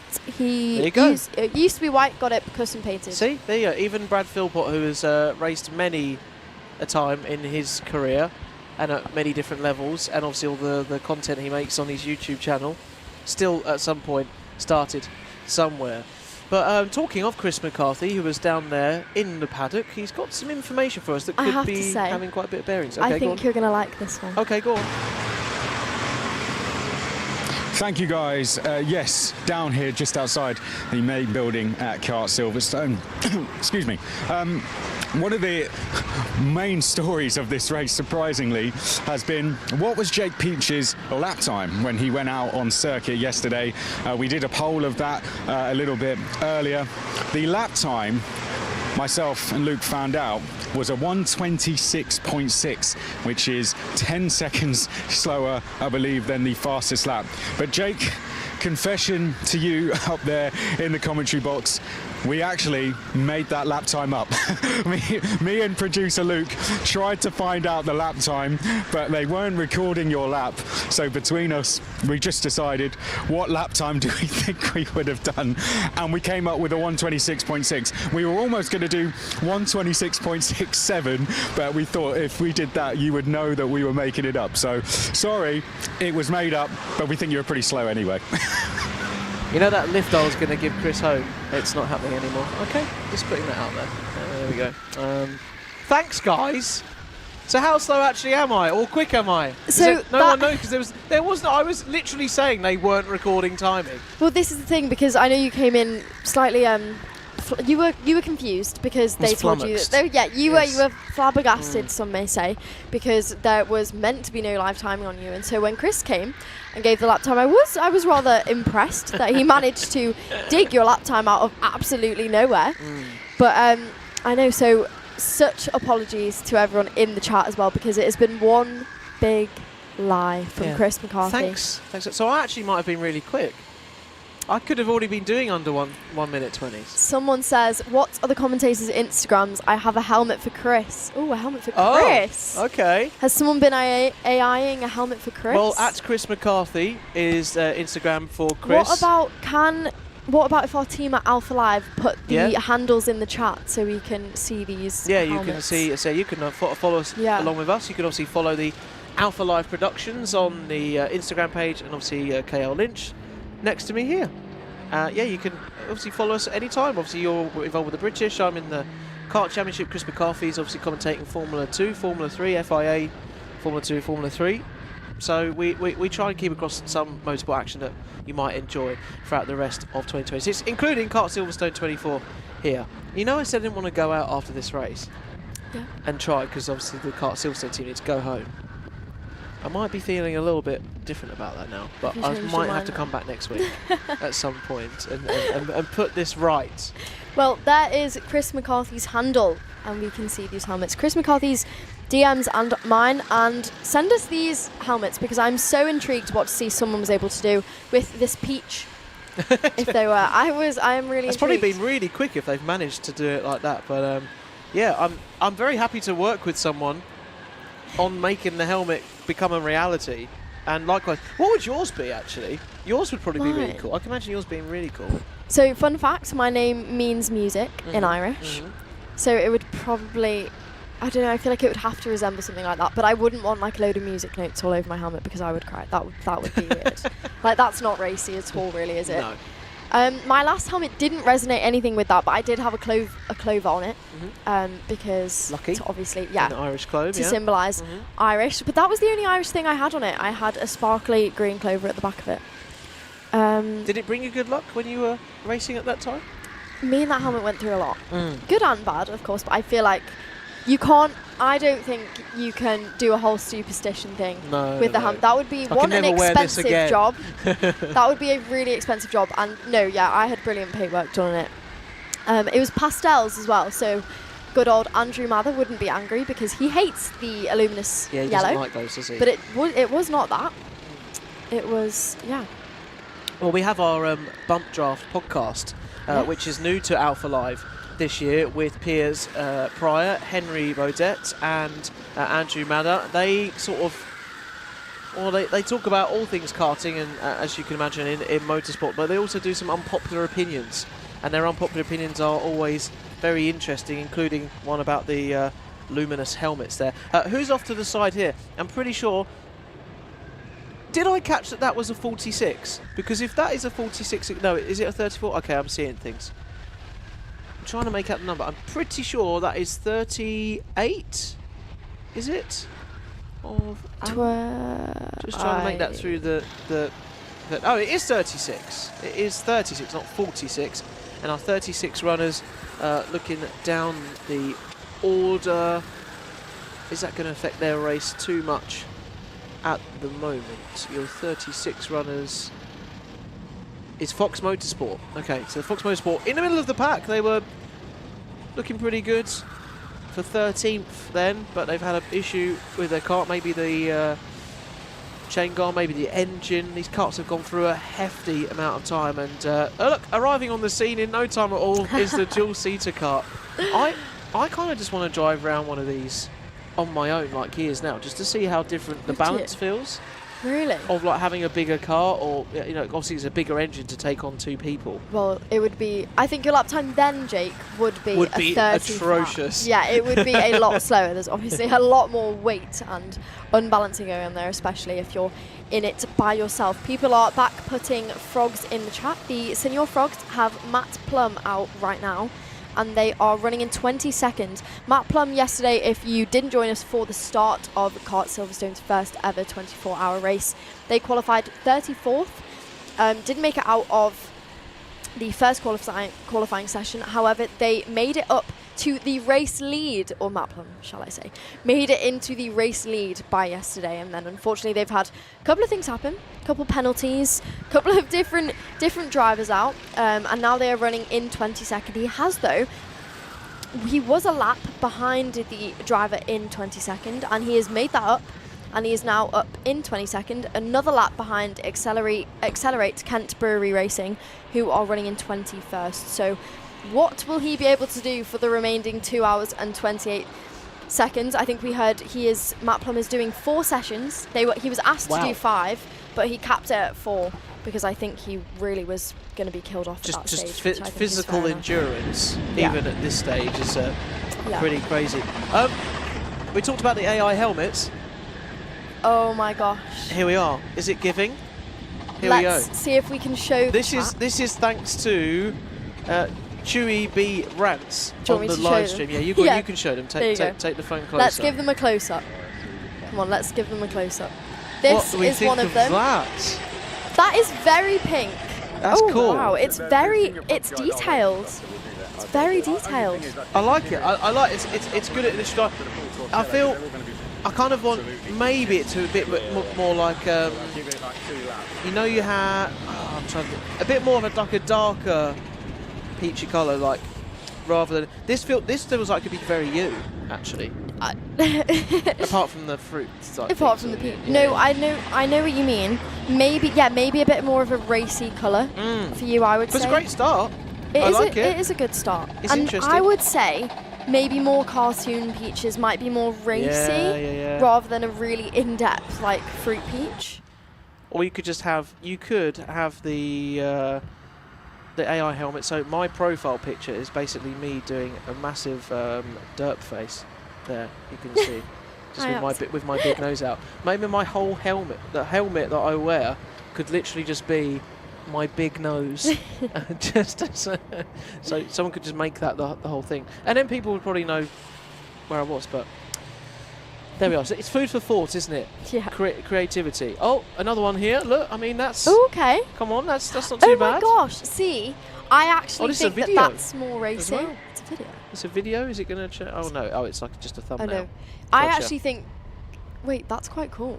I like that. I like that one. Show the chat this one. Thanks to oh god, as we've got a full course yellow, we've got time to do this. It's just basically designing my helmet on the live stream. Thanks everyone. Thanks to Finn for that one, by the way, who's been busy working on that one. Yes. Here we go. Look at this one. So this one's pretty cool. This one is a bit more it's a bit more cartoony. Yeah. It's actually got some racing stripes, some racing lines, some angles on it, a bit more detail. I think this one's probably more what we're talking about. Do you But prefer I that? would also say that AI is really cool to design a helmet, but I'd love to see how someone would maybe design one like just off the cuff. Professional. Absolutely. I think that'd be awesome. Someone to see what says, people come up with. So yeah. Stop enabling it, it's killing the planet. So this is, of course, for no real purpose whatsoever. This is for the amusement of the live chat. I'm sure that when Jake Peach decides to get his helmet done, he will go to a very trusty helmet painter, helmet designer, and not take anyone out of work. Mitchell Lewis says, I would have peach trees on mine. So yeah, that could be another alternative design, maybe. There's lots of ideas to work through there. Nathan Keane, 31, with 2 hours and 44 minutes on the clock remaining of this 24-hour race, says he's praying for rain. Let the soggy frog cook. So this could be Matt coming into his own element, and so is Matt going for senior frogs going right to the end. No, so I believe that it was him and Chip that was left. Everyone else is indulging in a beer while they finish the stint. I don't Then it's think... Chip.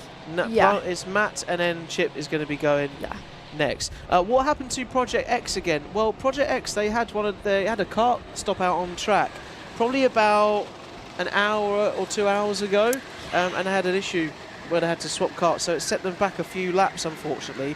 So Project X, thank you to James CGI for your message on there, finding their way back up through the field. Although, as you can see, they're setting the fastest lap of the race out there right now, which has been slightly nudged down all the time into the 14.7s. It's a really competitive lap time. We're underway green, though, once again, because we were under a full course yellow, and once again this could bring all the drivers together, whether in a lap traffic or they're fighting for position. But between the two nameless teams, there's 4 laps or so at the moment. Yeah, if we take a look to Project X, of course, if you are just joining us on the live stream now, they led a lot of the race yesterday, lost the lead slightly after that. They came second, and then they went to regain the lead this morning, had a chain problem not actually too long ago, about an hour ago. The driver was devastated, got straight back in. He had to get recovered, got back in and jumped straight in another kart. We caught a word with him quickly.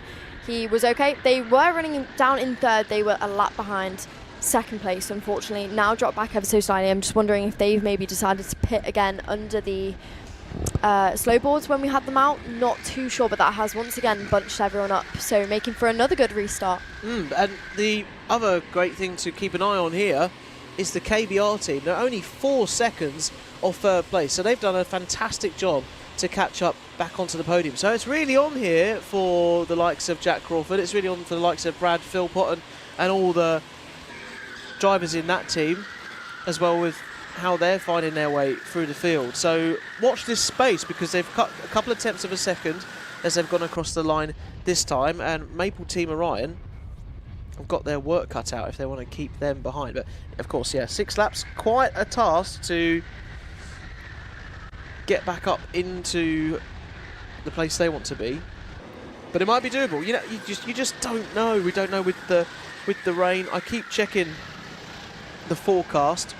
The weather forecast we were getting a little bit before, probably at about, I looked at about 9:30 roughly for later today, which was saying there was going to be an increased chance of rain towards the last hour of this race, and that's going to really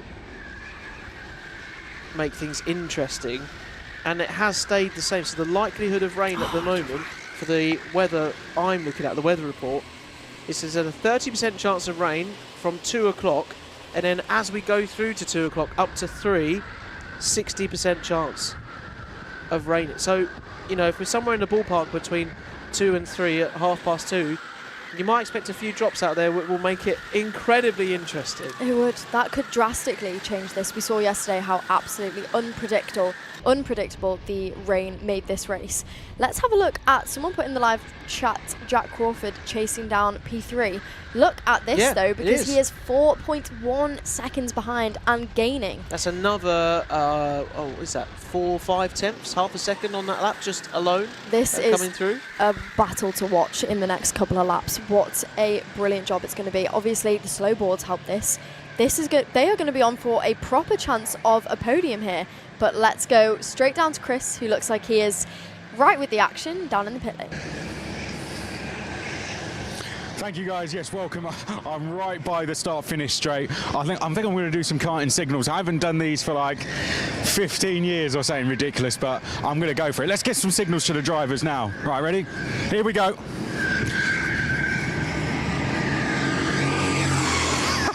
Right, let's do some more. Right.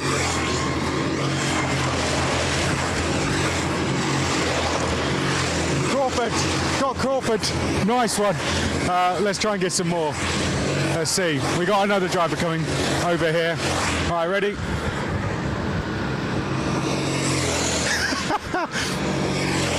Nice one, what else, what else? Go on, son, go on. Thumbs up there, thumbs up. This is proper good stuff. Send it. I'm making this up as I go along, honestly. Do you want me to do another lap? Do they want me to do another lap? Or should we leave it there? We'll keep going. We'll keep going. We'll keep going. All right, let's walk down a little bit. Just be prepared. I'll tell you what, should we spin round this time? Let's spin rounds, Luke. I'll go round here. What should I do? I'm going to get Jack Crawford this time. There he is. I can see him. Let's get Jack Crawford. I'm going to tell him to pass. All right, here we go. I've got to say, this is so much fun. I've never had so much fun. Right, here we go. This guy's got a gap, so I'm going to tell him.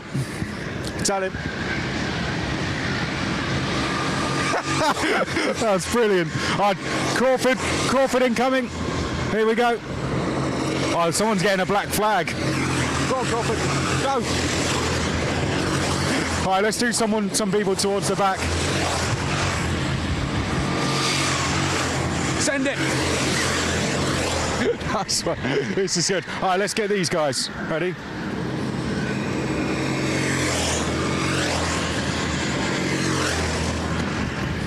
God. I don't know what I'm doing. Oh, there's so much adrenaline going through me. Wow, you're proper close here. But this is so much fun. Thank you to the guys for giving us so much access. Jake, Kia, I'm going to go for a lie down. Back to you. I don't blame you. Someone did suggest on the live chat, and who's this off to the side?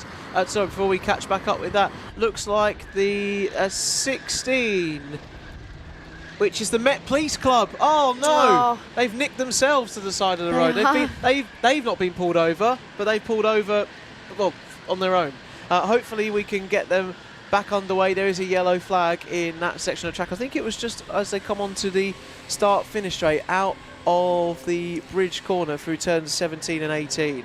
So unfortunate for the Met Police Club there. But no, they were suggesting on the chat there, I don't think we should encourage this, because I would like Chris to keep his arm and hands at all times within the confines of the pit lane. Jamie Moore-Carter says, can you just high-five him?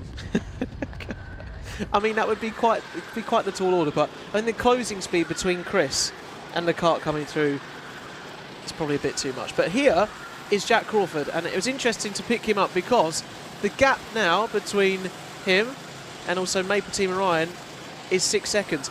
I was interested to pick Jack back up because we were going green again. However, we're now in a slow board. But 6 seconds back from third place.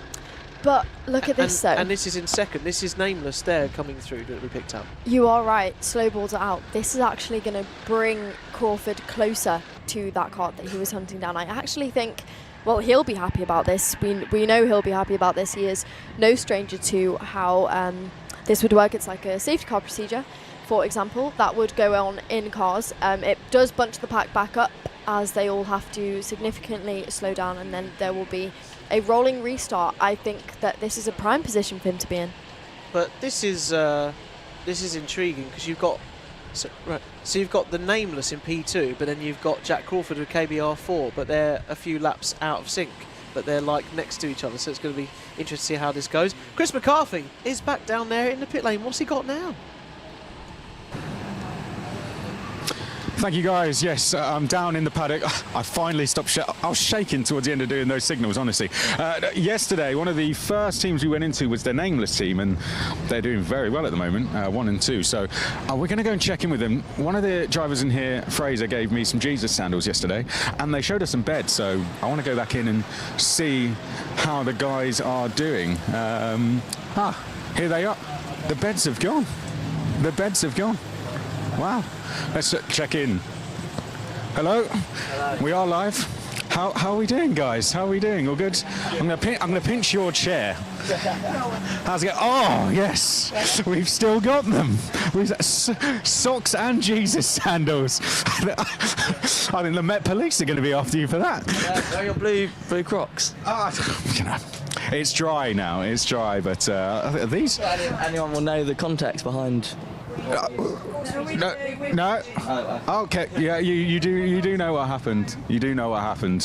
How's it been going? Yeah, good. Yeah, we're just hoping for no breakdowns. I think we're P1 and 2 at the moment. We're slightly lacking on pace on the motorsport kart. So yeah, we're just going to try and stick it out and see what happens. So part of your tent has gone now. Yeah. Can we have a look round? Can I pinch a snack? What have we got left? Can you show? Who wants to show us around here? Do you want? You come show us around. What's? Yeah, tell you what. We'll start outside. Do you want to have a go at doing it? Oh, I am useless. I can't even remember what the intro is. But okay, you say welcome to my crib, and then you kick us out at the end. Okay, right. MTB Cruise. Welcome to my crib. Come in. You need a microphone, sir. Oh, okay. Come in. So, here we go. We've got massive lights here. Don't know why, but it's daytime now. So yeah, that's there. Helmets, all in complete disarray, but they're looking good. Food stand, it's cookies, unbelievable. Have them. Hit up Georgia. She has amazing cookies. Bottles of water, crisps. Every snack you need for a racing driver. Seating arrangements. Team. This is the team. There you go. And this is the gaff. Thank you very much. There you go. Well done. Round of applause. Round of applause. That was absolutely amazing. If you want to come and take my job, you're ready to do it. Oh, have you got any snacks? Yeah. Thank you. I mean, I'm saying this on behalf of Jake and Keo. What's that? Oh. Yeah, that's a good choice. Results. Thank you, guys. Good. You're doing really well, though. Let's have a serious question. You're actually doing really well. Yeah, things have turned around. Last time we spoke, I think we were 5th and 6th. Sorry, I'm looking at live timing. We were 5th and 6th. We were quite a few laps down, but we've largely kept our noses clean. Someone didn't, clearly. No? What happened? A couple of penalties. Explosive language in the pit lane. Yeah, things are going okay. There's still 2 hours left, one more stop. I mean, there's been a lot of breakdowns this race, so fingers crossed. Not getting excited yet. But yeah, going well. Well done. Well, thank you, guys. We will now leave your crib, and we'll probably see you later. See you later. Let's come on. Yeah, do we want it? Yes. So can I steal your seat, sir? Thank you. Right. Who do we have here then? I'm Trent's mum. And you? I'm Bo's mum. You do have names though. I don't think there's names on your passport. Jodie. Stevie. Jodie and Stevie. So how are we enjoying the race so far? That's good. It's going well now. It wasn't for a while, but we're better. I said earlier when they interviewed me that it's a long race, and it was, and it's turned around, so it's good. Have you been here the whole time? No. Yes. Sorry. Yeah. Yes. Yes. So tell us, were you part of making this setup and Pretty much. bringing the Kinder Buenos? Yeah, I am the setup. Thank you. So, you guys are doing the work on the track, but you're off the track. Yeah, you know, that's what parents do, so it's all good. Who was in the bed the longest out there? I actually don't know. I don't know who was. No. How have they been to look after? No, they're good boys. They are good. They're really good. Not normal, but they're not normal, but they're good. No. Yeah, not normal. Especially that one. He's not. No. Okay. I'm loving the hoodie though. That's a really nice hoodie. It's a Drake one. It's good, isn't it? Yeah. You want to film me? Go on. A lot of phones on us here.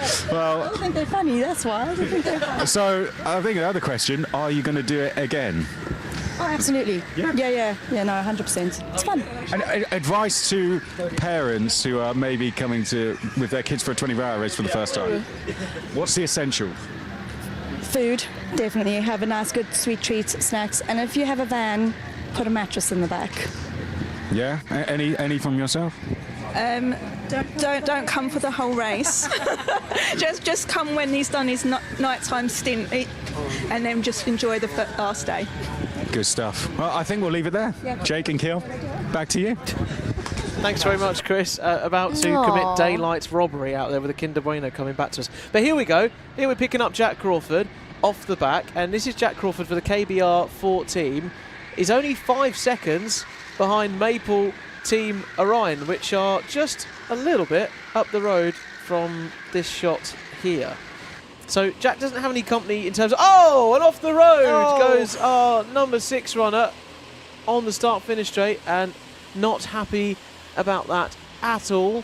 And that's TVP Racing. They've been caught up in a few unfortunate incidents like that. But yeah, Jack Crawford, here he comes, coming into shot, and then trying to see where Maple Team Orion is. He's got a lot of traffic to deal with now. Jack had a lot of clean air when I was down trackside earlier, and he was out in a good spot. He doesn't want to get caught up in this too long, because as much as he is a F1 reserve driver, well, that experience there showing how to take the opportunity and move past the traffic. He almost went like past 2 or 3 karts there in one turn alone, so he can get after the rival up the front of the road. Well, trying to hold off, very close to the driver there. Oh, he's giving him a bit of feedback as he goes past.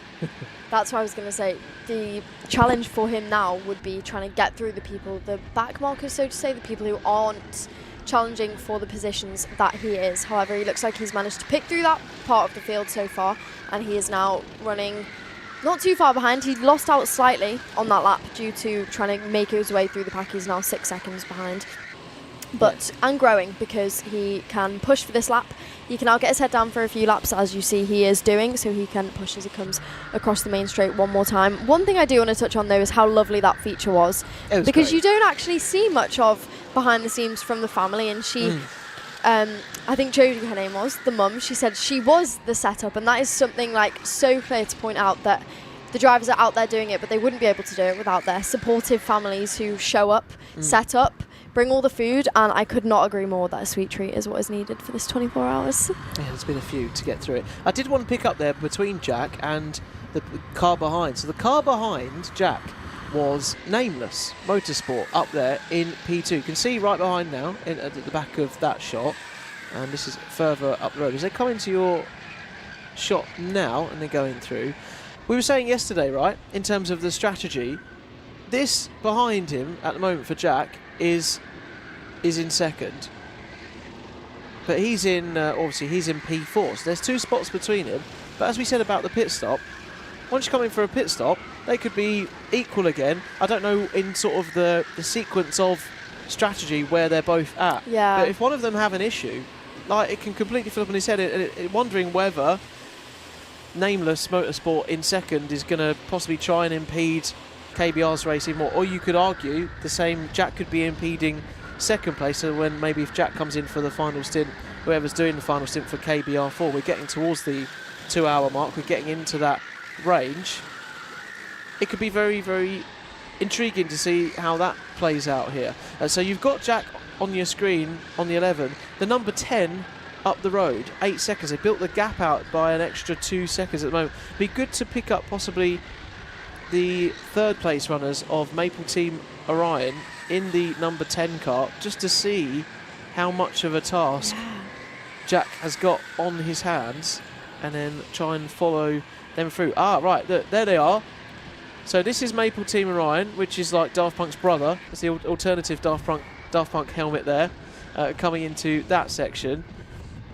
So it looks like there's a fair gap between them both. So there's Maple going through the final turn now, coming across the start-finish line. And how long will it take before we see Jack Crawford coming through the same sequence of track? We'll just pick him out here. Wait a second. And there. So that's your 8 seconds. That's what he's got to close up. It was 6, and he's losing time. So if they want a podium, he's got his work cut out. That was good to see that. Thanks for Alpha Live team for making that happen. It's so hard to follow teams around here, but to pick them out from the numbers and the helmets, it always gets it's a lot more useful when you know what you're looking for and between the gap of our drivers. But yeah, if they want a podium place, it's definitely there for the taking. There's a couple of carts of traffic between probably Team Orion and KBR right now, but absolutely not out of the question with pit stops on the way. So I think this is I think at the moment, at the top of the field, this is the most interesting battle for P3, because you've got the two nameless, the Endurance and the Motorsport teams, with 4 laps between them.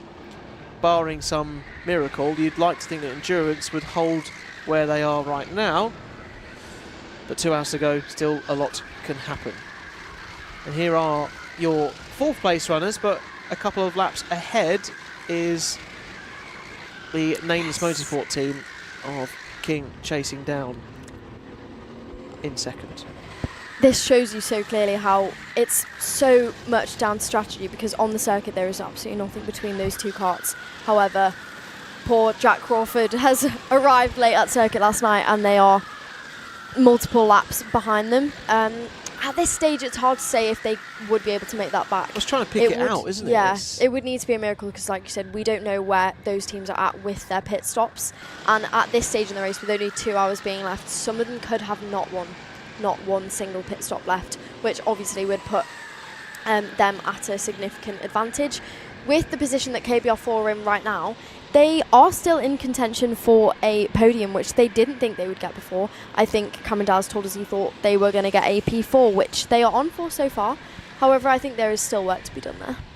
Yeah, no, I definitely think that, and unfortunately the gap is slightly increasing again, only by a tenth or 2 tenths of a second. As we get towards the 2 hour mark, can you quite believe that we're nearly 22 hours into this? We're getting into the crunch time now. We are. We're getting very close indeed. It's flown by, and obviously once again Jack and Nameless Motorsport flying down the start-finish straight. If you're interested, we mentioned it obviously at the start of the stream yesterday, but it can be up. You can get up to half a second a lap of a lap time round here if you're in the toe and in the slipstream. So it's very much helping Nameless Motorsport at the moment. It cement their gap over 3rd place of the couple of laps and the time they can get out there. And well, ironically, Jack Crawford's helping them with the slipstream. He's doing all the hard work out front, cutting a hole in the air and making it a lot easier for the 48 runners behind them. Getting your comments come in on the chat. Most people asking what's the longest kind of stint. Well, 2 hours is, in terms of one stint, a fuel tank can take about an hour and 45 minutes in terms of the fuel in the middle of the Sodi kart. It sits just basically in between the legs of the brake and the accelerator pedal in that sort of front console bit in between the pedals. So about an hour and 45, 2 hours. But we've had a few slow boards.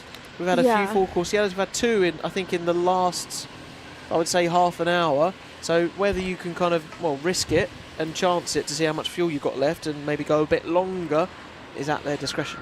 And what is to note is that there isn't actually a minimum nor maximum of the stint time. So, No. of course, after a certain amount of time, you're right, the drivers have to come in and refuel. However, there is nothing to say that they wouldn't be allowed to go back out.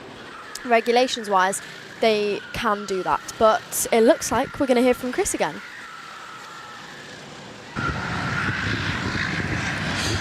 Hello guys, yes, I'm down here with Cameron Daz for the KBR4 team. We've got a very close battle going on for the final spot on the podium. Cameron, you're about to jump in. We're into the last stops now, aren't we? Last fuel stop, so you're getting ready. You're going to take it to the flag then? Yes, that's the plan. We're in a close battle for P3 at the moment. I think we've got Maple Orion is just a few seconds ahead of Jack, who's currently in the kart right now.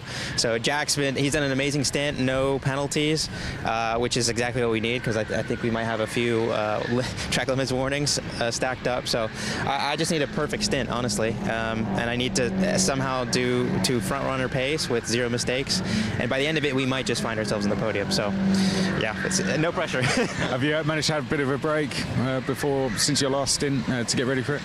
Yeah, it was a second stint of the race was my last stint, and it was full wet, and then I got 4 hours of sleep, and I've just been here just kind of trying to stay in race mode. But yeah, I feel fresh, and the adrenaline's starting to go now, so I think I'll be fine by the end of it. Yeah. This must be the most exciting part about doing a race like this, when you're getting in for the end there, and you can see there is a podium up for grabs. That must be the most enjoyable parts of this experience. It's basically a 24-hour sprint race, is what I always say. Like you always think you're going to sit there, save fuel, save tires, but nah. Like these rental car 24s are something else. How was it driving in the wet? It was chaotic. It was really tough with the curbs, but yeah, we managed to keep it on track and no major issues, honestly. Well, we'll leave you to get ready. Good luck. That is Cameron Daz getting ready to jump in for KBR4. Battle for the podium is on. Back to you in commentary. Thanks very much, Chris. We might be coming back to you very shortly, though, because we've seen the senior frogs coming in, what looks like for their final pit stop.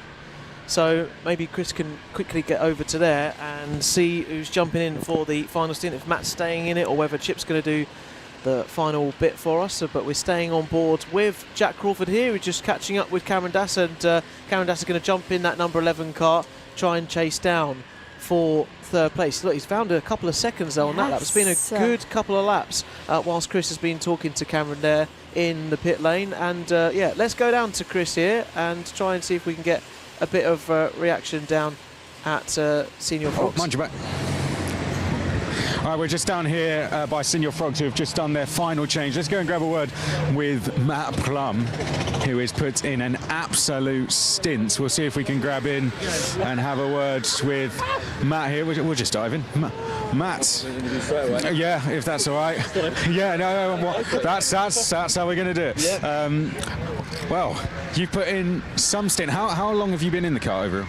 I think it's just over 8 hours. Wow. I think. I don't know. I've not had time to do any maths because I've either been driving or sleeping, or trying to sleep anyway. So I don't know exactly, but I think it's about 8 hours. How much have you enjoyed the experience? It's been really good. It's been really good. I've been very tired because of doing 8 hours, and I didn't get much sleep at all because my ears were just ringing because I've been in the car for so long. Yeah. But no, apart from that, it's been really good. That 35th to first was absolutely superb, wasn't it? Who have we had just go in the car now? Chip's just gone in. Chip's finishing it. It's his video. It's his big day. We'll let him take it home, whatever position we're in. And you've got a lot of experience. How's the performance been as a team with the other drivers as well? It's been good. It's been good. We were tested with the weather a little bit. This track is very tricky in the wet, so I can't blame the boys. So I made some mistakes quite a few times through the night, so I can't blame the boys for making mistakes.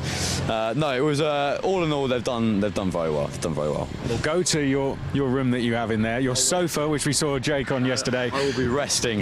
Yeah, a lot of rest now. Yeah. Go and get a well-deserved rest and beverage, my friend. Amazing. Thank you very much. Congratulations. Well done to the Senior Frogs. Matt Plum is in. Last driver change. Chip is taking it to the flag. Back to you in commentary.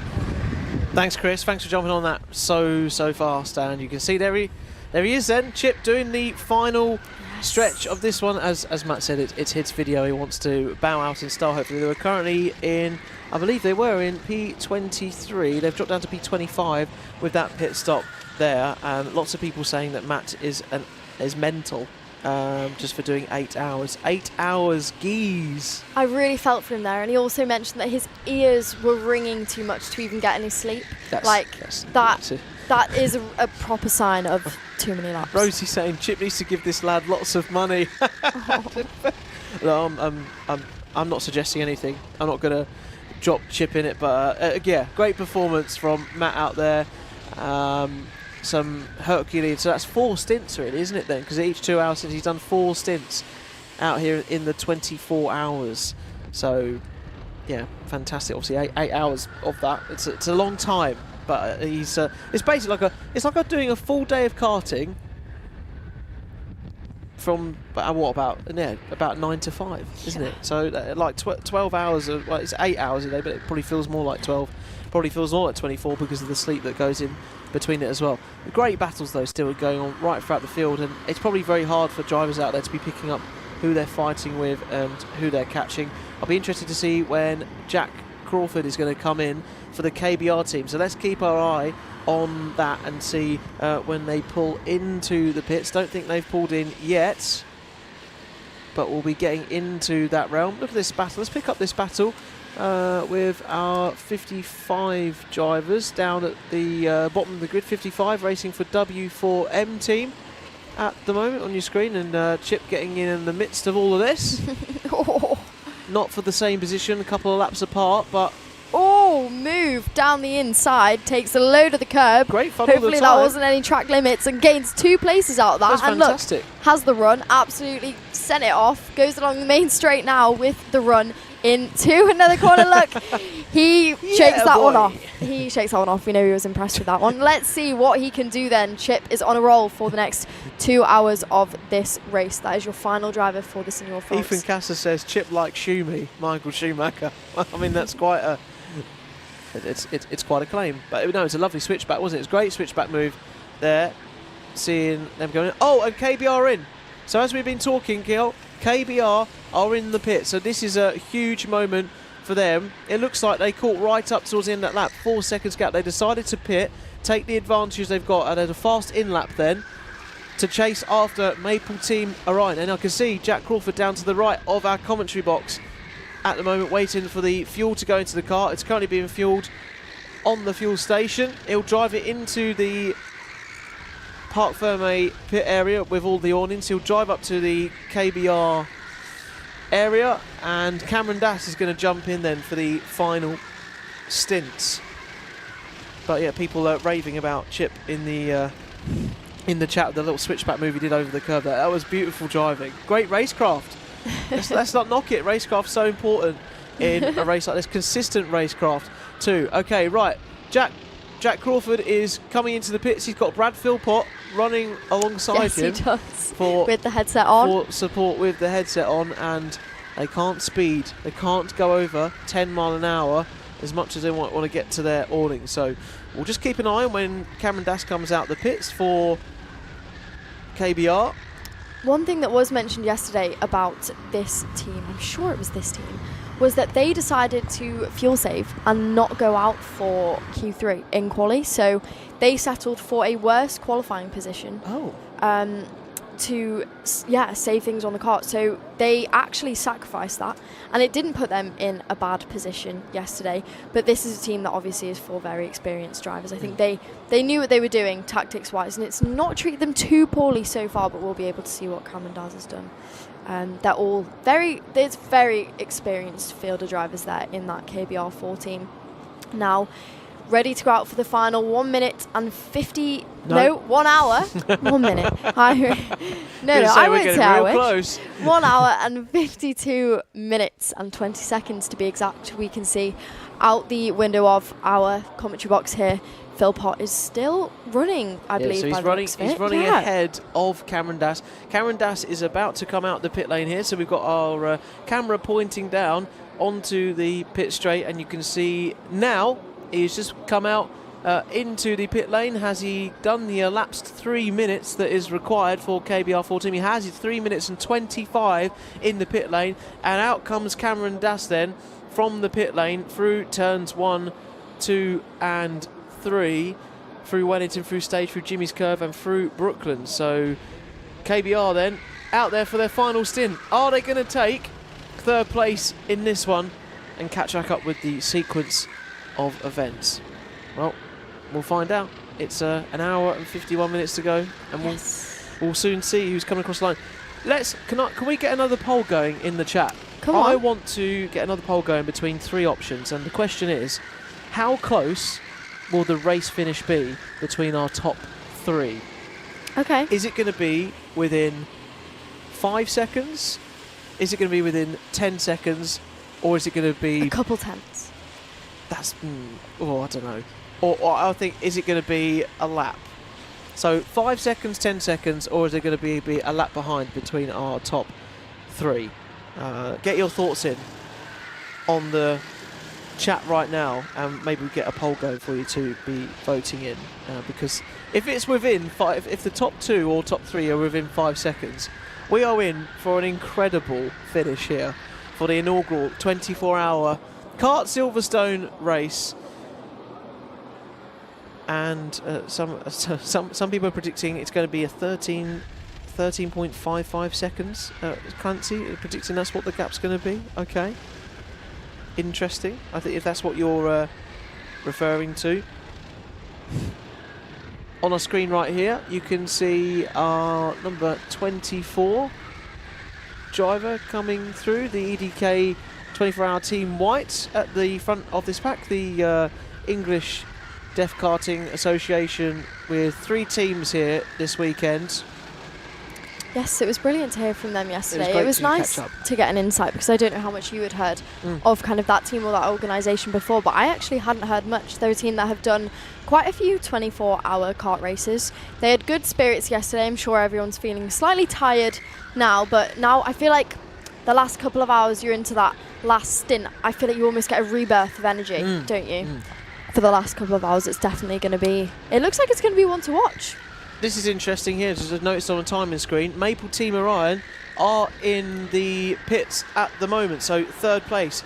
Have they got enough of a gap ahead of KBR4? KBR4 in 5th then, chasing down the couple of laps they are behind.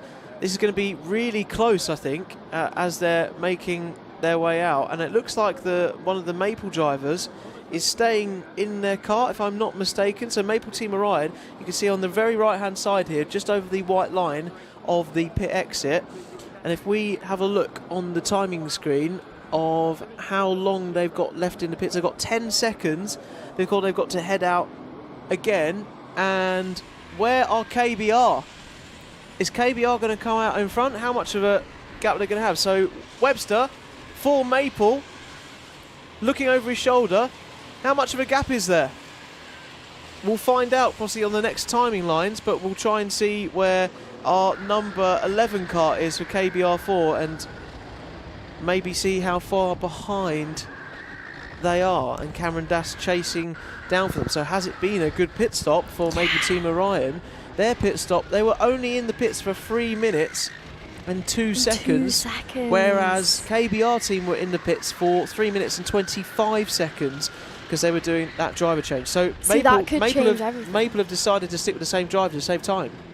At this stage in the race, if that driver thinks they can do it, I would agree with that, as it's all getting pretty close out here. Of course, a couple of teams that have just come into pit, they're going to drop back slightly. However, once the hour balances itself back out, those 20 seconds are going to mean a lot in the race. It's a huge gap. And with all the traffic in the way as well. It's a lot to make back up. Maybe KBR didn't think that Maple were going to not change driver. So a very, very interesting strategy.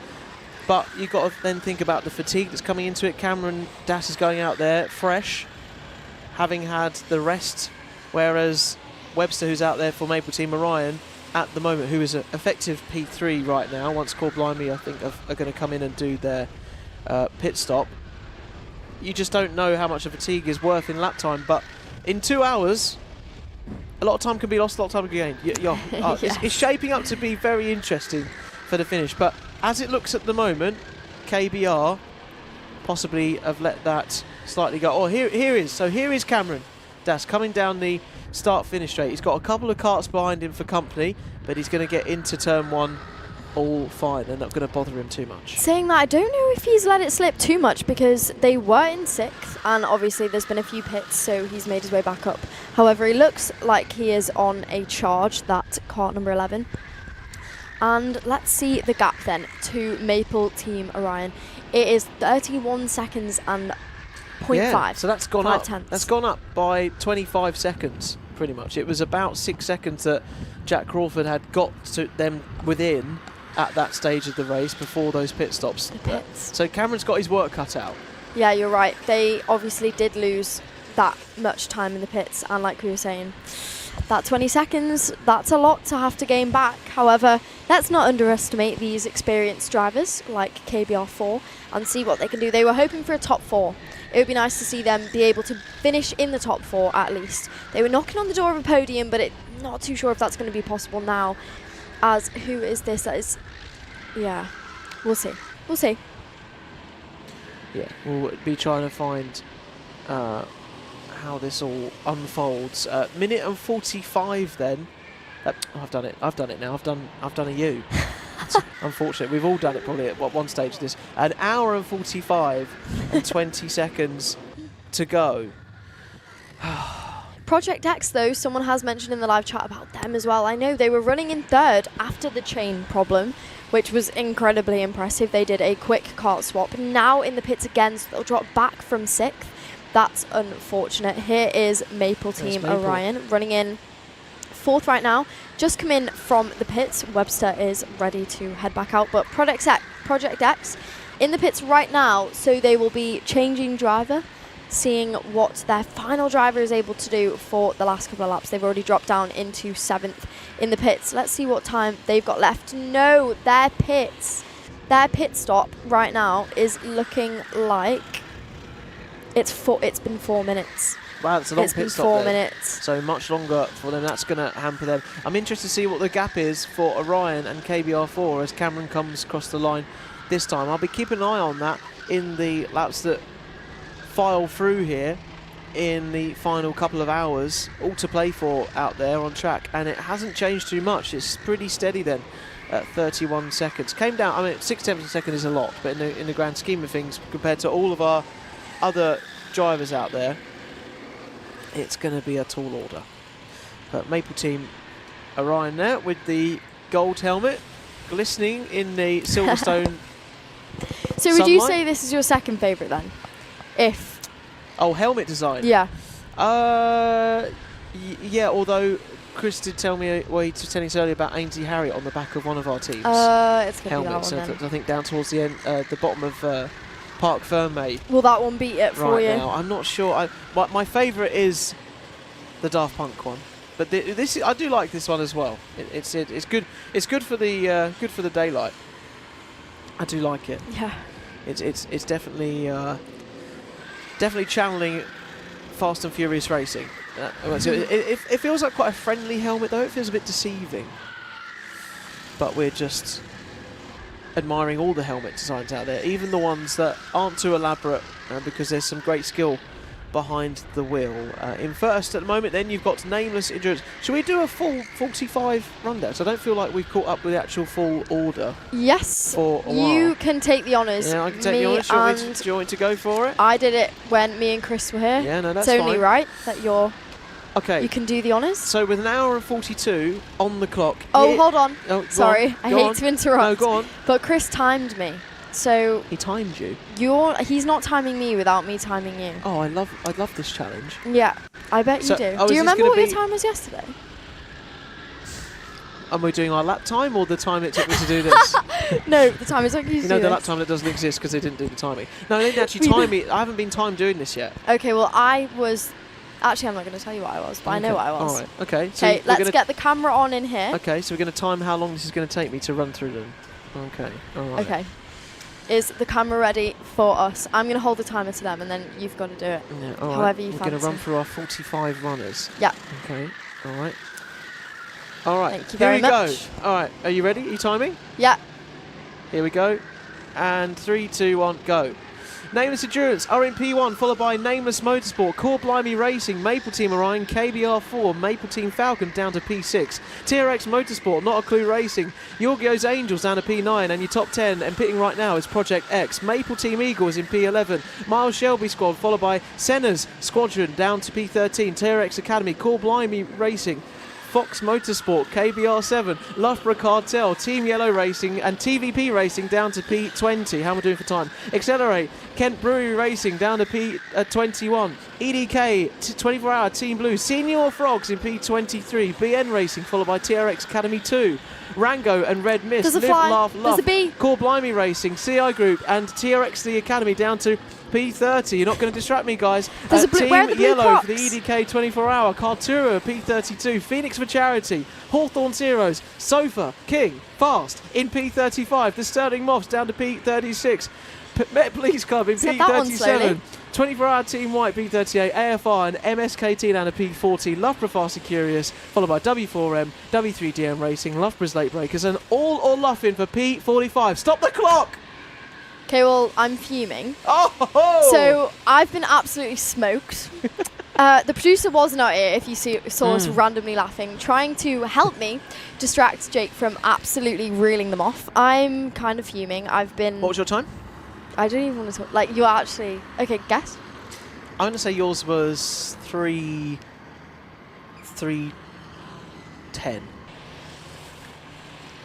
Did you know that?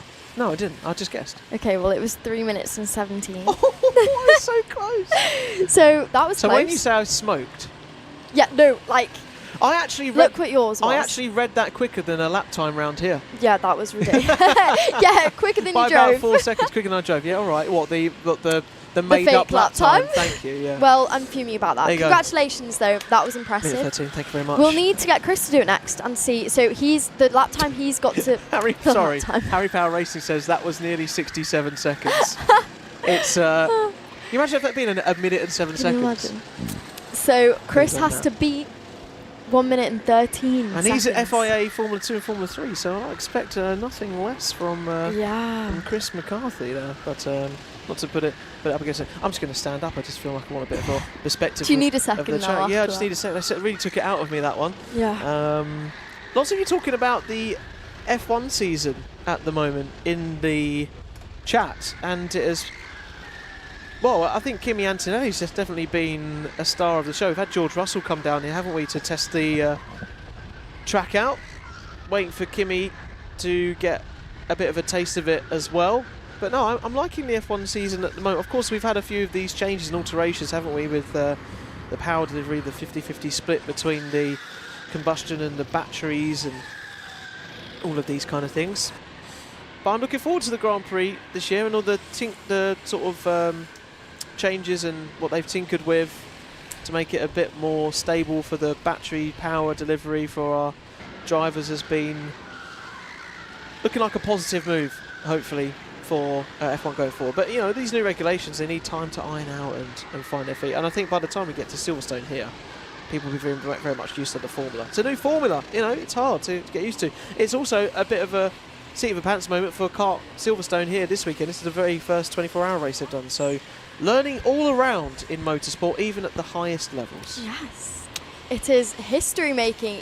That is a good thing to mention. We've not spoke about that since yesterday. So for our new viewers, each and every driver out on this field today, we've had 45 teams and over 400 drivers are making history for Kart Silverstone's first ever 24-hour race. The circuit that is, drivers have been loving it so far. We know how much effort has gone in with scientists behind the tarmac. It is 1,377 metres long, being one of the longest circuits in the UK. It's anti-clockwise, which is incredibly abnormal for a kart circuit, and the drivers have been loving it so far. Difficult in the wet conditions, which we saw yesterday for a long time, and so I think everyone is favouring these new conditions out there where they can push some limits, get some grip, whereas yesterday we saw some very sketchy runs onto the rumble strips that we're seeing them run onto now, didn't we?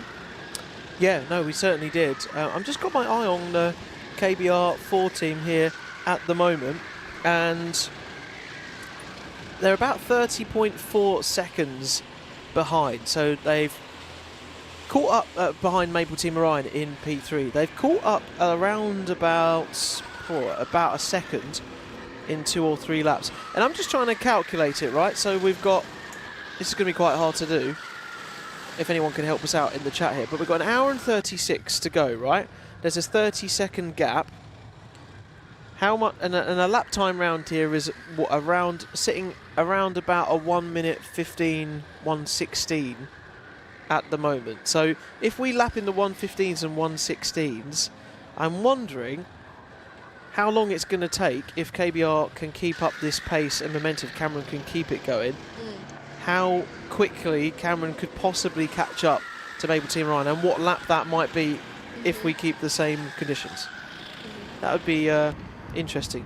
What are you enjoying at the moment, Kiel? It's I think thanks to our Silverstone catering team, just having a little bit of a break, maybe slightly just. So I'm just gonna smile and wave and nod for a second because I'm indulging. If we get our camera.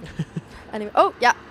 Chris McCarthy it was a slice. has just brought us in a slice of pizza. So, and I've been caught in the act of eating it. So I'm just going to nod for a second, smile and wave, Smile while and wave, boys. you enjoy the beautiful view of the track and Jake showing you. Well, that's not a beautiful view. Let's not confuse things here. We'll pick up some of the track action. After all, we are here to commentate and try and guide you through this madness of 24 hours, brought to you by Alpha Live. By the way, I don't think we've mentioned it too much, but thank you to everyone that has been throwing your support in the chat right throughout the 24 hours. Yesterday in our first session and right up today as well. It's been great to have your support and analysis. Some of you have worked it out for us. Thank you so much, because I don't have the same calculators in front of me. We're figuring out possibly needs to gain 4 tenths to half a second a lap for KBR to catch up. So he needs near half a second to get through. And yes, absolutely right, just depends on traffic, might be depending on the traffic that Maple have up in front of them. But to try and find half a second a lap around here, that is a tall order, I think. If Cameron pulls this off for KBR up into P3, I think it'll be one of the greatest performances we've seen around this circuit, of course, apart from our front runners for the nameless motorsport and endurance teams. So he's found a couple of seconds though there, look, so 28 seconds now. And this is where we maybe start to talk about Cameron coming back into his own, where he's refreshed, whereas Webster out there for Maple Team right at the moment doing a double stint. Last pit stop window. Yes, thank you very much for that. We're all through now, so all of our teams and drivers have basically doing their last stops now. We're getting into the crunch time with an hour and a half left on the clock, where we're going to see no more driver switches. This is it. Yes, thank you very much for that, Jake. I am finished my pizza, my stunning slice of pizza. If you haven't had the opportunity yet, this is your last couple of hours to go into the cafe where we are streaming, of course, so you'll be able to watch the stream still and have a delicious pizza. That was so good. If you're here. If not, get here, because that pizza was delicious. But yeah, you're right, this is the last pit stop window, so here is where we are going to see it all balancing out over the next hour and 33 minutes. See, said hour. Yeah, we're on the ball now. We're just about across it. Project X, P10 then are pitting for their final time. They've had a bit of a stink of using their chain guard earlier on in the race this morning. They were running up in P4 and P5. They've already pit. So they're going to be coming out again. They've got the fastest lap to their name at the moment, though, so it shows they've got the pace. Maple Falcon is pitting from P6. Very well pointed out on the live chat as well that if we do get a full course yellow again and we get the slow boards, that's going to help KBR4 and Maple an absolute bunch. So are we possibly going to see that? Look at this, though. The gap is really closing. I'm not sure what's going on for the kart number 10, if it's getting held up or something, but KBR is closing in fast. It was 28 seconds on that last lap, and now it's 27.2. If it was to continue like this, then Cameron Daz has a clear run to a podium position. He's finding more than half a second out there, that's for sure. Thank you to everyone in the live chat for figuring that out. And we should say, if you are watching the live stream, maybe on the Silverstone YouTube channel or on our Alpha Live YouTube, channel as well. Give us a like, give us a subscribe as well. It's Alpha Live's 10th anniversary, a big milestone for Alpha Live this year, and we're just looking to go bigger and better and give you more motorsport coverage of more events, more club championships this year, aren't we, in the karting circles? So the more support you can give us, the more it enables us to bring you coverage like this and to be across 24-hour epic events. So make sure, if you're liking what you're seeing, do throw us a like, do throw us a subscribe. It means a lot. Absolutely. Let's go then. We are 1 hour and a half to go. I think someone in reply to your pizza comment, I think that Mitchell Lewis down as the third most recent comment, maybe about your pizza comment. Well, I live in New Zealand, so it's going to be pretty difficult. I'm really sorry. You are going to have to miss out on the pizza, but I hope you saw from my face how nice it was. You're having a fantastic time. I was. TRX Motorsport, by the way, been finding their way back up in this race. They are 11 laps down from the leader, but they've just gone ahead of Maple Falcon in P7 and now up to P6 for TRX. So a great recovery drive from them in this one. They were up in sort of third or fourth. And here is Cameron Dass. We're on board with him now, as you can see on your screen at the front of this pack at the moment. 26 seconds to climb down. I'm just waiting until it gets to 21 seconds. That's another half a And we can just do So Solid Crew. And we can just do that later on. That is another half a second down for Cameron Dass. I'm not sure what's going on for that kart number 10, but it's going to have pressure on its heels if it isn't careful soon. It's going to close in fast. There is still an hour and 30 minutes to go. If you break it down, it is a short amount of time compared to the rest of what this race has been.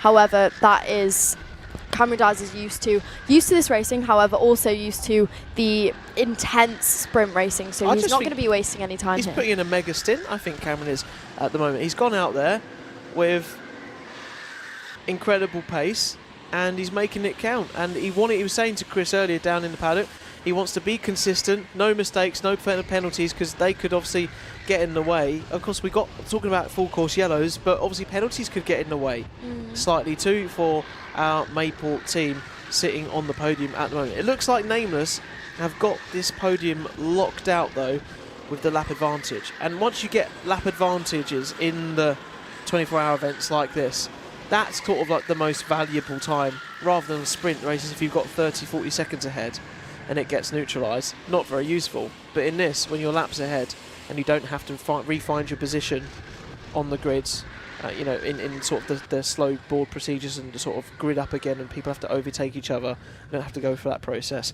The lap advantages are so valuable in an event like this. 26 seconds then. And inevitably, Team Orion's going to hit traffic and you might see Cameron in the KBR close up maybe to 20 seconds in a few laps, but then obviously he's going to have to get through that traffic himself, so that's going to be a factor. That was 26.2 seconds now. It was 26.8 a minute ago, so that was over half a second gain once again. We will have to keep a strong eye on that battle, as if this is keeping up, it's not going to be too long before we see a serious battle for that third place. We spoke to a team member from Maple Team Orion, and they did know that they had KBR hot on their heels, some very experienced drivers. So they know they need to get their finger out if they can defend that last podium position. But what a brilliant day for the Nameless twin teams. We've seen inside their awnings multiple times, but there is the Maple, by the way. But yeah, no, the Nameless are doing all right, aren't they? Yeah. Yeah, finding their way at the moment, and a 1-2 lockout in an event like this, very impressive. They probably would have had that goal coming into this, but what beyond their odds? dreams. Yeah. You are right. Like, what are the odds of having not one but two teams have a successful kart? They did mention, though, didn't they, Jake, that in one of the karts was struggling slightly. Yes. A bit more than the other power-wise. They're clearly managing okay because they are ahead of everyone else other than their own team. So, brilliant day for that team. They're very happy in their spirits. Sleep deprived, but happy. Still looking over his shoulder, though, as he comes down the start-finish train. Webster, start-finish straight train, what am I talking about? Goodness me, it's been a long time. Webster coming into turn 1 for Ryan. It may be, I know we've caught up with Maple not too long ago here, but it may be good to catch up with them. Maybe Chris can go and try and see them if he is going to be down near trackside soon, or maybe one of us can go and find our way towards there and see where their heads are at, where the strategy is, particularly going to the last hour. I think it's going to be really crucial for how it's all going to unfold here in the next. We're now down to an hour and 26. We're getting very, very close now. We really are, Jake. Someone said in the chat, what happened to Nameless now they're 4 laps down? No, so Nameless Endurance have 2 teams.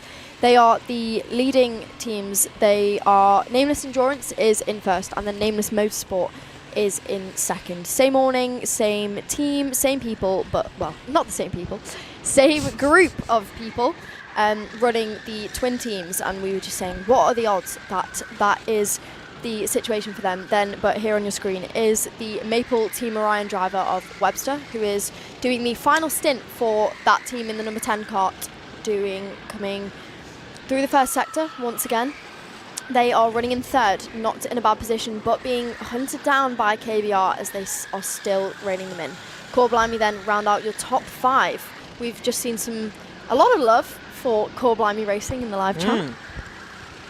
Cool, and then they've done it properly. They haven't just gone Core Blimey Racing, they've gone Core Blimey Racing! Thank you to,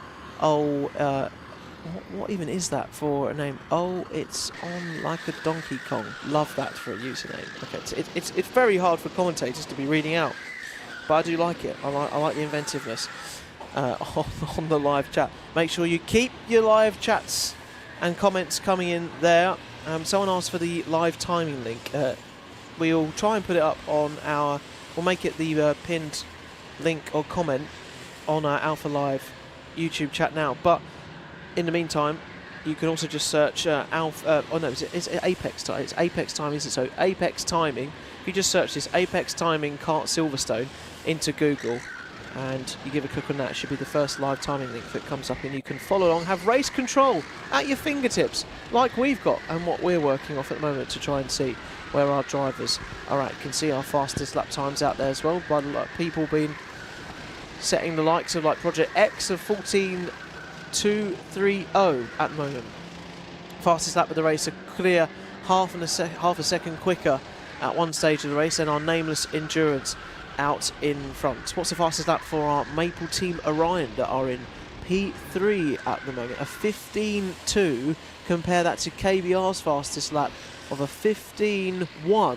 So they are evenly matched. But let's interestingly look at their last lap time. So Maple Team Orion, that you can see right now on your screen, a 15.9 last time around. KBR 4, a 15.5.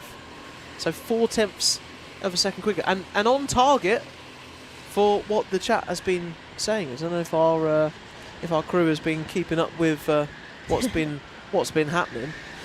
Well, you're right. The Maple crew, I mean, been keeping up with what we're saying on the live stream, and maybe KBR knowing as well, listening to the stream, that's what they need. But I'm sure they figured that out way quicker than we did. Well, another thing to note actually is obviously there's multiple drivers in these teams, all mixed ability, though there are some very experienced drivers in this field. It's not all about the driving, it is about the pit stops, about the strategy, and about how they held up in the mixed conditions. Because if we look at the best lap from your team that is leading right now, it is a 1 minute 14.7. If you look at the fastest lap altogether, it is the team that is down in 10th after an unfortunate end to the race, I think, for that team. It's a 1 minute 14.2.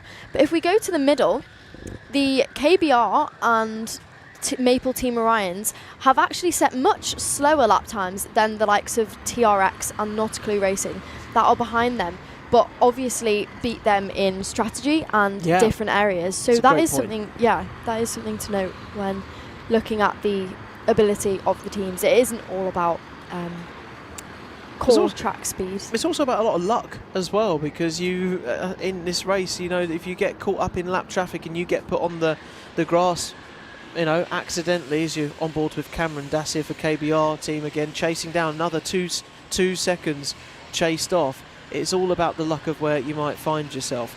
All right, we'll come and dip out here of the commentary box for 1 second, and Chris McCarthy's been catching up with one of the drivers.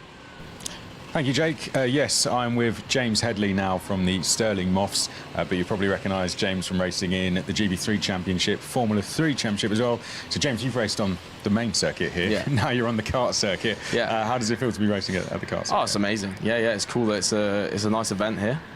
It's a proper track. I'm so pleased we've had it. I've been wanting it here for ages, Obviously being not like local, but coming here all the time. So, I mean, as a young driver coming to this track, with the main track around, that must be quite a good inspiration for more kids to get involved in this sport. Oh, 100%, and also for the kids that come here karting now, do you know what I mean? They can look what's ahead. I mean, I was here the other day and F1 cars were going around. Yeah. I mean, how inspiring is that, going to the top of the roof and just watching that? It's like, you're literally at the roots right now, and then that's the pinnacle. Yeah. So you never know what's here. Yeah, they got a Bambino Academy starting in 2 weeks here. Yeah. They've got young drivers from 8 to 15, so there's a lot of opportunities, isn't there? And like you said, as they're going around, they can see possibly F1 cars going around. Yeah, 100%. I mean, I don't even think they know what the future holds here yet. I mean, obviously they've got plans, but they keep, just thinking and thinking. So I think it's very fresh and it's exciting. So yeah. You've raced on a lot of circuits around the world. You've been to a lot of facilities at circuits. Tell us your thoughts on this one. I mean, the circuit seems to have gone down very well, and there's been a lot of investment put into this. Oh, 100%. Obviously the building's nice. I think the track took very fast to build, but the building obviously took its time. But yeah, now it's finally open and it's amazing. I haven't taken my own kart around here yet. I really wanting to do that. I've got sort of road tax, but the corporate karts are mega fun, reliable as well, and looks like everyone's still going around, for 24 hours. That's a big test of these karts, also a risk that Silverstone took. But yeah, it's good. British Kart Championships come here later in the year. I mean, that's going to be cool, seeing them go around in this, isn't it? Yeah. I mean, to be honest, I don't know much about karting. Like, I never really did it as a kid. Right. So yeah, it's all like, to be honest, I've done more karting now than I ever did, which I don't recommend if you're first starting. Like, 100% get into karting sooner.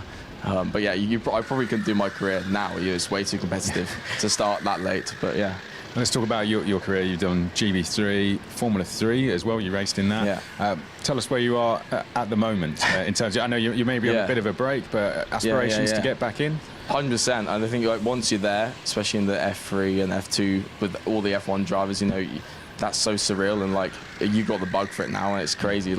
It's also annoying because it's the dream, and it's a nice tick in the box, and you could then step back and look at GTs, but then my dad and I both just come on, we got to do this again and give it a proper shot, because we missed all the testing, we missed the first 2 rounds, then they broke my thumb in Monaco, so it's and then we still got a good result at the end of the year in Budapest, so it's I think that really made us determined to try and come back, so this is my first race of the year, unfortunately, but at least I'm out in something, and I think I'll still try and race later on the year, but the main goal is obviously to raise that big money and just give it a proper crack, and then we can properly rest our heads at night. Yeah, and there's probably a lot of young drivers out there who will look to things like Formula 3. How is it lining up in a Formula 3 race on the front row at Hungary in front of huge crowds?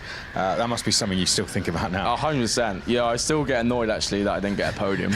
But no, we did really well to just stay in the top 5, to be honest, because it was there was some guys behind with mega pace, but it was so surreal. I'd do anything to be back on that front row right now.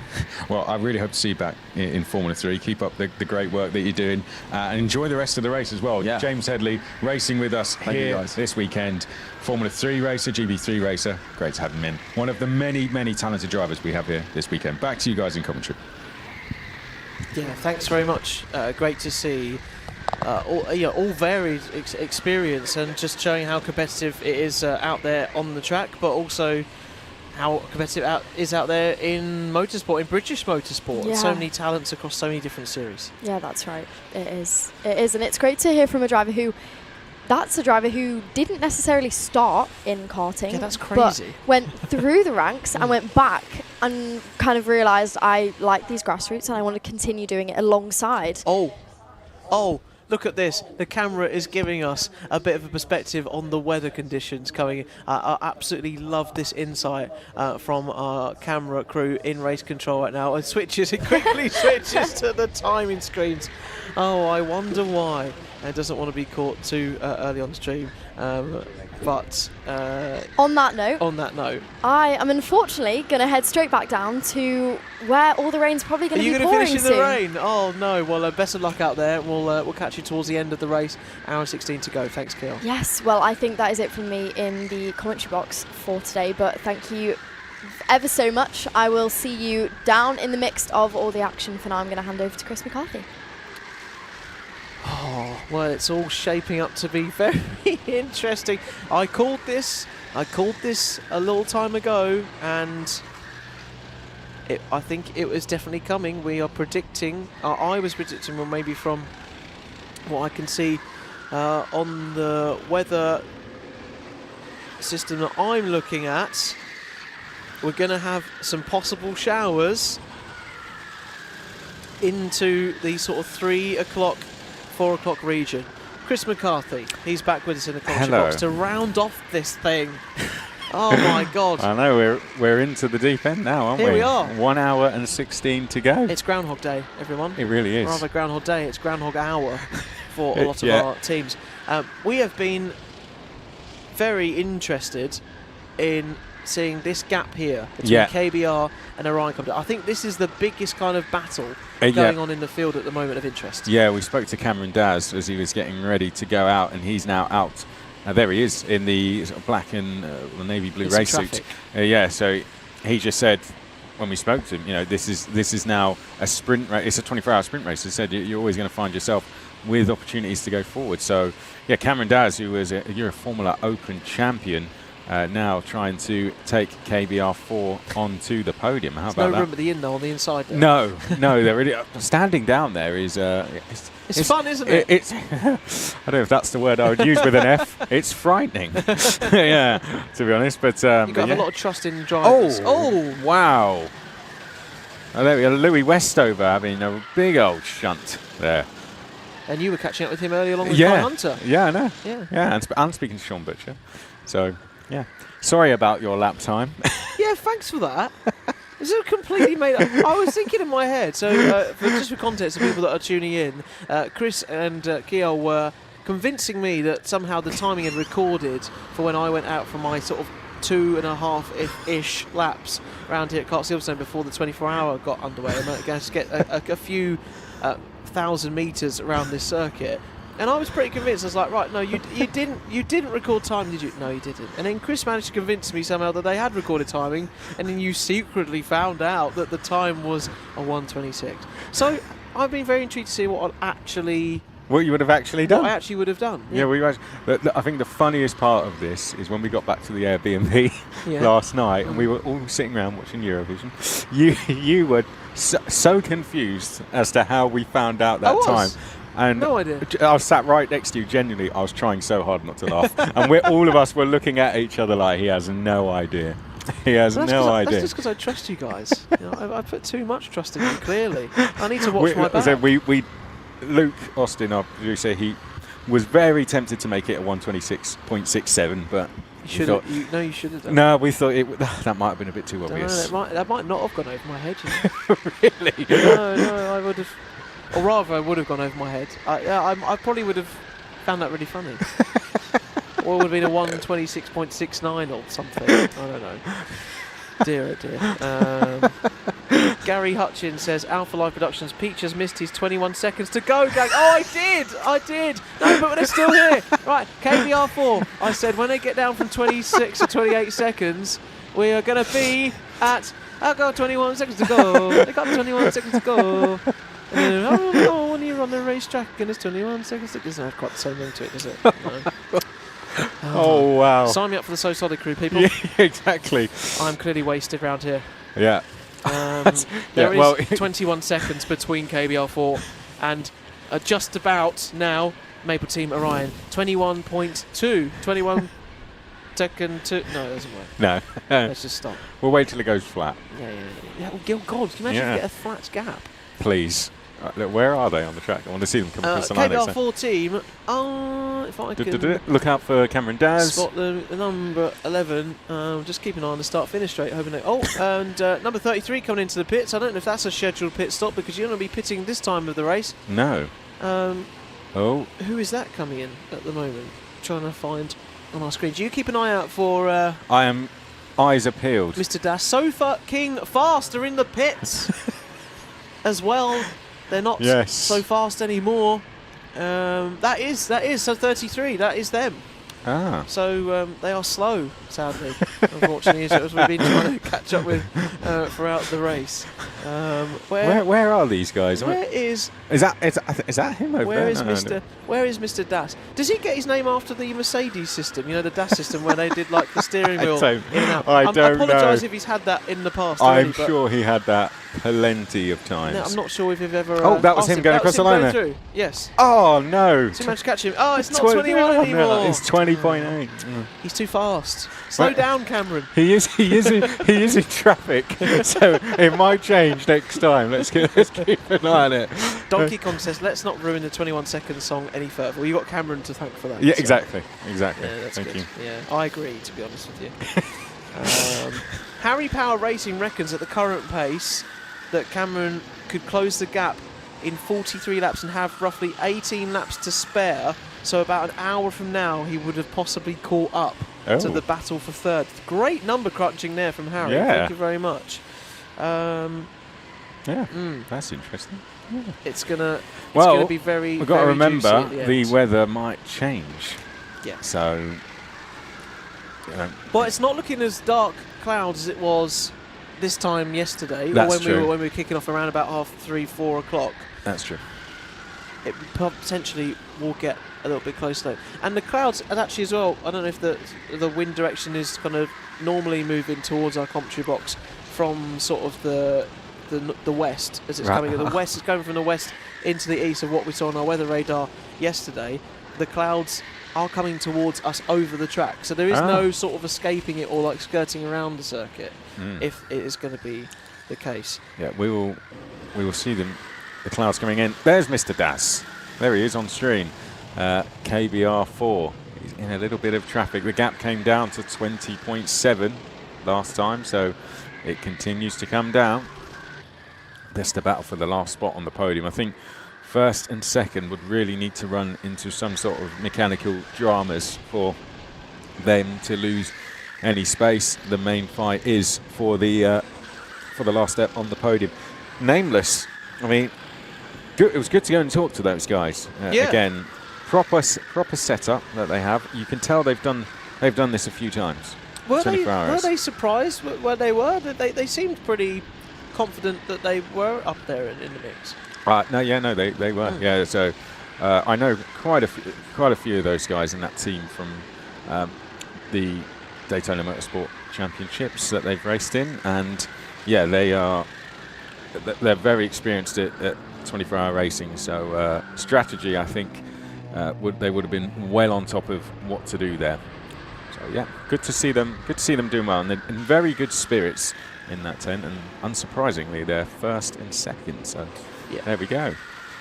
And look, there's Cameron trying to get past, get on with things. So it's got a bit of traffic, but we'll dive possibly into the inside. That chicane there is really no room to throw a move around the outside unless you've got a huge overspeed, which most of you at that point when you're getting into that section of the track, you don't really want to be getting too close because you might take a bit of curb and then you'll be all out of sorts when you get onto that very difficult downward left-hander which goes off camber. It actually joins some of the old circuit from previous, as we talked about yesterday. Yeah. It's not something that you want to be getting into too much. No. Well, we've got people saying they hope it rains. I hope it rains heavily at the end. Goodness me. Well, then that would be. I'm going to agree with that. I hope it rains for the last half an hour because we had karts just sliding off yesterday, all over the place when it was raining. Very hard to catch, wasn't it? That was at the start of the race where you had a bit more energy, mentally and physically. And now imagine having those conditions in the last hour of the race. I remember driving, I was on a holiday in France, and I remember going to a track that's sort of near, it's in the Normandy area. I think it's called Circuit, there you go, there's the rain. None expected the next hour. Ooh. But it is Oh, it's good. I don't know. It's a close run thing. Maybe the rain has passed by. I would say, yeah, it's a track called Circuit du Parc in sort of the Normandy area of France. And I went out in a kart in pretty damp conditions. I went out dry and it started to rain.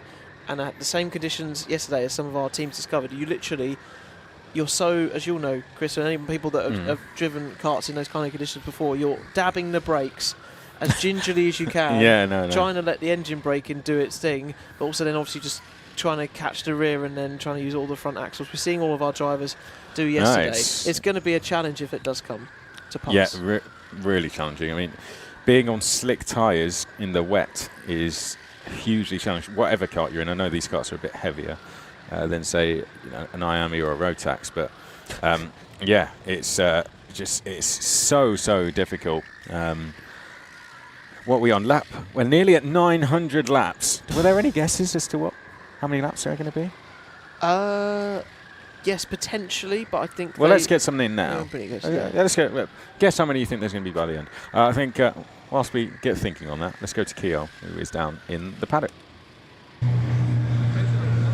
Thank you very much, boys. I'm glad to be back in the paddock where all the tensions are building now as we are on a clock ticking down of about 1 hour. But let's get the words from some teams and some people behind the scenes of how they're feeling with only 1 hour left to go of this long 24-hour race. Here is Blimey. All the teams are, of course, packing away now. We're getting ready to go. Let's see, we had a driver that just came out of here.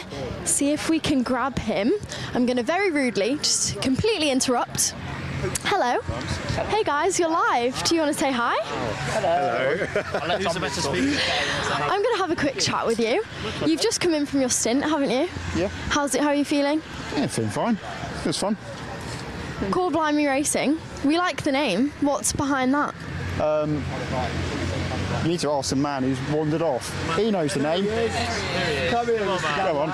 Come on. We've heard from you before, haven't we? Yesterday. Yeah. The name. Blimey Racing. Where did it come from? Yeah. So the team was formed back in 2018 with myself, my brother and Ben Winter and a few other people, and we couldn't think of a name, and it was Ben who's running the race today. He used to say Blimey a lot at college, and we were a week away from the race and it just sort of stuck, and that's generally it. It's really stupid. And now you are all these years down the line and it's stuck. Yeah, probably shouldn't have, but it has. Well, how's the race going for you guys so far? The tension's building. There's about an hour left. What do you guys make of the rest of the race? We're chasing third ambitiously, so we're P5. I think the 213 are 15th or 16th ish, and you're 28th. It's 16th. Yeah. So like, I think the 213's aim was to be in the top 15. So they're close, and top 30 was the go for the 313. So we're getting there. We're trying to get a podium, but we've got a minute 20 to catch. It's a bit close. You're in the mix there with some really competitive, experienced teams. You've got the likes of KBR around you. Do you think that adds to the challenge of this? Yeah, they've had a lot of fortune from the inventive track limits that we've had to deal with all evening. So, yeah, 5 black flags sort of gives them a nice upper hand, I think. Well, good luck for the rest of the race. We will let you guys be. Good luck. Enjoy your break after your stint. But let's head along. If we go straight through the awning, we're going to see who people are supporting for this last hour and what are the predictions. Hey guys. Hello. Who are we supporting here? CBR. CBR 113. And how are you feeling? How are they doing so far? They're doing, well, I mean, better at the start of the race, but yeah, now it's like dropped off a bit, but no, it's going cool. And you've been out already, clearly. Yeah. Is that you done for the day? Yeah, I've done 3 stints so far. I did a double, like, in the wee hours of the morning, and I just got out for my 3rd one. It was a good stint. There was lots of full course yellows, and I was, like, at the back of all of them, basically, so I had to make my way through. It's so fun. Well, they were making for some very interesting restarts, for sure. I just felt a spot of rain. Are you guys right? We're going to do a debate. Do you think it's going to rain for the rest of the race? I mean, I hope so, because our driver right now is really good in the wet, and he needs to make up like a minute to get to P3, so I hope that's the case. That would be super cool. Okay, that's a first. Some hopes for the rain. What do you think? I think the same. I think as soon as like it starts raining, then we might have a chance at podium, maybe.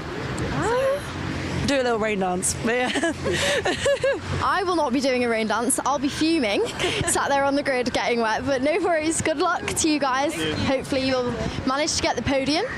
We're gonna interrupt some more conversations. Hey guys. Hello. What are we watching? Live timing? Live timing. Who are you supporting? Nameless. And you guys have done a phenomenal race so far. When we left at 10 o'clock, you weren't quite in the top positions. We woke up this morning and you were right up there. What happened overnight? What changed for you guys? That's a great question. I went to bed and we were 5th and 6th, quite a few laps down, and then woke up 3 hours later, 1st and 2nd. I think it's when they did the backlog of penalties. I think quite a lot of black flags got handed out. Fortunately, not for us. We've benefited from that and kept our noses clean. Well, you have managed it absolutely brilliantly. Do you think you can take this one home as a 1-2? That's the hope. I'm not going to say anything yet, just because, you know, people have had issues left, right and centre, so I'm not going to say anything until it's over, but that's the plan. Well, thank you very much. Good luck to you guys. We'll let you go and watch for the rest of the race. I would interrupt that very lovely man over there. However, I think he looks too involved. The pressure is building. The crowds now this morning are getting significantly bigger than they were before. Everyone was hiding asleep earlier, but they're starting to pack down, and more so the eyes are all on the racing now. But let's head straight back to the boys. Good to hear from some of the teams there at Nameless. At Core Blimey Racing as well. Not far from them to go, but can we do a countdown? Yes, let's do it. Here we go. 7, 6, 5, 4, 3, 2, 1. We've got an hour left. 1 hour to go my goodness. in the Kart Silverstone 24 Just to confirm. hour. Just to confirm. There you go. Do we do it again at 21 minutes? No. No, and we don't sing the song either. Let's not do that. 1 hour to go. 23 hours we have officially completed of racing. Not just 23 hours of the drivers, 23 hours for the staff. On the circuit, around the circuit, 23 hours for Alpha Live as well, bringing live broadcast and also all the team inside this main building. Put in a proper job. And considering this has been the first 24-hour race they've ever done here, weeks after opening. It's gone great. It's been very smooth, isn't it? Yeah. It's been really good fun. The atmosphere out there in the paddock has been so good, and I can see people jumping up and down celebrating. Hour to go, finally! We can go home soon. Yeah. Look at this gap, yeah, though. Look, there we go. We're celebrating down there. Well done, guys. Yay! Hands up. Thank you. we'll You've just coordinated the whole Silverstone paddock to jump up and down. Well, we might have to get them again, but down on the weighing scales, we are celebrating. Hands up and down. Wait, I don't know if you can see us, guys. Okay, do it again, guys. Let's do it again. Hands up. Are we gonna? Is this gonna flop? Yes. Go for it. Let's celebrate again. It's happening. It's happening. They're on the camera. Ready. Go.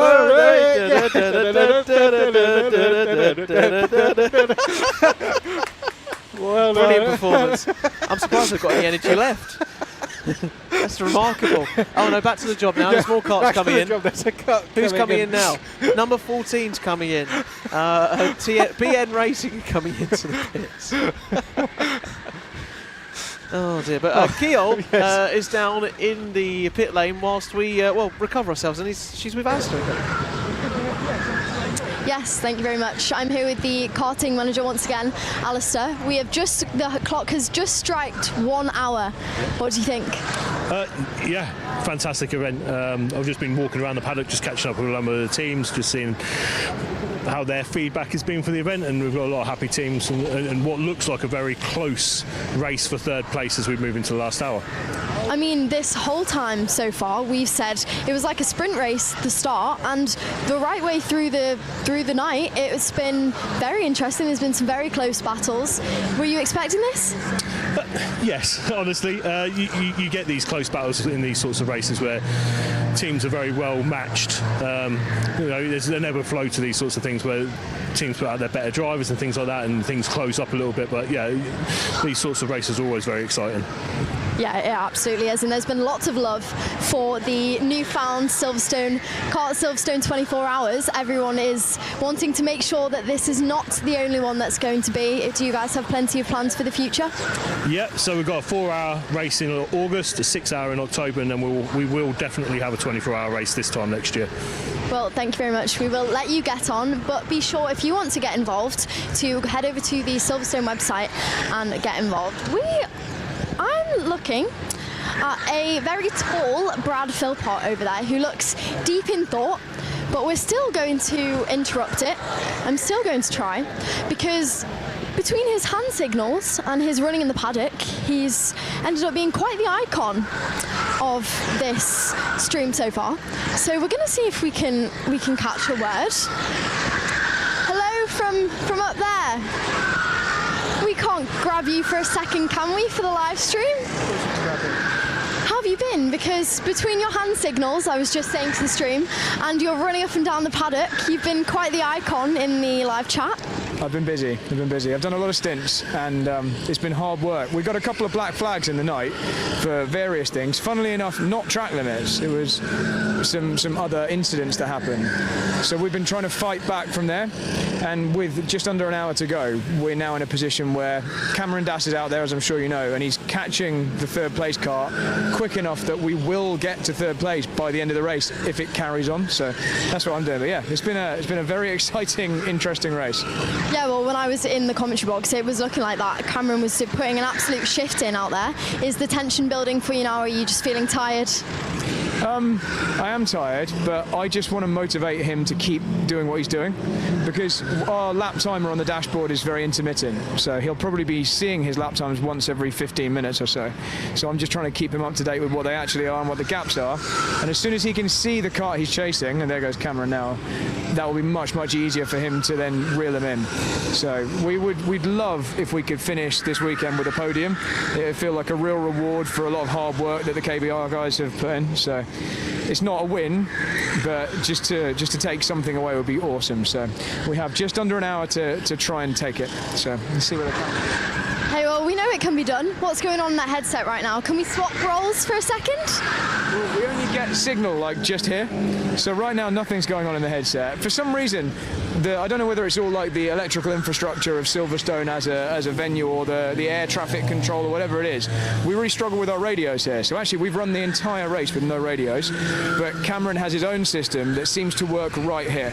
But the rest of us have just been using an orange and green pit board and been silent for the entire race and just come in when we've been told to come in. So it's been a strange one. Normally I talk a lot on the radio. Well, thank you very much. I will let you be. I'm going to channel my inner you for the last part of this live stream. We're going to end it where you began and say, see you later. Head back to the commentary box. And this is where I'm going to be for the next couple of minutes, watching how this race plays out. Isn't the phrase "c'est la vie" towards the back? If people know, you know. Yeah, if you know, you know. Yeah. It was just there for the taking there, sorry.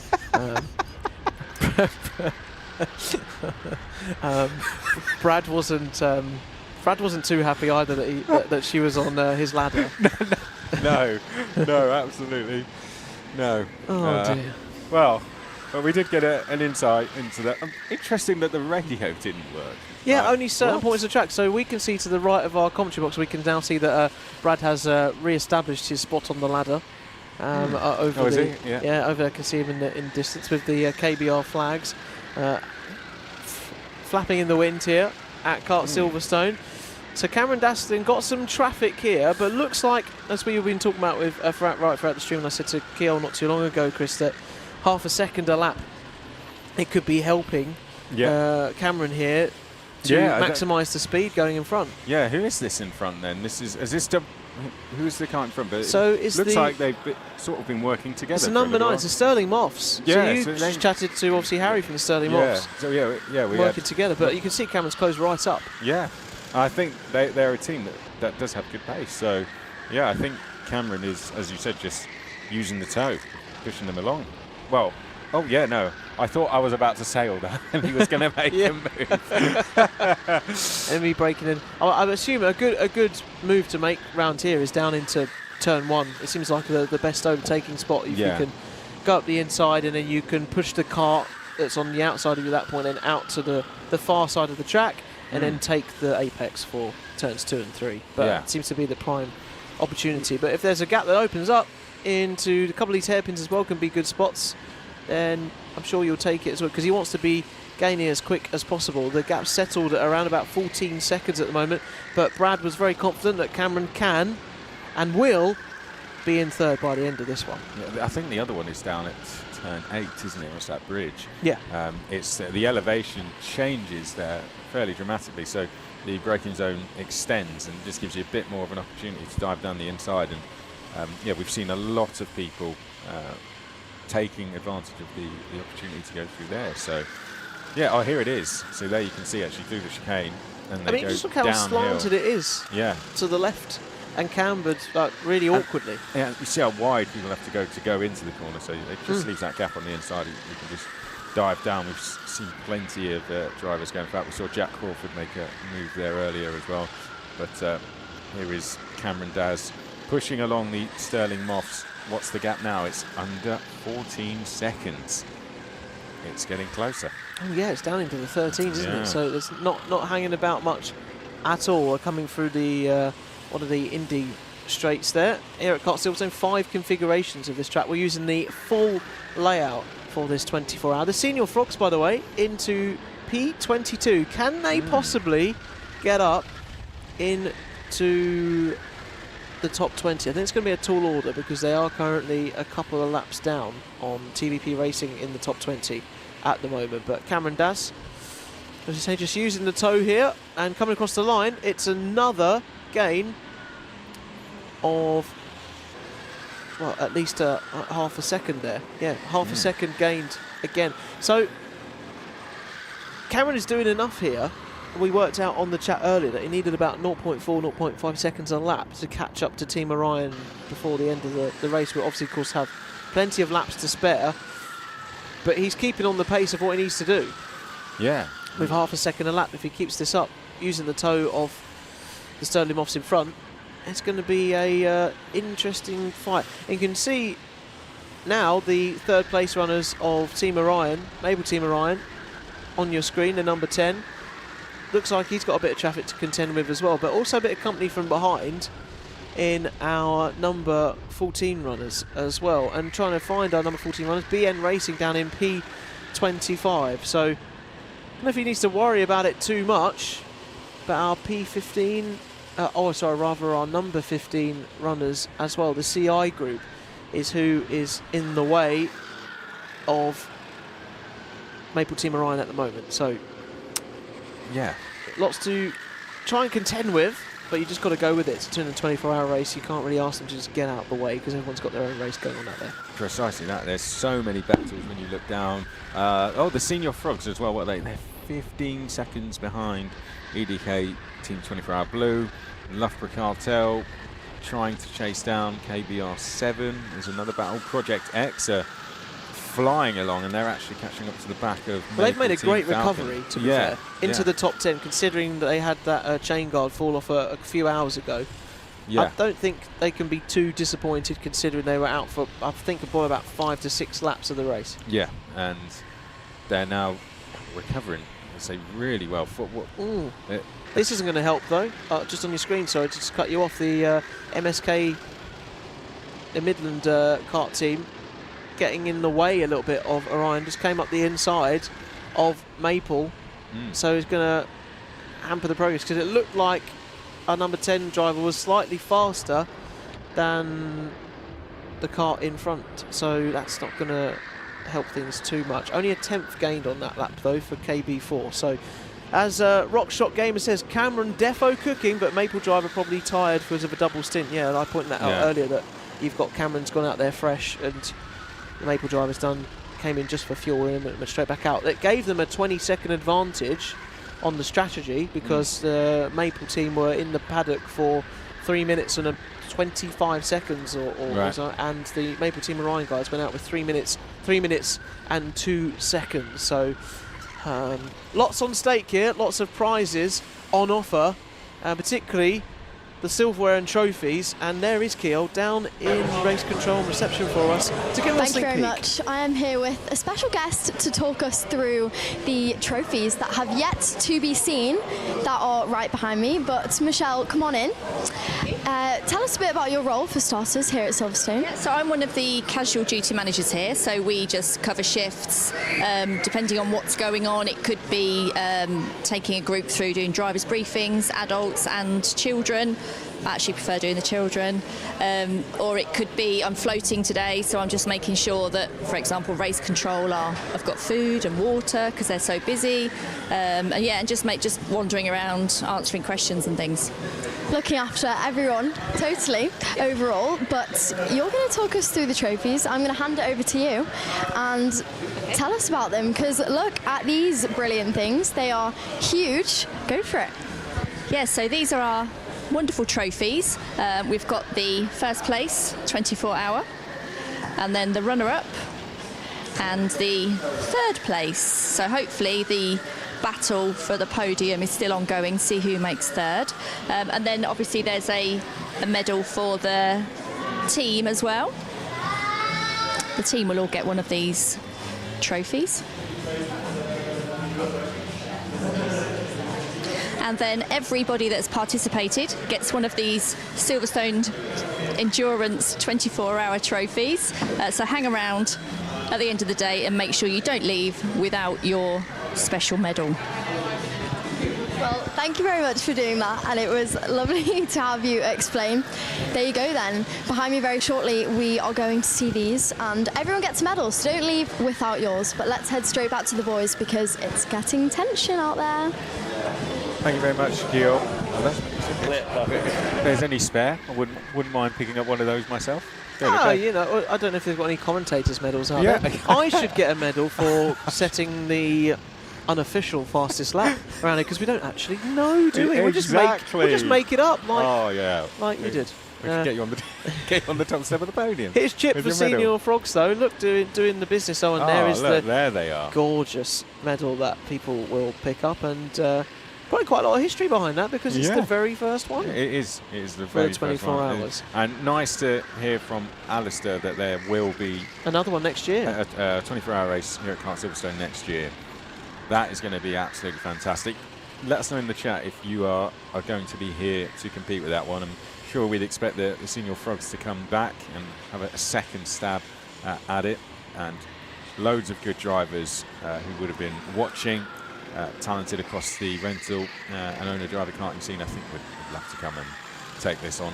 This has just been the first one, and it happened within a matter of weeks, didn't it? So it's a crazy turnaround. Yeah, getting the awareness out, even that the event was going on, would have been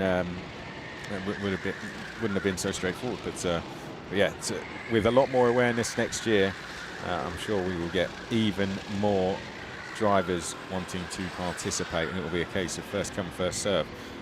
10.7 seconds. This tow is really helping Cameron. Yeah. For the KBR team, a lot. So we're now into the just nearly about the 10-second mark. It's really going to hot up in I'm going to predict in striking distance, probably about 9-10 laps time. Yeah. We could be seeing both Cameron and Maple in the same shot together. And I'm wondering if the number 9 driver is going to get out of the way. Look at these helmets, the gorgeous helmets as well, from obviously some of our guest drivers we have, and George Russell leaving plenty of his helmets behind. I think he might need to pick one of them up before he goes to Canada. Yeah, well, he's got a lot of history attached to this race. It was where he won his first single-seater race in 2014 and did the double in what is now known as GB4 Championship. Oh, who's going slow here? No, who's the 14? Have we? I think this is a mechanical issue. We're just trying to.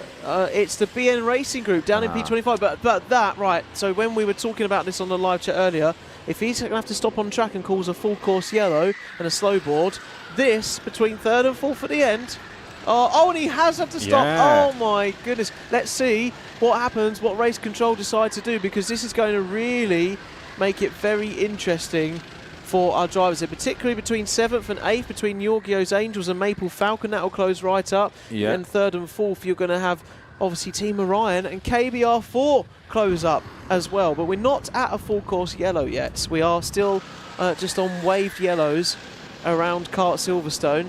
Yeah, it's over at turn 17, isn't it? Yeah. So Museum. is the kart out of the way enough to not affect? Oh no, it's a full course yellow. The gap evaporates between 3rd and 4th. Maple Team Orion KBR. The next twist. The game is here. on, isn't it? The game is on. And like you said, Maple Team Falcon will close in on Yorgos's Angels as well. So we're going to have some very, very close battles, but particularly for the final step of the podium. Who will it be? Will it be Maple Team Orion or KBR? Sorry, a Maple driver, Webster just coming through. You can see shaking his head. Can't believe his luck. Yeah. But I bet Cameron can, because Cameron's probably just about to come through. He's just at turn 1. Picture now. He's just at turn 1, and he can definitely see the 3rd place man now. Yeah, that's what. How many karts are going to be? Oh, well, there you go. Is that a guard? That's the chain. The chain's gone. So chain came off. These karts are being put through a lot. Are these two working together? I know that. You said they were. They are. Yeah, they are. So the Sterling Moffs are working with KBR. Well, that was I think that was Cameron just saying, look, I'm not going to go past you. Or let's just work together. Let's get on the move. Right, where are Maple Team Orion? Where's the number 10? There it is. So how many karts between them? 2, 3, 4, 4 or 5? Yeah, 5. Yeah. So that's nothing, is it really? No. In this stage of the race. But obviously the clock is going to tick down. If it was just the chain guard and just getting the cart out of the way, it's probably going to just add maybe 3-4 minutes onto the time that we're ticking down here towards the end of the 24 hours. It's not 5, it's 3 carts, we're being told, between them. 3. So, we'll just pick it up here. So there's 10. 1, 2. Oh, yes. Yeah, it is only 3. Oh my goodness. Wow, so I think this is where the communication was going from for Cameron to the Sterling Moffs ahead. They'll know that they might be able to stab a guess at what the situation they're in, and it will be, let's just go and get after them. Tension building up then on track. What's happening off track? Let's go down to Kiel. Thank you very much. We hoped we were going to grab a quick word with the unfortunate driver from BN Racing, that kart number 14 that had to come in, but he has grabbed his seat and jumped straight back into a new kart to finish this one. So we're not going to grab a word just yet, but it's not coming down out there, clearly. Slow balls are back out again, so I'm sure that makes some more interesting for the boys up in the box, but let's head straight back to them.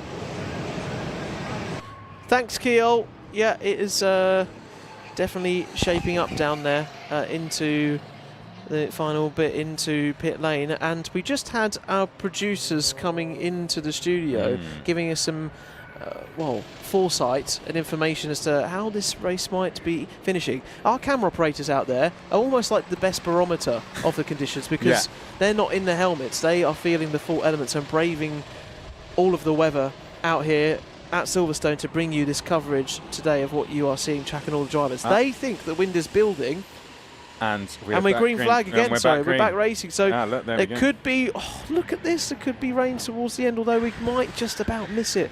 It's going to be so close towards the end of this, but how are we getting on then? Let's watch this battle for third to see. We're watching for the number 10 kart and the number 11 of KBR, who will be right together. Haven't picked them up on the screens just yet, but I'm sure you're all right. Let's look out in the queue. There's the number 11 of KBR. There they are. So they've not got the number 9 ahead now. It's the number 5. There's the driver who we saw come to a stop now, coming into the pit lane. Bottom right of your screen, you can see Cameron Daz trying to make his way past some traffic. There's the Orion team. A big look over the shoulder in the red and white suit, and actually Cameron Daz now has quite a few karts. That's been a really good restart for Maple Team Orion. Oh, we had a fist pump down the street. We just had a fist We've bump had down dabs, the we now street. have fist bumps. It's the EDK Team Yellow That was getting in the fantastic. way of Cameron Das at the moment, hampering progress. There is still 37 minutes, though, of this one to run. So I think there's plenty of chance for him to dive down the inside, and Cameron gets through then, at least on, well, a couple of karts. He's going to have to back out here before he goes into the next chicane. There's Maple, there's 10. Yeah, and it's Dante Dillon who's ahead of them, who has been one of the quickest drivers out there throughout the race.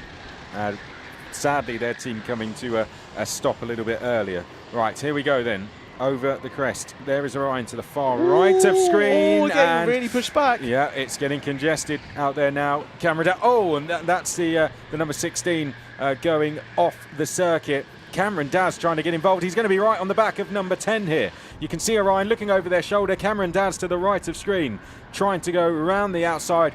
This battle for third, Jake, is absolutely on, and we could see a change possibly the next lap. Yeah, it's all happening here as they come into the final couple of corners. Orion uses the car on the outside there as one of our karts get up onto the curbs. Is that Dante Dillon just gesticulating behind? Yeah, just as a little work wave, together. I think. It was yeah. As they come down the start-finish straight into turn 1, into Wellington. How close is Cameron to Team Orion? Two karts. Yeah, it's just 2 karts. Now, someone down the inside of Cameron. Wow, and that's the KBR team, and he's just gesticulating there to say, work with me. I think that team actually letting them go back through because there was contact there between the two. Cameron a little bit frustrated in the seat there and is now looking to, so it's gone from 2 karts to 3 karts that now. Nearly threw him off, though. He did well to keep it on the track. That could have been a lot worse and fallen right down the order. It's so crucial now that Cameron just maintains composure in a very tense bit of traffic here to be in prime position ahead. Oh, I think I'm saying it's Dante Dillon and it's not, so my Oh, apologies. There you go. They're fairly similar races. Anyway, we'll go by team names, what we know for sure. 35 minutes left. Just 2 karts between Maple Team Orion and KBR. It is very, very close out there. Here they come through the final braking zone. Orion in the number 10. 1 kart now between them. Oh, wow. Was that a chug, chug, chug or a choo, choo, choo? I'm not quite sure what it was. A lot of human DRS going on. But this is it. Only 1 kart between Cameron now. It's the 27 down the inside. They here we go. This is so they are now right behind. There is half a second as they cross the line, and now they are bumper to bumper coming into the second set of the track here. So here comes third place into the picture. But it's not going to have it all his own way though. Cameron Das has been repassed up the inside, and this must be quite infuriating for Cameron at the moment. No, we've got another. I think we could go. Yeah, we could go full course yellow again. So who is that? That's ahead. That's the 24, I think that is. So that's 28. That's the 28 that stopped, isn't it? So let's get confirmation on who that is, and that's Core Blimey Racing, the 313 team. We've gone full course yellow again, Chris. So we've now gone to a slow board once again, and I mean this is now.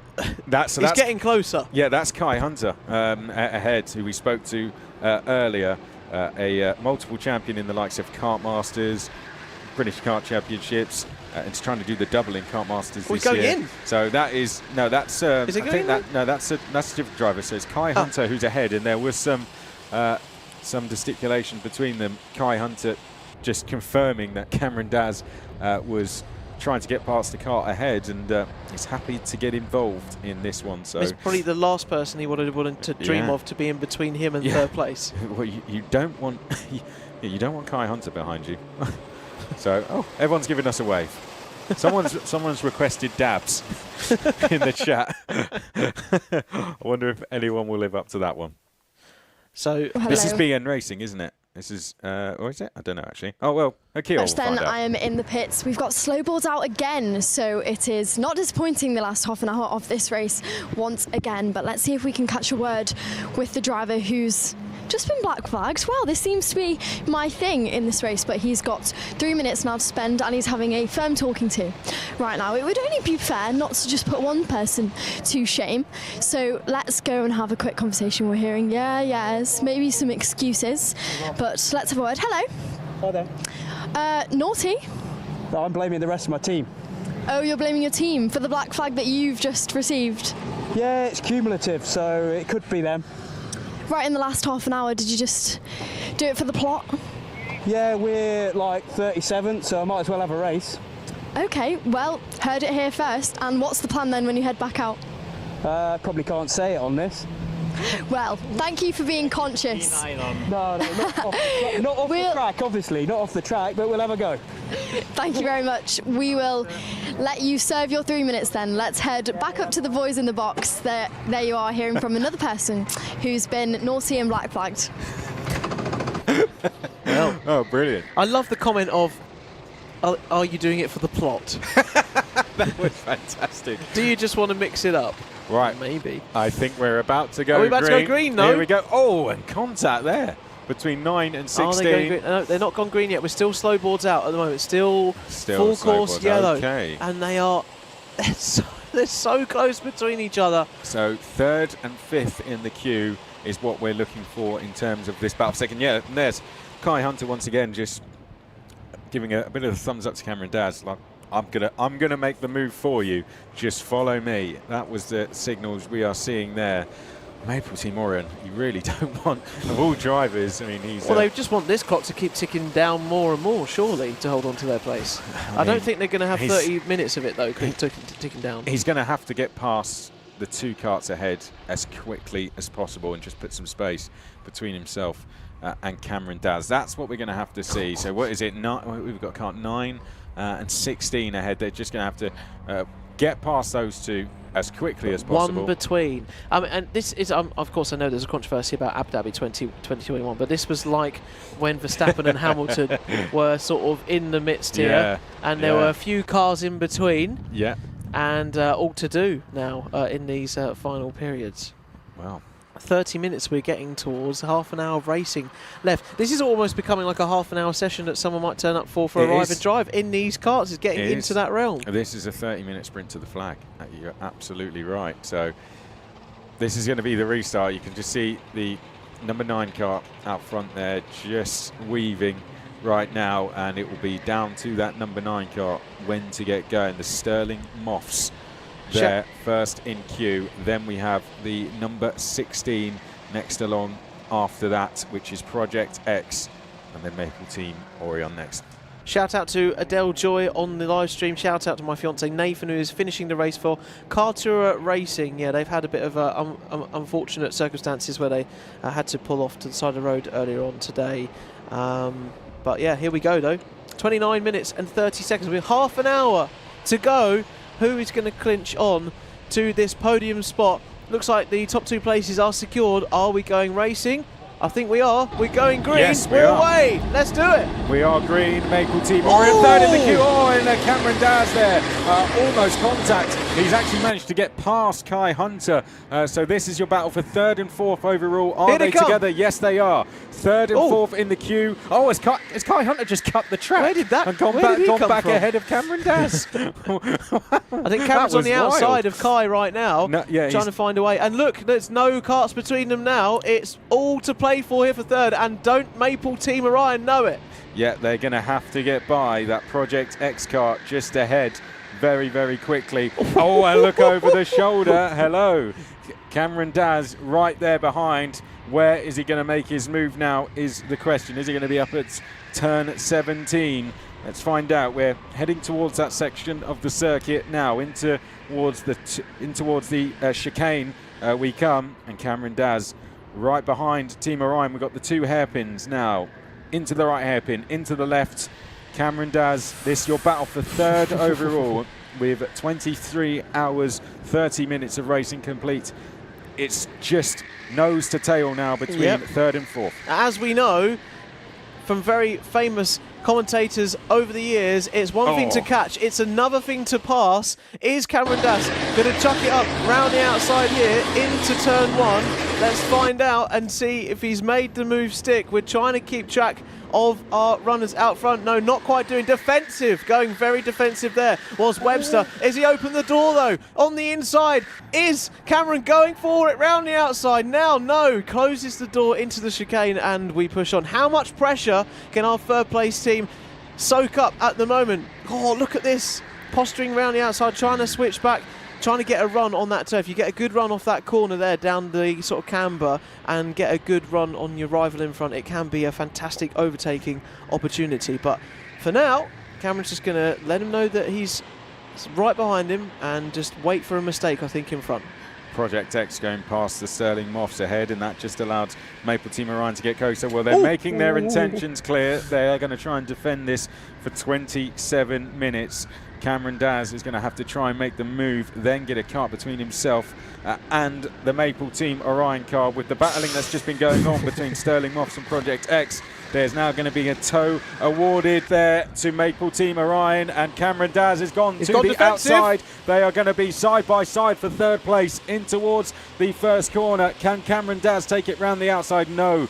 Good defensive driving, and for now, Orion hold on, or do they? Cameron Daz has gone all the way round the outside off the grass, and now down towards turn 7. Cameron Daz goes down the inside, and that is a change for third, Jake.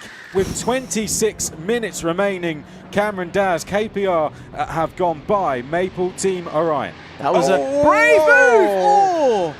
Wow, contact there between Orion, Cameron Daz. What was that all about? It's getting very tense out there. We've got 26 minutes left of this still, so anything can happen. Cameron's in front right now, but he's got to now hold on. No! Contact there for Orion, the number 48 car, going into the side, and unsurprisingly, the Maple Team Orion driver are not very happy with that one. There's now 3 cars between them. Because exactly that, lost a huge amount of momentum and now is sat behind Kai Hunter. So, yeah, that's Maple Team Orion. Maybe we can take another look at that, but yeah, that's something they will be very disappointed with. But easily can happen when you're in close packs like this. Kai Hunter, for not a clue, they come in, and so that's going to open a bit of space for Orion. That was a fantastic overtake though by Cameron, really being brave around the outside, using all the track width, just about avoiding the grass and putting full faith in his Sodi machine underneath him. He needed to make the move though as soon as possible, because the longer you sit behind, the more frustrating it gets, the more desperate you become as the clock ticks down. And now Team Orion have got it all to do to try and once again challenge to Cameron up in front. The gap now 2.1 seconds that Cameron's been able to establish out in front. Yeah. Well, he's going to need some assistance here now. This might help though, because Project X and the Sterling Moths are battling with each other. When Cameron Daz catches them, which I'd say he has now, getting by them isn't going to be so straightforward. And the Maple Team Orion, they just need a battle to start here. Likewise with the two, there's two teams catching up from behind. Let's take a very quick breather up here and go down to Kiel. There's a black flag, I think, for Kai Hunter. Boys, it was an absolutely crazy restart, so I can understand the tension building. We've just missed our driver. That was black flagged. I'm not sure where he's off to in this moment, but we thought we were going to get a chat. I think he's going to go and wait over there. Shall we follow him over? If we have a second, we will run to join the driver. He drove off. I'm not sure if that was personal. I'll take it personally. Let's see if we can have a quick chat. I'm going to make my cameraman run now. But put your comments in the chat who you think is going to gain that third place. Who's going to make that third place stick? Because what a restart it was. I have a feeling he's going to try and drive off again. Is this a hint that he doesn't want to talk to me? That is possibly what you are seeing right now. But I'm going to call him anyway. You've got a minute. I know you don't want to talk to me. How do you feel? How do I feel? Is that a silly question at this stage? No, I'm all right. I'm a bit tired, that's all. What's your plan then for the last 20 minutes of this race? I know this isn't ideal. Just finish it will be nice. Are you going to send as many moves as you can then to make up as many places as you can? No. I don't think this is very healthy at the moment, so just trying to finish it at the moment. Okay, we will let you wait out the last couple of minutes then. A not too happy driver, very understandable. They were running in 10th and he has had to come in and wait 3 whole minutes. Slow boards are out though, so that's putting him in not the worst position. We don't have too long left though, so let's head straight back to the boys. Thanks very much, Gail. Kai was like, yeah, no. Car underneath me, nah. Yeah. Not happening. He says it how it is. Yeah. I mean, Kai Hunt is one of those drivers, right? But I think that is because he cuts between turns 2 and 3, didn't he? He just cut straight over. I think he had to take avoiding action, though. So, but yeah, full course. Yeah. Oh, yeah, we got drivers dancing. Yes. If we can get some more hands in the air, that would be great. Get some dabs going.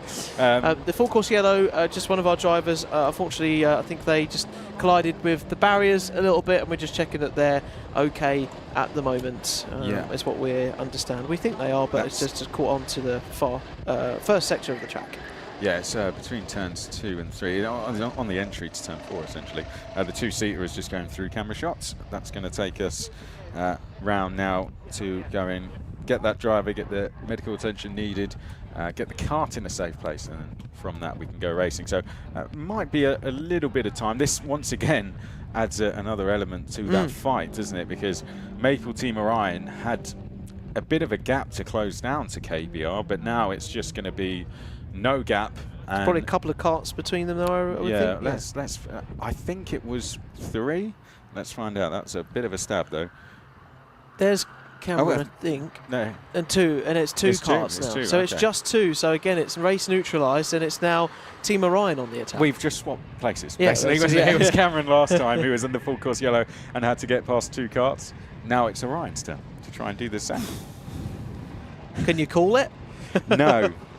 No, not at all. I mean, I think he'll know that the 2 karts ahead is going to play a part. If they start fighting, then Cameron could end up going backwards. But I think one thing we've seen on these restarts is they are a little bit intense. I mean, we've got 45 teams out there, and on a track that's really, really fast, there's so much opportunity there's opportunity you can get 2 or 3 places within one corner here. But it's also like you know you're wherever you are, like on the track. If you've been on your own for quite a while, when the race has settled down, and you just want a bit of racing action again, and you want to go for it, we're having fun with a 24-hour event. This is like the perfect times because you're all close together, and you feel like, I can have a bit of a battle. I can face off against my rival who's actually in P1 at the moment. I'm down in P25, and can I hold my own? Because I've just had a bit of bad luck. There's an element of just sort of a bit of entertainment that's coming into it, wherever you are on the track. Yeah, if you're out of it. So this is why people are raring to go, because obviously adrenaline's pumping through them as they're coming down to start-finish straight here at probably about 15-20 mile an hour. Yeah, some confusion on the start-finish straight there. Just some tyre warming going on. Yeah. Some people are doing tyre warming, and some people are doing a Kimi Raikkonen of just holding it straight and not just doing anything whilst everyone warms their tyres. Like, no, we don't need to see it. Here we got some casting. People happy with what they're seeing. Good to see plenty of the teams have now come out to watch. And the driver back in the pit lane all safe and well. So that's good. We hope they're okay, but with the power of Daft Punk, I believe. Is that driver out there? Oh yeah, that was the driver. Sorry. It's been my favourite driver this weekend. It has been mine actually, as well. I think we're agreeing there. Yeah, it's certainly the same. I mean, I'm loving the crash helmet on. It's a Lando 24. Norris, isn't it? Lando helmet. It's beautiful colour. That's amazing. Nice design. Very we were nice. trying to design my own peach helmet in the. What did you come up with? In the chat earlier, some people were using AI like a couple of times in it for up some interesting suggestions. I would say no. I would absolutely love to work with someone to see what they come up with. I kind of want like the peach emoji. Yeah, I was going to say, you have to play on your name. Yeah. Just a massive peach head just going around the track. Like, hello. I think that's got to be done in next year. We've got to get you back out there again in the 24 hour and get some lap times properly set this time. We will make it.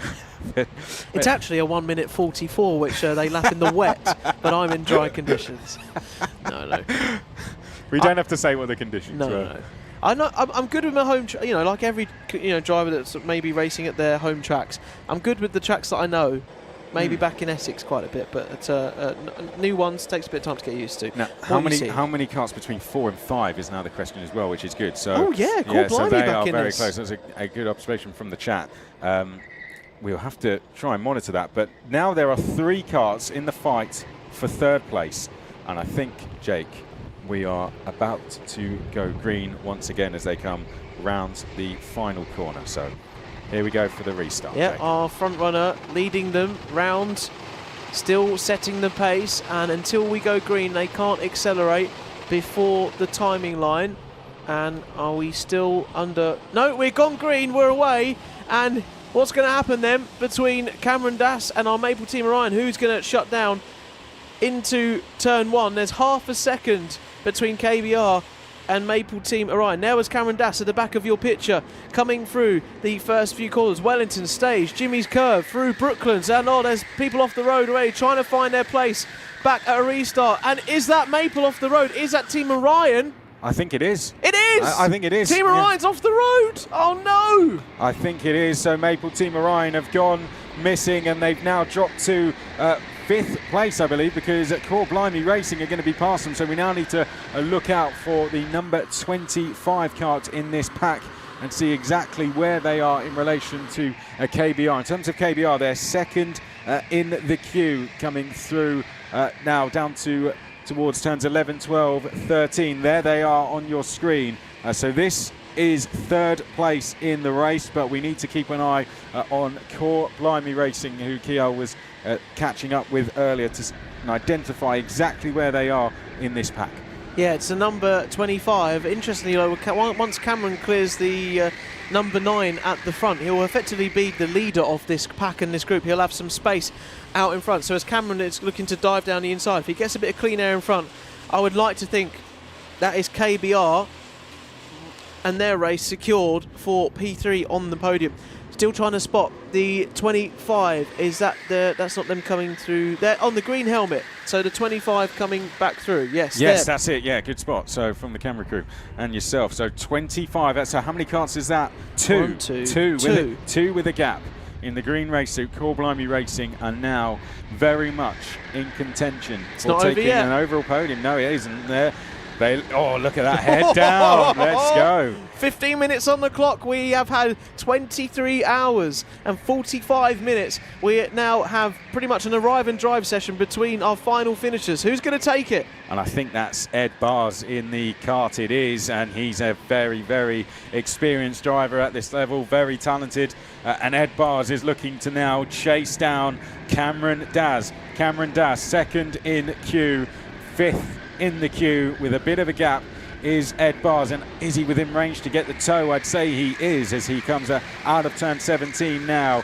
This is going to go all the way to the back. Look at that, head down for Ed Bars as he heads over the line. Cameron Dass is pushing the first car in queue along. Oh, what a shot that is through the first corner. Cameron Dass, will he hold on to it? There's a bit of a battle going on behind now, Jake, and that could delay Ed Bars. No, he doesn't. He sends it down the inside of 2 cars. And Ed Bars there at turn 4, making an absolutely sensational move, and he's told them to slow down. He told them to slow down.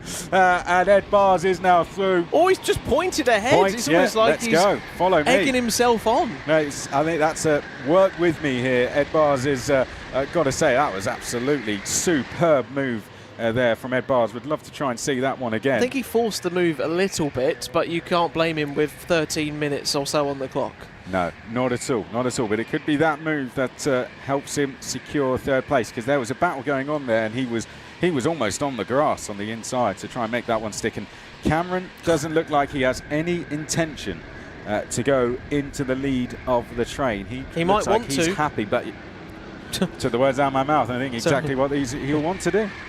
Yeah, because it'd be a nice buffer for obviously the kart chasing him behind for Ed Bars, chasing after Cameron Dass. If it comes down to the final couple of laps here after 24 hours of racing, wow.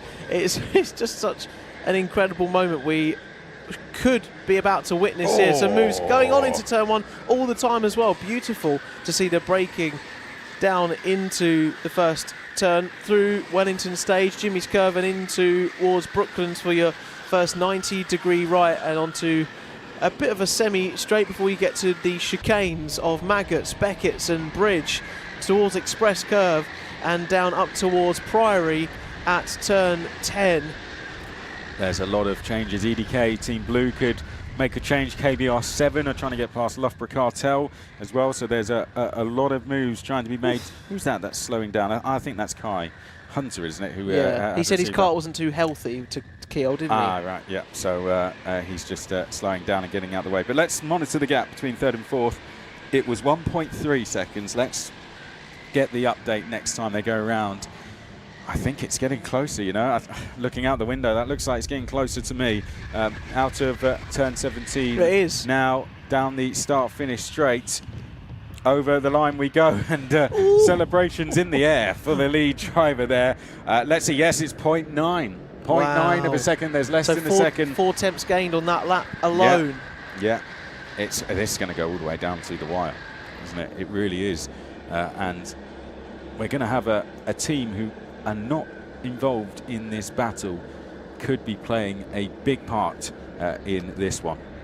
The Sterling Moths, isn't it? So they're the team currently leading the way, Jake, and they could play a part in how this battle ends out. Yeah, I mean, that's the interesting factor of a race like this. Oh, we've got another slow ball, because is that Kai Hunter in the middle of the track who's having some issues? Well, it was 9 tenths. It's nothing. And I tell you what, does this give another opportunity to Maple Team Orion as well? I think so. Well, they're in 5th. I think so. It only I'm not sure how far behind Core Blimey they are. I think they remained on the same. I'm just looking out the window. I think they're sort of 15th in the queue, maybe. I think that's where they're going to be. So I think it does give them an opportunity. I think so. They would be it would be a bit of an effort, but if KBR and Core Blimey start fighting, Maple Team Orion, they're basically going to have to get their elbows out, aren't they? Well, we haven't talked about these guys for a while, have we? 1-2 for Nameless Motorsport, but what a performance they've put in to be 1 and 2 in the race overall. They said when we've been chatting to them in the paddock, they had a few penalties from other drivers go their way in the night, and they just seem to capitalise in these key moments where, you know, maybe strategy wasn't 100% on, because, you know, you're at 2 or 3 in the morning, you're just sort of going with your gut instinct. You're just trying to get out there and make sure you've got a driver keeping up pace with everyone. And 10 minutes on the clock then, not long to go here in this 24-hour race, and our leader then has got this very much in the bag. We've got 4 laps to his name. Yeah. And interestingly, we were just talking about how many laps might have been completed by our front runners at the moment.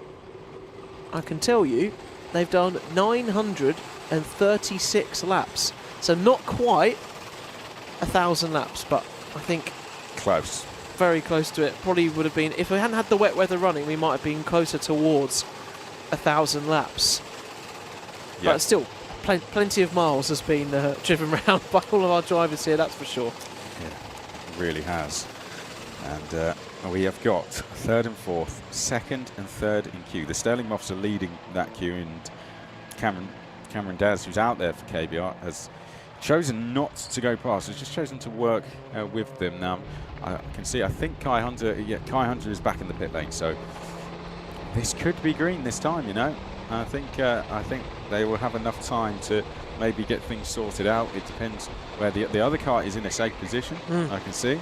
So Kai Hunter is back in the pit lane. They might keep it yellow to get him back out on track, but if not, it could be this lap. Could be this lap that we go green. And interestingly, with Cameron up at the front at the moment of the group with the Sterling Moths. The green flag is in hand. The green flag's in hand. The green flag is in hand on the start-finish line, so it will be green this time. We will be going green, getting it. The Marshal's doing a great job and race control to get us back underway, hopefully, for a final lap sprint. Hopefully, slow boards don't then foster more slow boards, as is the way when you get back into racing with the chaos. But maybe Cameron finds it more advantageous to be sitting behind the Sterling Moths at the moment, leading the group that you're seeing on screen right now. But third place challenger in fourth behind, sitting right behind Cameron right now. Maybe he finds it better to be sitting in the toe and gaining that rather than in front. Although if this was me and I felt like I had the pace to be in front of Sterling Moss and at the front, I would want that physical gap. Yeah. Personally. Yeah, I think he's going to have. If he doesn't overtake Cameron Daz, he will be overtaken. It's as simple as that. They're coming out the final corner now, down the start-finish straight. The Sterling Moffs weaving as they build up the speed down the start-finish straight. They wait for the green flag. It is in hand on the start-finish line. It's going to be a 7.5 minute sprint to the line. Third and fourth overall are second and third in the queue. And we're not going to go green. No, well, that was a dress rehearsal for next time. That was an anticlimax, wasn't it? Oh. So this is going to make it even more So how do we pick up from there? So yeah, thumbs up from the Sterling Moffs. Well, what's going through Cameron's head right now, do we think? I mean, he knows that he's got Ed right behind him. Yeah, that's Ed Bars is right there behind. Oh, we're getting a bit of a wave. Oh no, I think that's a communication to the. No. We got some of the Silverstone team on camera as well. Well done, guys, down there on the pit wall. They've done a great job. They've been amazing. I know that some of them have been here for the full 24 hours as well. Yeah, the mechanics have been here for the full 24 hours, and some of the guys in there as well. Yeah. But I think the chat agreed to go from an open circuit to a 24-hour race. It's gone very smoothly. In the space of a few weeks is something that they will be very proud of. Our race leader here in the endurance machine will be, just taking this all in. Jasper in the 37. They just have to stay out of trouble now, don't they? I mean, they're going to be in the pack. It's almost be worth just pulling over and letting people go through. But they just have to stay out of trouble now. Don't get involved in any incidents that could bring you into pit lane. You know, if they're on 4 strikes, for example, don't get a 5th one. No, quite. Get a drive-through. Just stay out of trouble. They got 4 laps to the good, so I wouldn't be surprised if they did something like that. And Nameless Motorsport, likewise, they've got a lap ahead, so just don't do anything silly. And 5 minutes to go. Who's going to be the last team on the podium? Can't call it. I can't. And it's almost like because we've had another lap of slowboards now, it's going to make it even more chaotic coming into the final stages of this race. I think people should put their predictions in the chat.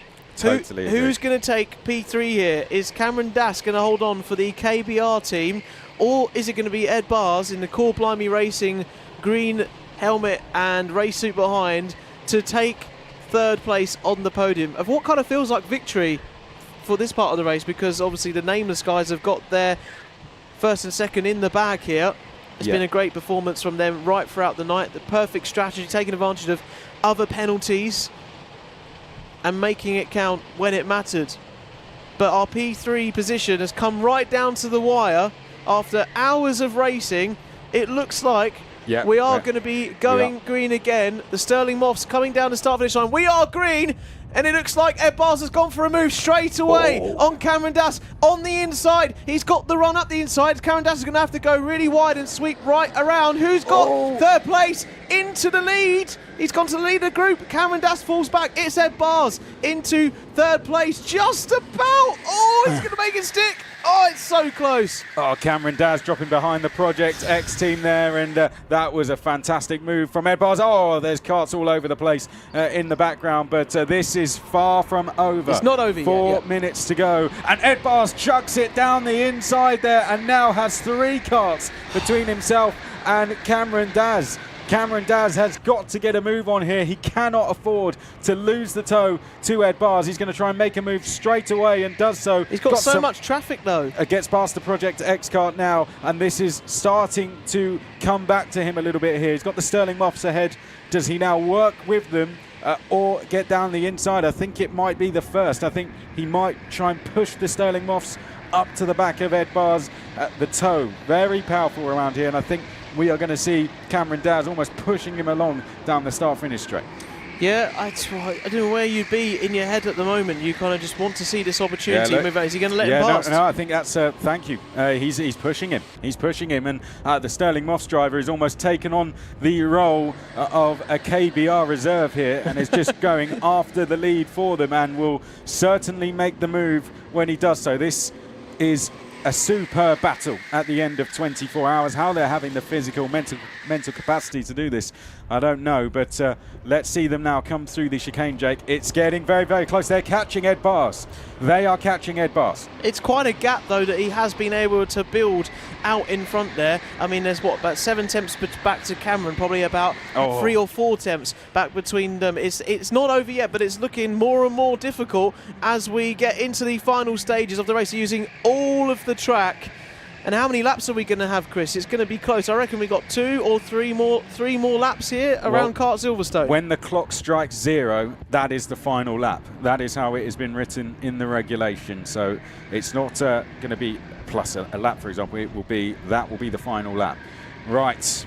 Round the hairpin up towards turn 17, and the gap is continuing to come down here. That is Core Blimey Racing leading this pack in third. They have a look behind, but third in this queue is KBR. They are pushing along the Sterling Moths, or are they? Is Cameron Daz now going to go for it? He is down the inside.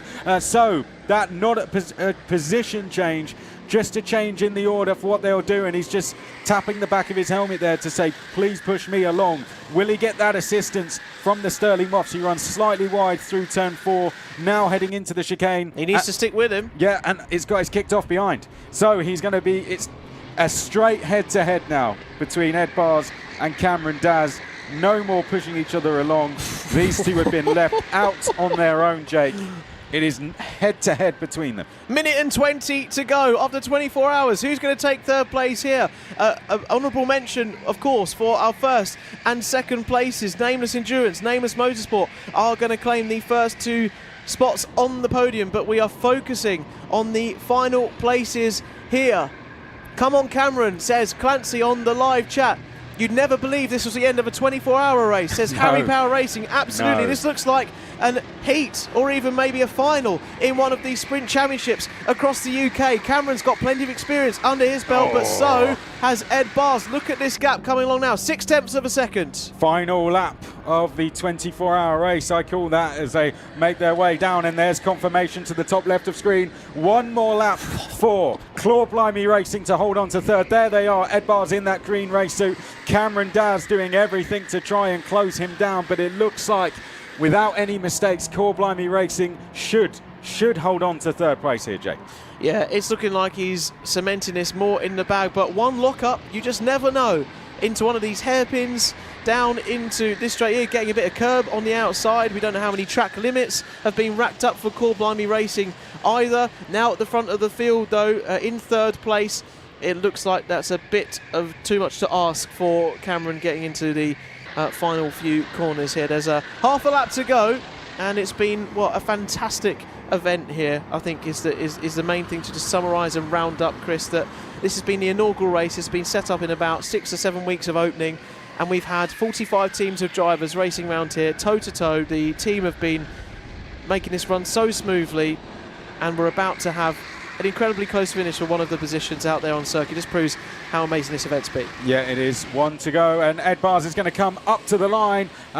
Up across the line he goes. Will that be the checkered flag? It is. Checkered flag in the Kart Silverstone 24-hour. Your first winners are Nameless Endurance. They take the win ahead of Nameless Motorsport, and in a fight at the end for the final spot on the podium, it's Core Blimey Racing who hold on to third, 1.1 seconds ahead of KBR. But Nameless Endurance are your winners of the first Kart Silverstone 24-hour, and the Nameless team taking a 1-2 finish.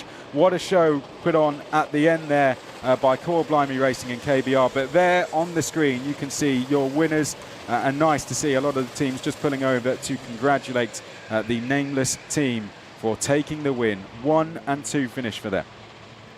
Kind of ironic, though. Yeah, we see the Senior Frogs there as well. Where did they finish? They finished in P2 in the top 20 at the end. I think they'll take that. That's a valiant effort, for sure. I think they'll take that. So well done to them. But Nameless 1 and 2, Core Blimey Racing in third place. What a race overall. All 45 teams coming through to take the checkered flag. There has been 942 laps complete. and a huge effort here from the Kart Silverstone team, and an event that will go down in history, no doubt, for many years to come. And the Nameless Motorsport team 1 and 2 at the end of it. Should we do it again at 3? Should we do it again? Yeah. Just go around until the end of Monday. I think so. That'd be fun, wouldn't it? I think so. I'm sure people have got enough in the tank, haven't they? Physically speaking, not just in their go-karts. Oh, what an end.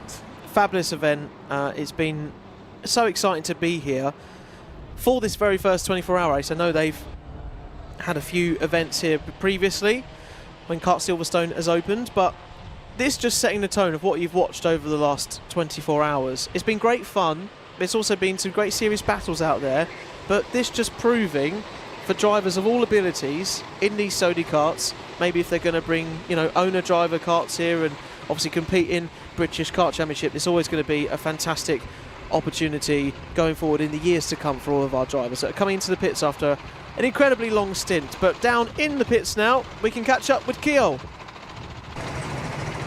Well then, thank you very much, boys. And that is it for Kart Silverstone's first ever 24-hour race. And, well, it did not disappoint. Here is your drivers heading in then after a long 24 hours.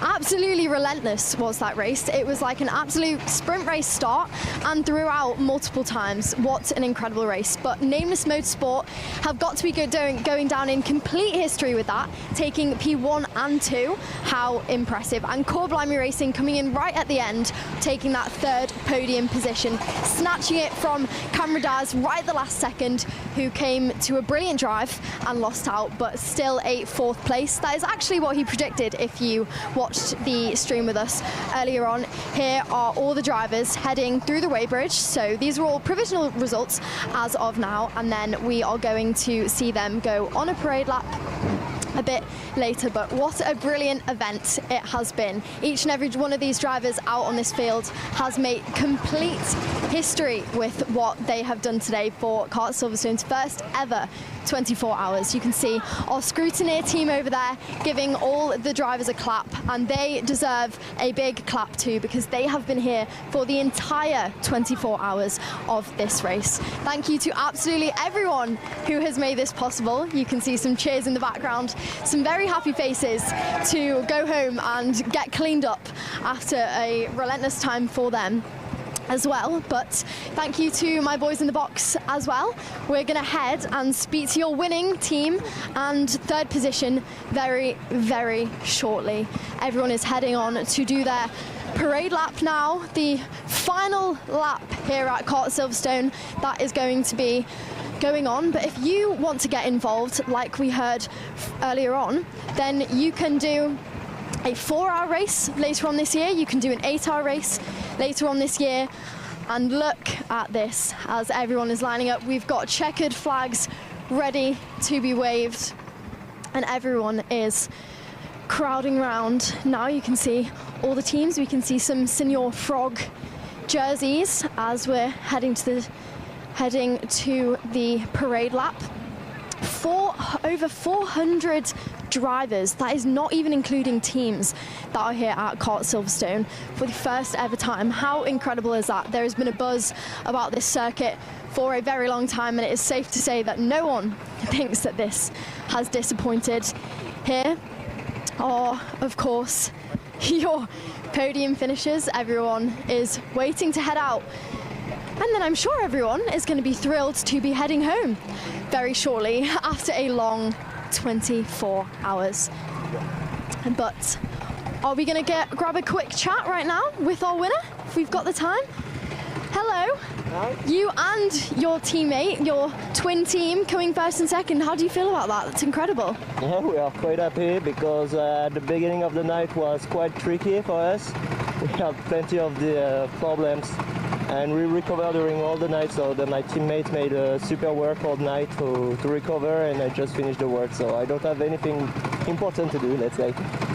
Well, it was a brilliant job from the entire team. Like I said, when we left the stream, you guys were running in about 5th and 6th position. You did a brilliant job to recover through the night, didn't you? Yeah, correct. Yeah, they don't do any mistakes. They don't take any stupid penalty. So yeah, that's why we are winning. And how much does this mean to you and the team? Because I've been speaking to me and my team in the background, and this has got to be history making. It's not very often that you see twin teams go first and second. I mean, that takes some sort of luck, talent and strategy between all of you. Yeah, basically, I am from France, so we used to drive against in Europe. So they call me. So from my side, it's quite new because it's my first time in UK, and for them, that I know they are so devoted in their job, and I'm very happy for them for this one too. First time in the UK. I'm sure it's not disappointed then. No, I'm quite happy. London was nice. Silverstone is nice as well. The race is finished pretty well as well. Yeah, good journey. And is this going to be your most relaxed lap of the race then, the final one with that flag? Yeah, probably, yes. Well, thank you very much and enjoy that. It was great to hear from your winner. Let's leave him be though, because he is about to head out for his final lap of the race, the parade lap. You can see how unexpected it was for these teams and how great it is. But my colleagues it looks like they're going to join me. Hello. Hello, how are we? That was fun Great. at the end. You switched on? Am I on? No, you might not be switched on. You Hold talk on, for me. malfunctions here. I don't think they're quite on just yet. But what a brilliant race. That was an incredible end. We had Ed Bars battling at the end there, didn't we, with, of course, Cameron Dass of KBR team, which was the main battle towards the climax of that race. But Nameless, of course, had that in the bag and claimed victory. It was an impressive performance from them guys. To have a 1-2 as well in a 24-hour race, I don't know about you, that's pretty impressive. Yeah, it was what an end, right? I mean, that last 45 minutes absolutely flew by.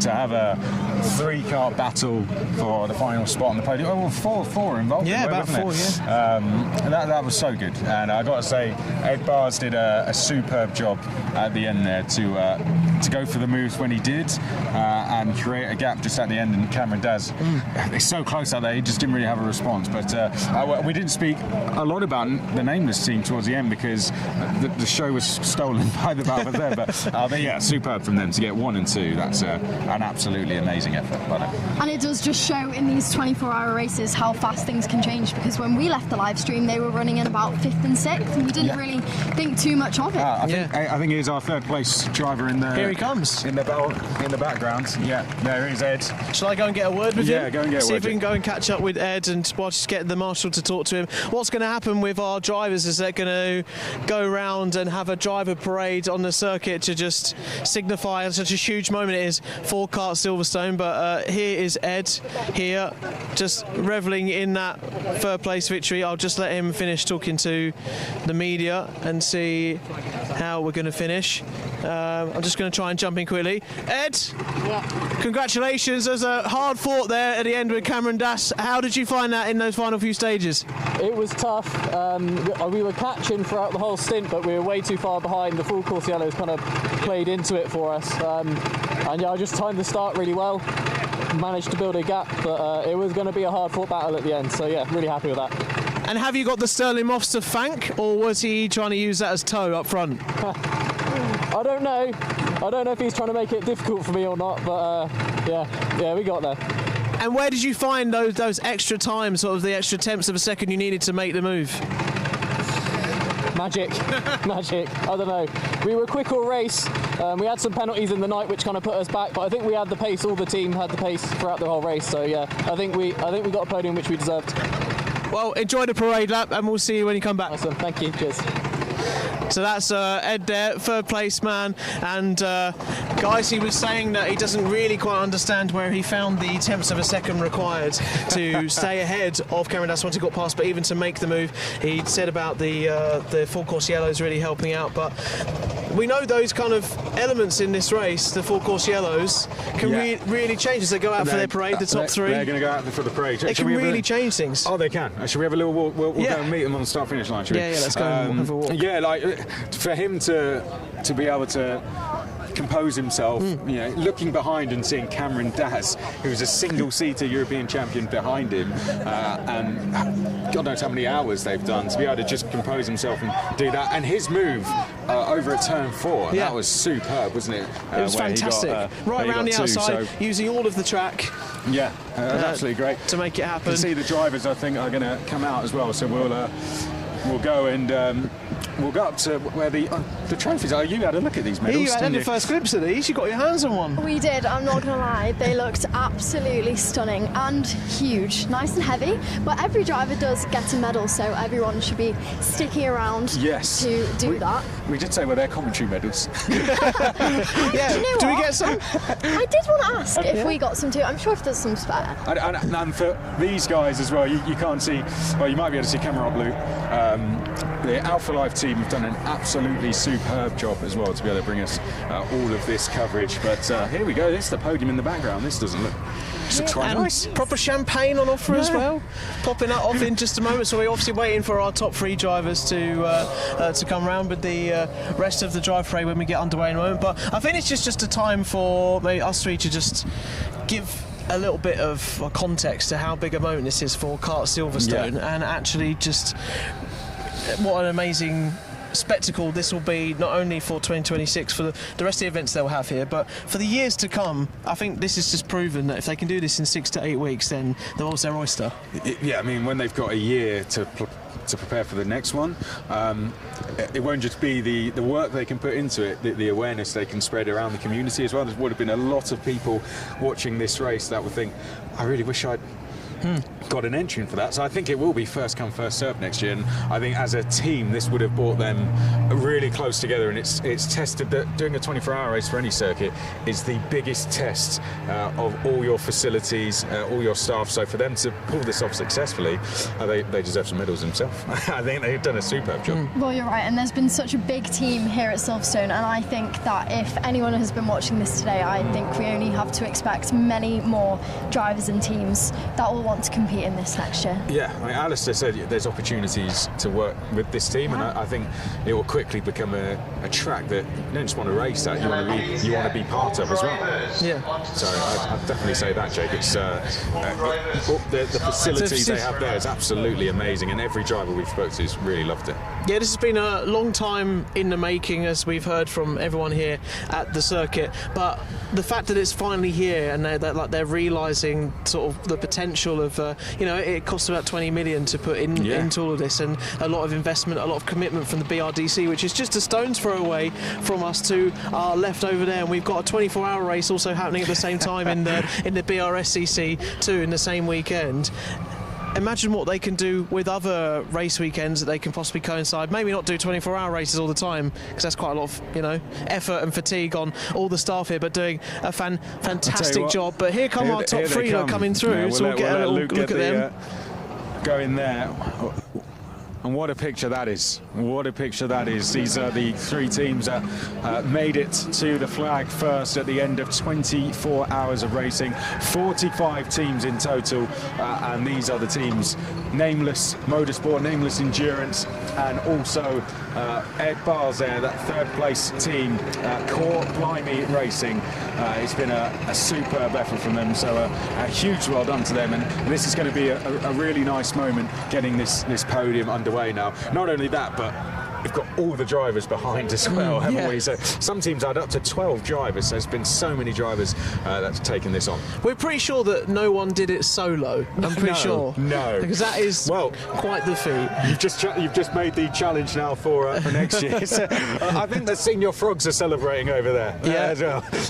Chip did the final stint, and as the drivers are making their way onto the grid here behind the camera, let's just give a bit of a bit of praise to the senior frogs. Some of them haven't driven before. No. They've done. Chris MD did 5 laps around this circuit, but we've got Chip. We've had obviously Harry in the car as well. Rota Shaw.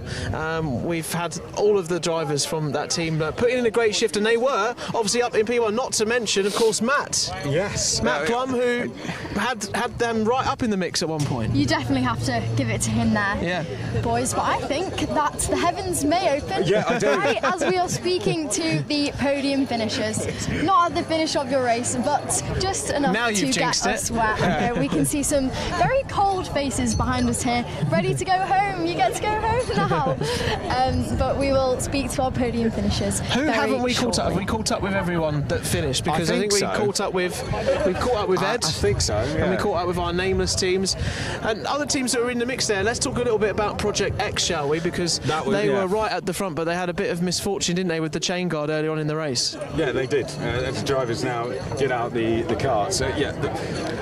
They had such good pace, Project X, but didn't quite. I felt a rain drop there. They didn't quite manage to have the fortune. Yeah, absolutely. But this is great. I mean, look how many people we have out here on the start. Shall we pull to one side so they can see the podium? We'll keep talking. Let's go by the trophies. Yeah. Yeah. No, we'll go over here. Here they are. And of course we've got bronze, gold and silver trophies. We've got trophies for each team as well, taking part. Yeah, and there's all this weekend. A huge amount of medals being held over there as well. So all the drivers are about to get their medals, and what a sight that is. The three drivers all speaking to each other at the end. It's been a massive team effort, and we've seen some great setups. But I think this track has been perfect for the style of racing. What we saw at the end there. Yes. So you can get really good slipstream around here, and the paddock facility is so nice as well. But I think this is going to be a real milestone for British karting in general. I think the Bambino Academy opens in 2 weeks. They've got the 8 to 15-year-olds. There's 2 more endurance races you can do here as well, a 6 hour and a 4 hour. So get your entries in for those. I think this is going to. I'm going to say that we'll have a Bambino start here and get all the way to the top. You've done it now. I've done it. 15 years. You've said it. And for UK, obviously, the British Kart Championships are coming here later in the year as one of their final rounds. Now you've seen the action, of course, of 24 hours. They're not going to be racing for anywhere near as long as that. But what do you make of this track? How do you think they're all going to cope, in the different classes, junior, senior, and the mini-maxes? Listen, I think this track is going to make for some brilliant sprint racing. I think that each and every one of the drivers they've known the buzz about it for years. They're ever so excited. I think it's wide, so they're going to be incredibly ambitious. The new tarmac, and I think in any weather conditions, it is going to make for some brilliant racing. I am here later on in the year with both of our classes, and I think that is one that all of the drivers are really looking forward to do. Not much has been done on this circuit yet, but let's speak to our podium finishers. Are they ready for us? Yeah, should we go and have we had a chat to them? Jake, do you want to go over? Let's go and have a chinwag now that a couple of the helmets are off. Let me grab a chat with you, Andrew. Congratulations, well done up in the top 3, and obviously for the nameless teams. What was it out there as the rain ironically starts to come down now, and as we're talking just in time for the end of the race? What was it out there that just really made a difference for you guys? That's a tough one. I'd say everyone played their part, really. There wasn't a bad drive on the whole team from both sides. Everyone stayed consistent, everyone drove really well. We dealt with our fair share of bad luck, but we managed to pull through it and get the best result possible in the end. And how much teamwork, or not so much teamwork, was going on? Because you're obviously both in the nameless camps, and I assume you were quite close together in Parc Fermé behind. So was there much teamwork, talking about like if they needed to be in that race? I think you were sort of 4 laps sort of away from each other in the end, but if they needed to be in that race, was that conversation had? Yeah, definitely. There was always, whenever we're near on track, bumping each other just to gain lap time, other things like that. Obviously helping each other with strategy, comms, things like that. So yeah, teamwork played a massive part. Well, congratulations, second step on the podium, and you going to come back next year? Surely, yeah. We've got to go one step better. Yeah, that's it. That's what we like to hear. Thank you very much, Andrew. That's our second place runners here. Let's come to our race victor. I'm pretty sure, did you have a catch up with us early on? Yeah. How are you feeling now you've just done the parade lap, that you've come round and claimed victory? Yeah, that was funny with my teammate second and also the third. Yeah, it was good. It's quite cold now, so it's raining. It was funny in the end. Yeah. What were the key moments in that race for you where maybe you felt like it was possibly slipping away, but then you had some good fortune, some good performance in sort of the early hours, I think? Yeah, at the beginnings, when the rain came, we made already a small gap. Then some issue happened, so we drove back in the places, and then the night the guys just made a fantastic job. So I just had to drive like calm during the last 4 hours, and that's P1 then. So thank you to Nameless for the invitation, and I'm quite happy for them. And how much as well did you? How much did you like the rain? Because is it something that you've had a lot of experience of in your career? Do you relish that challenge?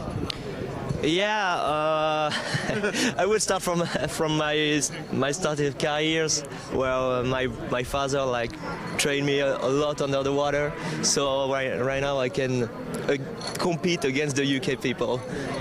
And finally, for the rest of 2026, this is obviously, you can add this to your CV now. This has been on your calendar. What else in terms of the racing is coming for the rest of the year? And Kart Silverstone's been a big part of it, of course. Yeah, definitely. I think it was my key point of the season at the moment. And then I will go back to Europe and some probably races in Dubai as well in the end of the season with my team. It's not the correct one, but I'm driving for a German team, so yeah, it will be fun. And the next one, it's in RKC, Paris, in 3 weeks. Well, congratulations once again for a win. Do you like the taste of champagne? Yeah, we will taste it. Definitely. I bet you will. Cool. And I know we caught up with Ed in Parc Fermé, but as we'll do, all three will come through. Ed, now you're out the car. Yes. How are you feeling? Are you feeling? Yeah, a lot better. Yeah. How many stints did you do in that race in the end? 3. So I did double at the start and then single at the end to finish it. Yeah. And how much wet running did you have in the middle of the race? Because I'm not sure if that was something you had to deal with too much. Yeah, it came in my first stint. It started sprinkling down, and then it got a bit heavier towards the end of it. So I think most of my second stint was in the wet, but fun. And tell me about, obviously this is 18 turns around here. Lots to remember, very technical. I think even the chicane to sort of the back of the circuit, and even this final turn as you've got to get right and not try to get out on the curb. Is there any sort of strengths around here? Bits you were kind of like struggling with to start with, but then you kind of got to grips with later in the race?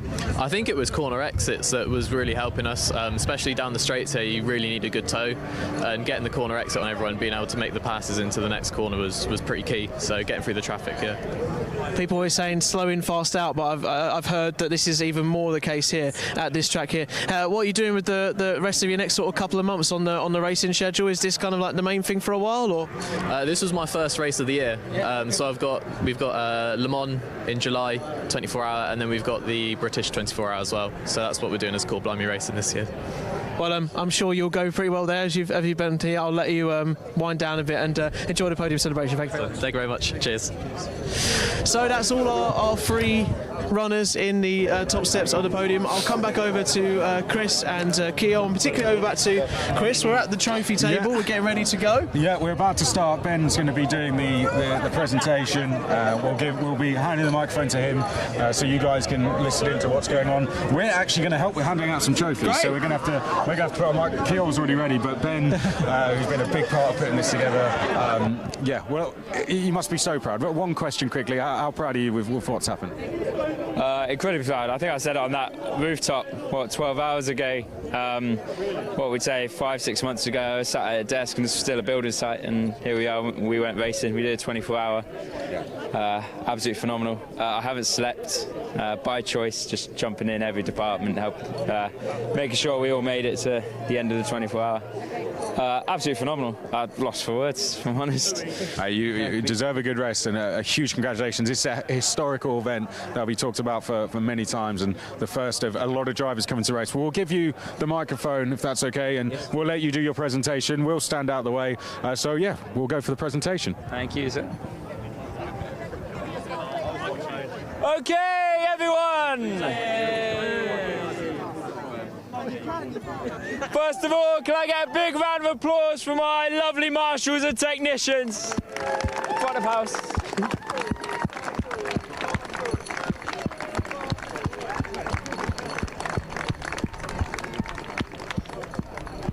And then one more big round of applause for all of you for getting to the end of the very first of many Kart Silverstone 24 hours, so thank you. First try. Okay, so the results. So in third place, Cool Blimey Racing. grab yourself an individual trophy.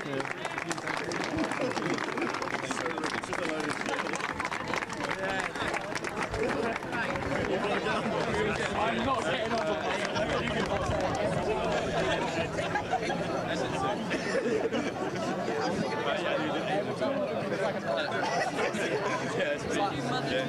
We need content.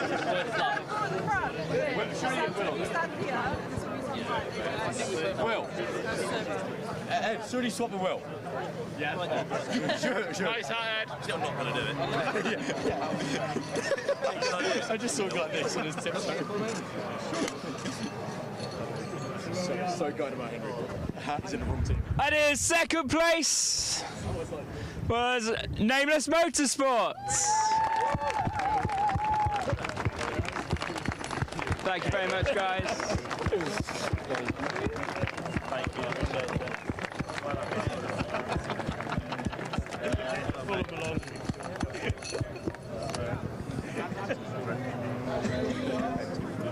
Yes, please. Can I one hand? Oh, okay. Yes, please. That's so bad. Original Photoshop. I need to tip the stage so I can get my tongue on the stage. Okay.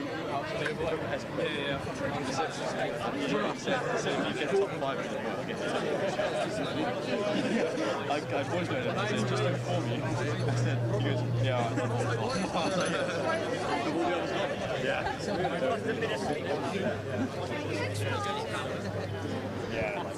And the winners for Kart Silverstone 24-hour 2026 Nameless Endurance.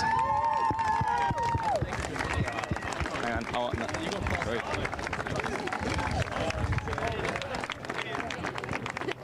That's the one that's still on. Thank you.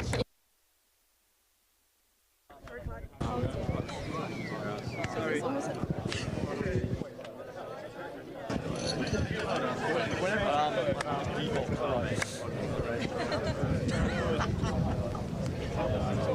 They're so tall.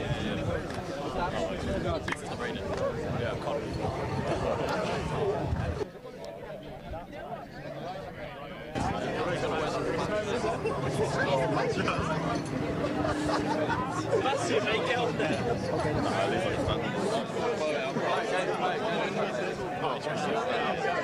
Well, you can take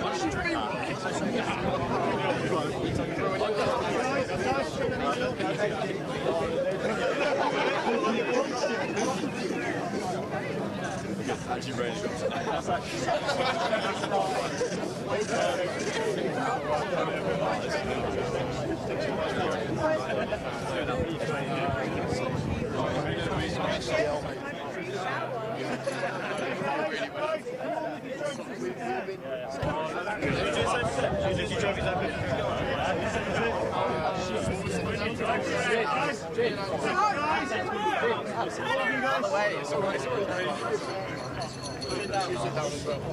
Okay, guys, everyone head straight down the middle. Oh, Henry.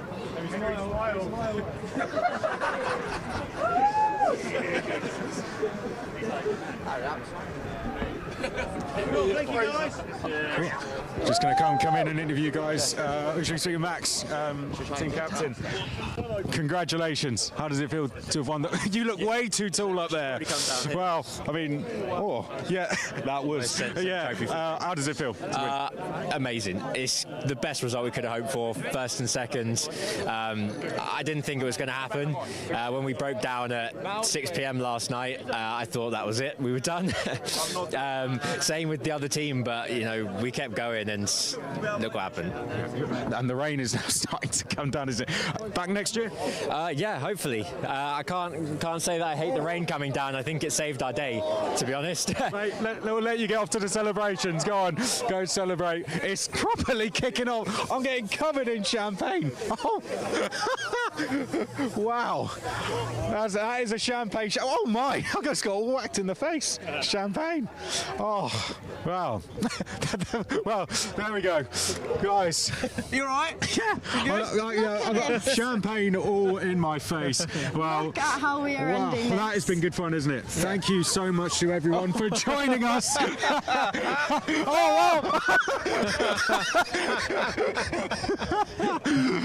Thanks to everyone for tuning in. On behalf of myself, Chris McCarthy, Jake Peach, Keogh Lynch, a huge thanks again to all of the team here at Kart Silverstone for making this event happen, and to the production team at Alpha Live, and for you guys for tuning in as well. All the support in the chat. Make sure you subscribe to Alpha Live and to Silverstone here. Keep an eye on all the events coming up at Kart Silverstone. There's the Bambino Academy 2 weeks. They've got the juniors racing and 2 more events like this as well. Make sure you join us. But for now, from all of us here at Kart Silverstone, it's goodbye.